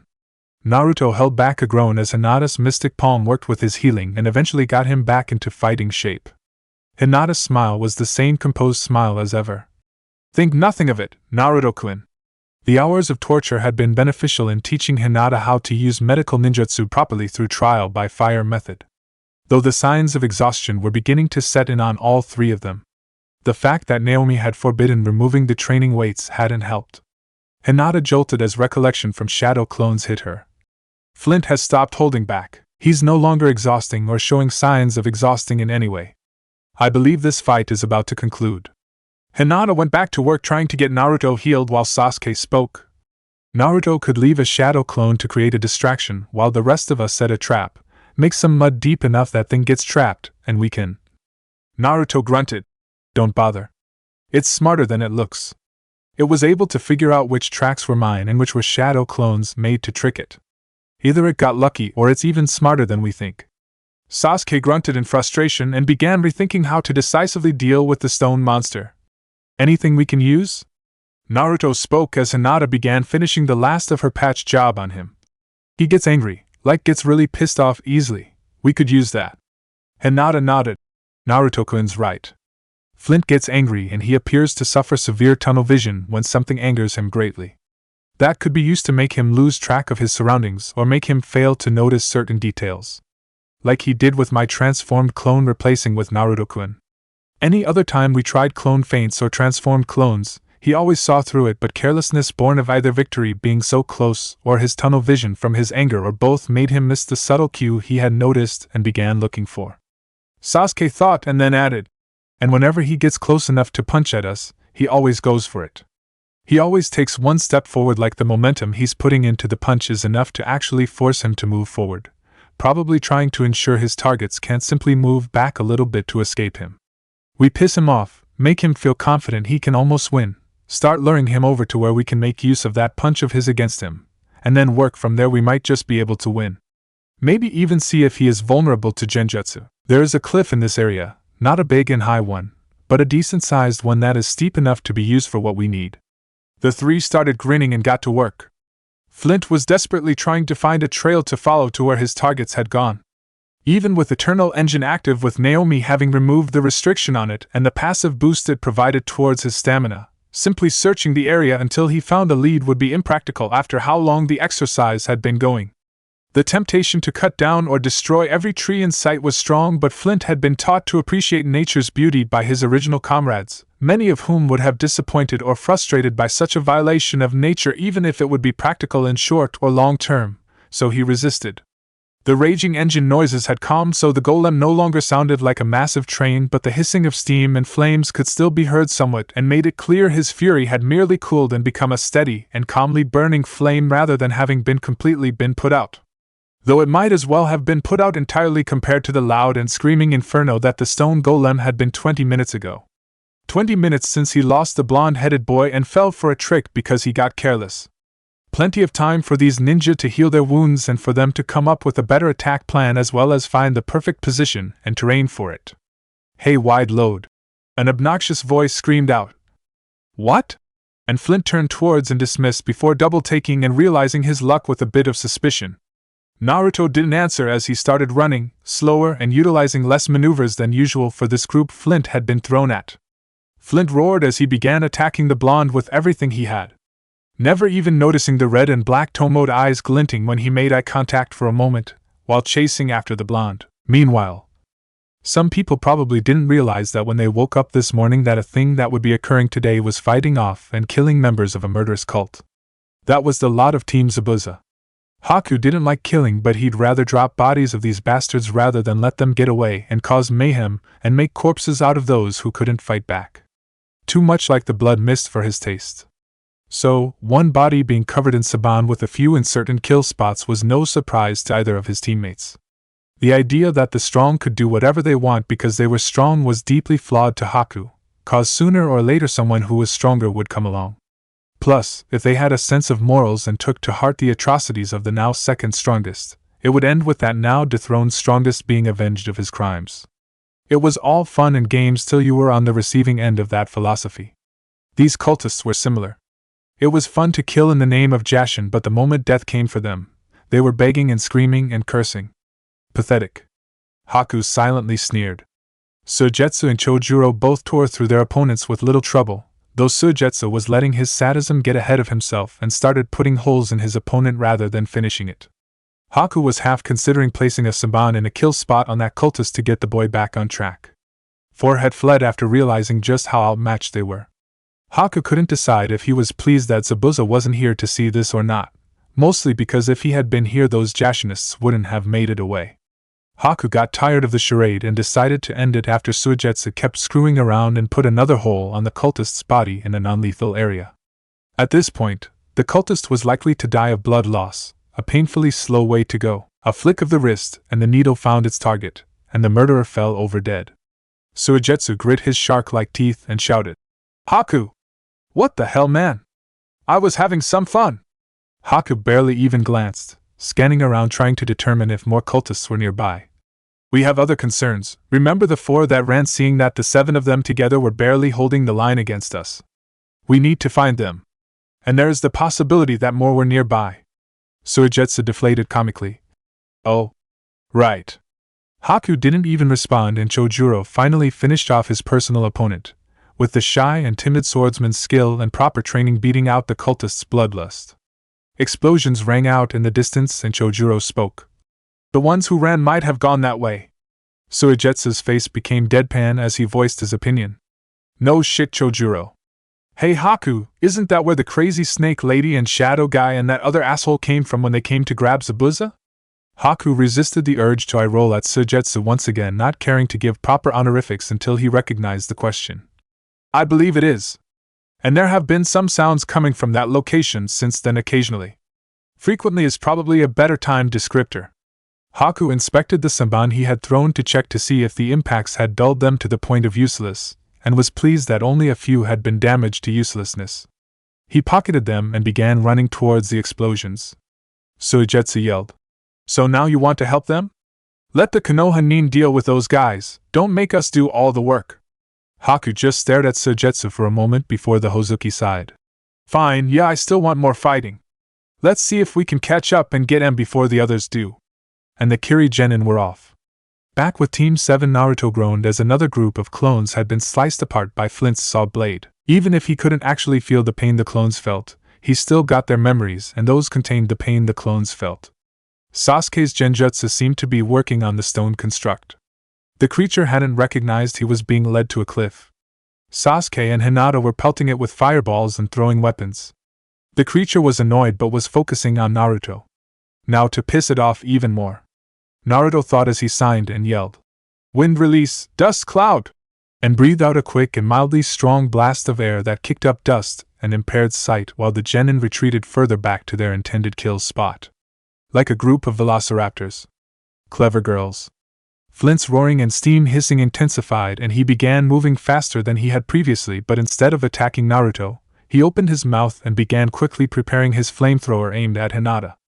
Considering just how intense the exercise had been, it was probably no surprise that Naruto's mind immediately thought that his best friend, and potential girlfriend, she did ask you out on a date, and you accepted, was in danger, and he began trying to protect her. Substituting with her was out, as she would resist the swap with her guard up like it was. She was too far away for a wind release in Naruto's arsenal to reach her in time without potentially cutting her up, and water release wouldn't reach in time either. Fire release was no-go, as burning Hinata was the exact thing Naruto was trying to avoid.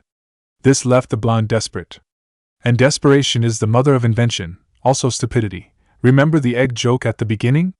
Naruto remembered a bit of an academy lesson on how exactly fire worked by burning oxygen, and in an environment with no oxygen in the air, flames would be suffocated and die out. And another lesson popped into mind about how tornadoes and cyclones actively sucked oxygen out from the center due to how the wind forming them worked, creating a vacuum in addition to the destructive winds that those weather hazards were, famous for. Naruto knew the general idea behind water prison but hadn't gotten it down to where he could actually use it, but the general concept of using water pressure to keep the target contained popped into his head as well. What if I tried to make a prison out of wind? It would at least buy time for us to get to better ground and stop this bastard from hurting Hinata-chan. Normally, spur-of-the-moment ideas like this were not good to use in a fight, but Naruto was saved by the fact that this was just an exercise and not an actual fight. That, and the kid excelled when the cards were down. Plus, when love was involved, usually any form of logic or rational thought goes out the window. His move decided, Naruto rushed at Flint with just the barest hints that the Kyuubi's chakra was being drawn for this move. Naruto molded the chakra by sheer force of will rather than hand signs, a feasible and completely safe move with a mastered technique, but with a desperation move and one that was freshly improvised and had no refinement. This was probably the worst move he could have done. Naruto thrust his open palm out, and his molded chakra began generating the wind prison and enveloped Flint, who didn't notice the decrease of oxygen, in a cage of violent winds that began sucking out the oxygen within. Flint fired but was shocked to see the flames barely traveled a slight distance before fizzling out entirely. What? Before noticing the barely visible strong winds surrounding him and turned to notice Naruto holding out his hand. Flint forced his way through the wind, but not without payback, as the wind gouged nicks into his stone as he forced himself through, dispelling the technique. Flint expected the nicks to heal but noticed that they weren't for some reason. Flint's rage redirected onto the blonde, but before he could attack the resting and vulnerable target, 2 fireballs hit him, one red and the other blue. That momentary distraction let Naruto catch his breath and the group continued to lead Flint on. Naruto led the golem towards the edge of the cliff and purposefully let himself slip into Flint's punching range for just long enough to let the golem notice and punch. Finally! The golem screamed as he punched and stepped forward, only for the illusion to dispel and Flint to realize he had been played as his balance was compromised and the Naruto that he punched dissolved into smoke. He might have regained it in time, but 2 more fireballs to his back further put him off balance, and then the fight was finished with Naruto unleashing one final wind release. Thanks for the fight, Flint! Now tumble on down! Wind release, gale palm! And the wall of wind contacted Flint and pushed him back to send the stone being down the cliff. Naruto gasped out as he tried to wipe the blood away from the cuts on his right hand. Did we get him? Hinata walked, though more like limped considering she got blown into a tree at one point by avoiding one of the red beams only to be caught in the shock wave and the adrenaline was wearing off, over to Naruto and held his hand and began healing it while smiling. He isn't moving, or trying to get back to us. I believe he has thrown in the towel. Sasuke grunted out as he collapsed. Finally. About time. That took hours. Well, you are partially correct in your judgment of time's passage, within my time dilation zone. A kind and gentle voice called out. The ninja turned to see Naomi's kind at the moment face as she quickly checked over Hinata's healing work before applying her own touches. She then continued. You 3 have witnessed Mikhail/Hideki's ability to alter time's flow for himself and those he chooses with his chords. My temporal manipulation ability allows me to produce zones where time inside and time outside move differently to one another, with time's aging of you physically matching the shorter duration side of the zone. It feels like it was 8, and possibly plus some, hours, but in reality, it's barely been almost 4 hours. I took it easy on you. I could have dilated a longer duration. Doubling the duration is child's play for someone who has the hang of it. The genin were too numb from victory to notice or care. Hinata voiced a question that many had been thinking. Naomi-san, how are you able to heal people as well as you do without chakra? Naomi smiled as she finished on Naruto and moved to Sasuke. I possess an ability called Bio-Document. I can use my knowledge of the body to manipulate the systems, to both heal and harm. I based it quite heavily on Tsunade-sama's medical prowess. She wouldn't recognize me.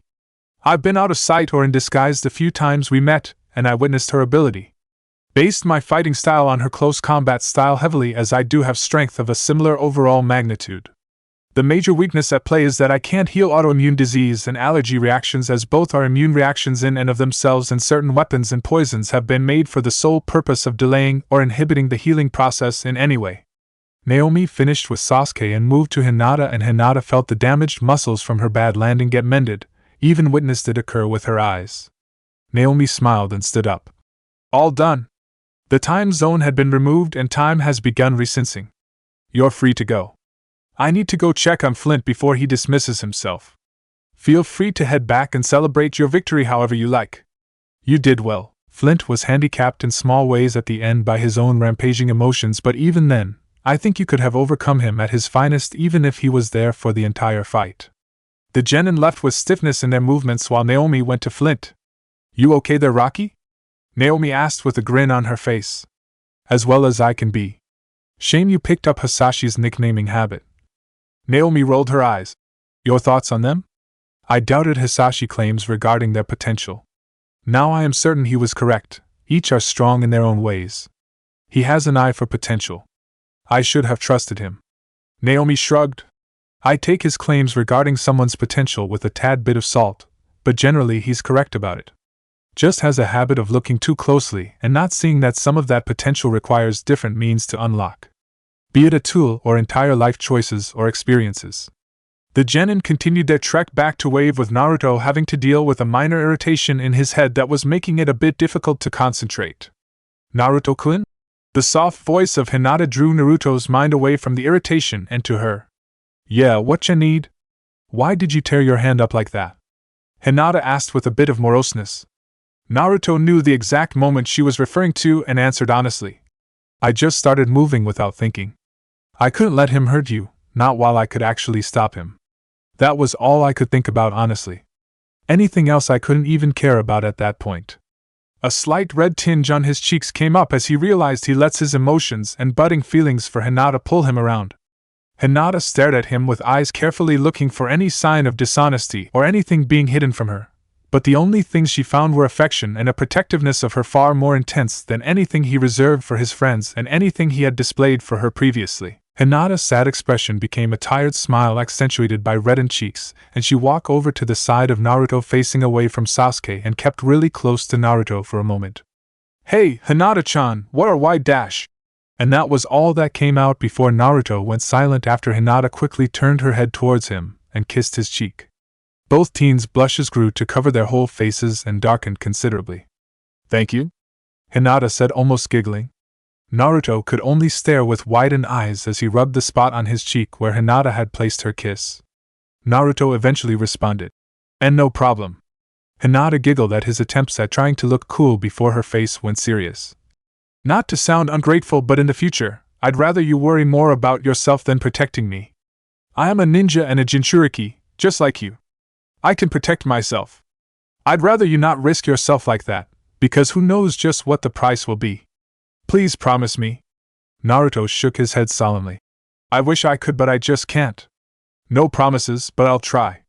Hinata chuckled slightly under her breath. "I don't know what I was expecting. I guess that'll work."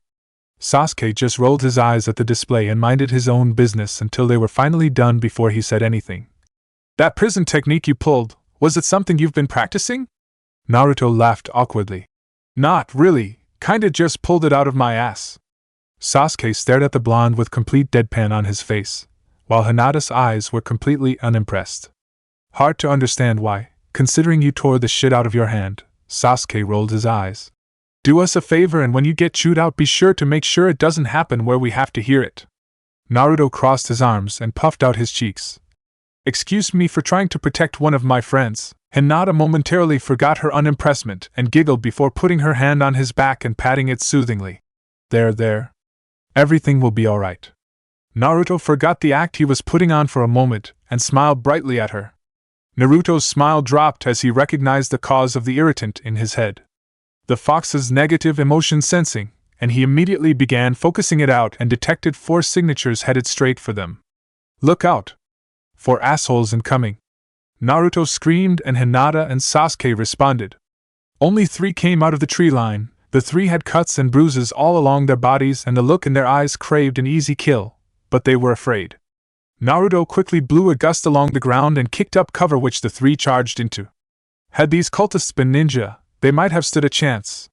But raw strength and bloodlust could only do so much, skill and talent and an actual dream to reach for did so much more. Hinata was uneasy with having to kill again so soon, but with Naruto having talked her through the guilt in his own way and Enko's own speech on killing, Hinata was better for it. She would never be completely alright with killing without care, but she wouldn't hesitate to kill those who were in her way if there was no other choice.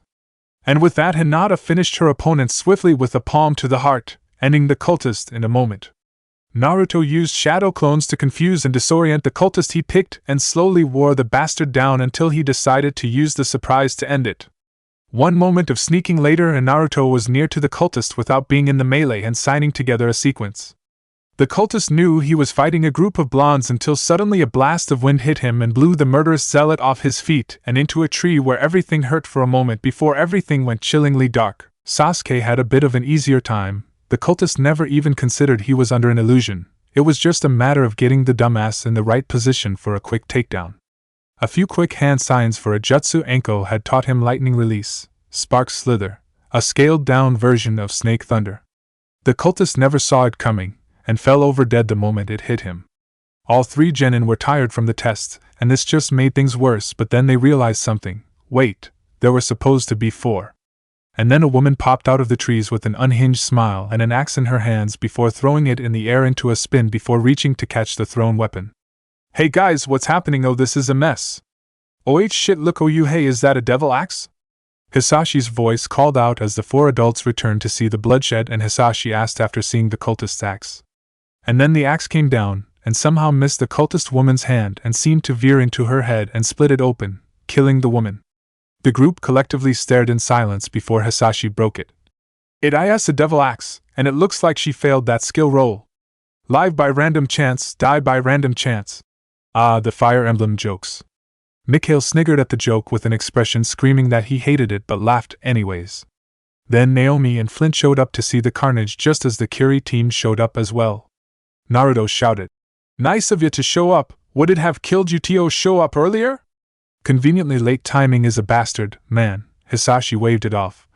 Ah, shut up, I'm getting close to needing to sleep. Hideki just groaned as Naomi rolled her eyes.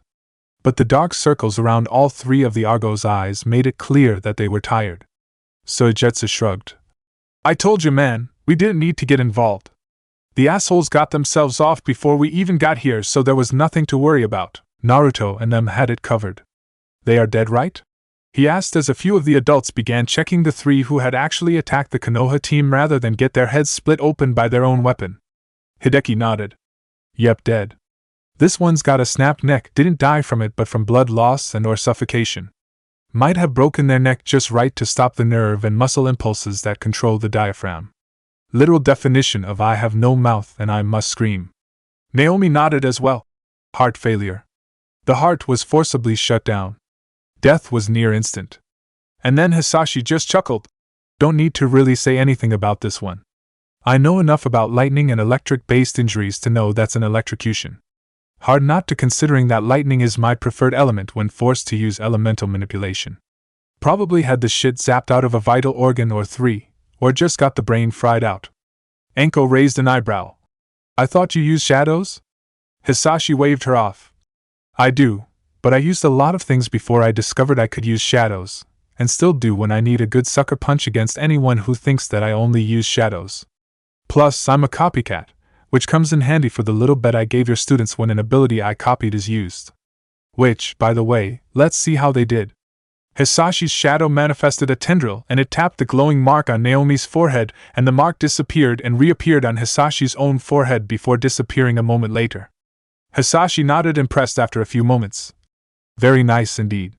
You figured out how to get under his skin. Flint never had the best impulse control after I did my modifications to him. Bringing his soul to the surface has had its pros and cons. His brain is very much like a supercomputer, hell it might even be made from silicon. I know his performance varies somewhat between hotter and colder temperature, but add that to actual emotions and having them added after going so long without them, and it makes things a bit tricky. I never really tested if genjutsu could affect him, but I guess it would make sense considering he does have a soul for it to latch onto. Though y'all really freaked him out when his injuries from that wind dome attack wouldn't heal. I think if you guys went another round with him, the same strategy wouldn't work, though a similar one might be applicable up to even successful even if he kept his cool. Hisashi smiled as the eye mark faded from his forehead. Good job, Flint, now take a rest. Before a tendril opened up a shadow and Flint sank into it without a struggle, and after the golem had vanished into the void and the void closed, the tendril split into three and rushed at Naruto, Hinata, and Sasuke. The three barely had time to react, but the tendril contacted their foreheads and they went wide-eyed before the tendril receded back into Hisashi's shadow. Knowledge rushed through their heads while Hisashi smiled. I'm called a bit of an arms dealer because I can hand out knowledge or even brand new abilities like that. I gave you 3 knowledge of techniques regarding your primary elements from a weapon I copied called the MCCS, the Mega Copy Chip System, though it copied weapons from specially made robots. The Konoha Nin tuned him out, and the Genin, ideas flowing through their minds had them in awe, concepts for attacks that had been placed along with names for them, like Storm Tornado, Speed Burner, and Electric Spark, along with many more. Hisashi smirked. And before I forget, a tendril quickly rushed out and tapped Haku on the forehead, and he had a similar reaction. I believe good work deserves a reward.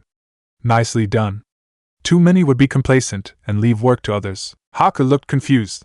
I'm afraid I don't understand. Hisashi shrugged jovially. What can I say? I'm a softie. Though don't let anyone convince you that you aren't a good person, Hakiyuki. Not even you. Haku stared before nodding. Hisashi smiled. Now let's turn in for the day. Maybe I can dig out that corpse I got for Konoha, if I can figure out where I put it. Pocket space storage is a bitch. It dash. Hideki clutched his forehead and fell to the ground screaming in pain. Hisashi looked at the man alarmed, eyes betraying that he had an idea of what was happening. Naruto reacted. Is he alright? Hideki responded. Yeah, or I will be. GUH. The price of being able to see the future or most forms it can take. The first time I saw you three in Konoha almost caused my brain to mush out through my nose. This is nothing. Huffing and pale the entire time, Hisashi dropped a joking demeanor and spoke. What happened? We aren't the only ones who don't belong here. We went from at least another 5 days to maybe 36 hours at best. Hisashi cursed. Shit. First the fear reaver, now this. Sleeping tonight may have been the best decision we made. Enko's eyes drilled through Hideki. That asshole Jinpachi in your sight? Hideki nodded. Someone healed him. All possible futures now include him. Enko grinned darkly. Good. I got a score to settle. Though she scowled slightly as her curse mark tried to activate and felt like it was poked with a handful of needles, Zabuza broke his silence. Get in line. Kiri has a score to settle as well. The group made for the inn.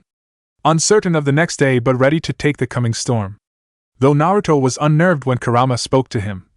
The things these people are implying about themselves at times are ludicrous, impossible to be true, they have to be delusional. The air changed suddenly as Hisashi's smile became plastic and a touch too wide. Boy, let me tell you all something. If there's one thing that I hate more than being called delusional, it's when people do it behind my back when I am right where I can hear them. I have minor telepathy. I can sense surface thoughts from those close by, so if you're going to say things like that, say it to my goddamn face, Kurama. Hisashi started out cheerfully before his purple eyes lost their glow as they stared blankly into Naruto's eyes, accented with a plastic grin and the hissing theatrical whisper conveying his rage. Naruto froze in terror while a single word echoed in his head from his tenant. What? Temple of Jashin Haiden burst into the room containing Jinpachi with scythe at the ready. The intruders to the temple were in that room gathered around the poisoned swordsman. Haiden was ready to attack them when the lead called out. We have no quarrel with you, Arbiter of Jashin. We seek to aid you against an opponent you will face soon. Haiden scoffed. Yeah, right. Do I look like my parents just fucked and I fell out a few hours ago? I don't know what god you worship, but it ain't Jashin-sama, which means you aren't welcome here except as blood on the floor and corpses. The lead laughed. Then I guess we already belong. You will need our aid. Haiden grit his teeth. The hell is so scary that I need the help from a couple of pale bitches like you. The lead spoke as one of them continued to work on Jinpachi. The blighted shadow. Haiden went wide-eyed. He's a legend. He can't exist. No one can really kill gods. The lead shook her head. He can. He does. He draws his power from a source that has transcended all mortal limitations, the dark shade, Kajimori, alongside every shadow twister out there. He is here. Haiden wanted to scream in denial. A figure both revered and feared by Jashinists. A man who rose above the limits of men and slaughtered gods, ones who stood with and against Jashin. This backwater Sunday group wouldn't even be a proper challenge to such a man. As much as Haiden hated it, he had to get help. Haiden glared. What's in it for you? The lead chuckled. Each of us have a score to settle with him. Our master has a complicated relationship with the shadow. And he has offended him. He wants to remind Hisashi of who holds the cards in their arrangements, especially after the blighted shadow dealt, improperly, with some of his most loyal servants. Haiden didn't trust them. He knew better than to trust zealots of other, less righteous gods. But if they were telling the truth, then he had no choice. The lead frowned for a moment. Though my score personally is that Hisashi Kageyami is responsible for my current state and currently holds someone I care about prisoner. I want to show him that even a skeleton in the closet can come back to haunt him. Haiden looked at her strangely. You look fine to me. The lead chuckled. On the outside mostly.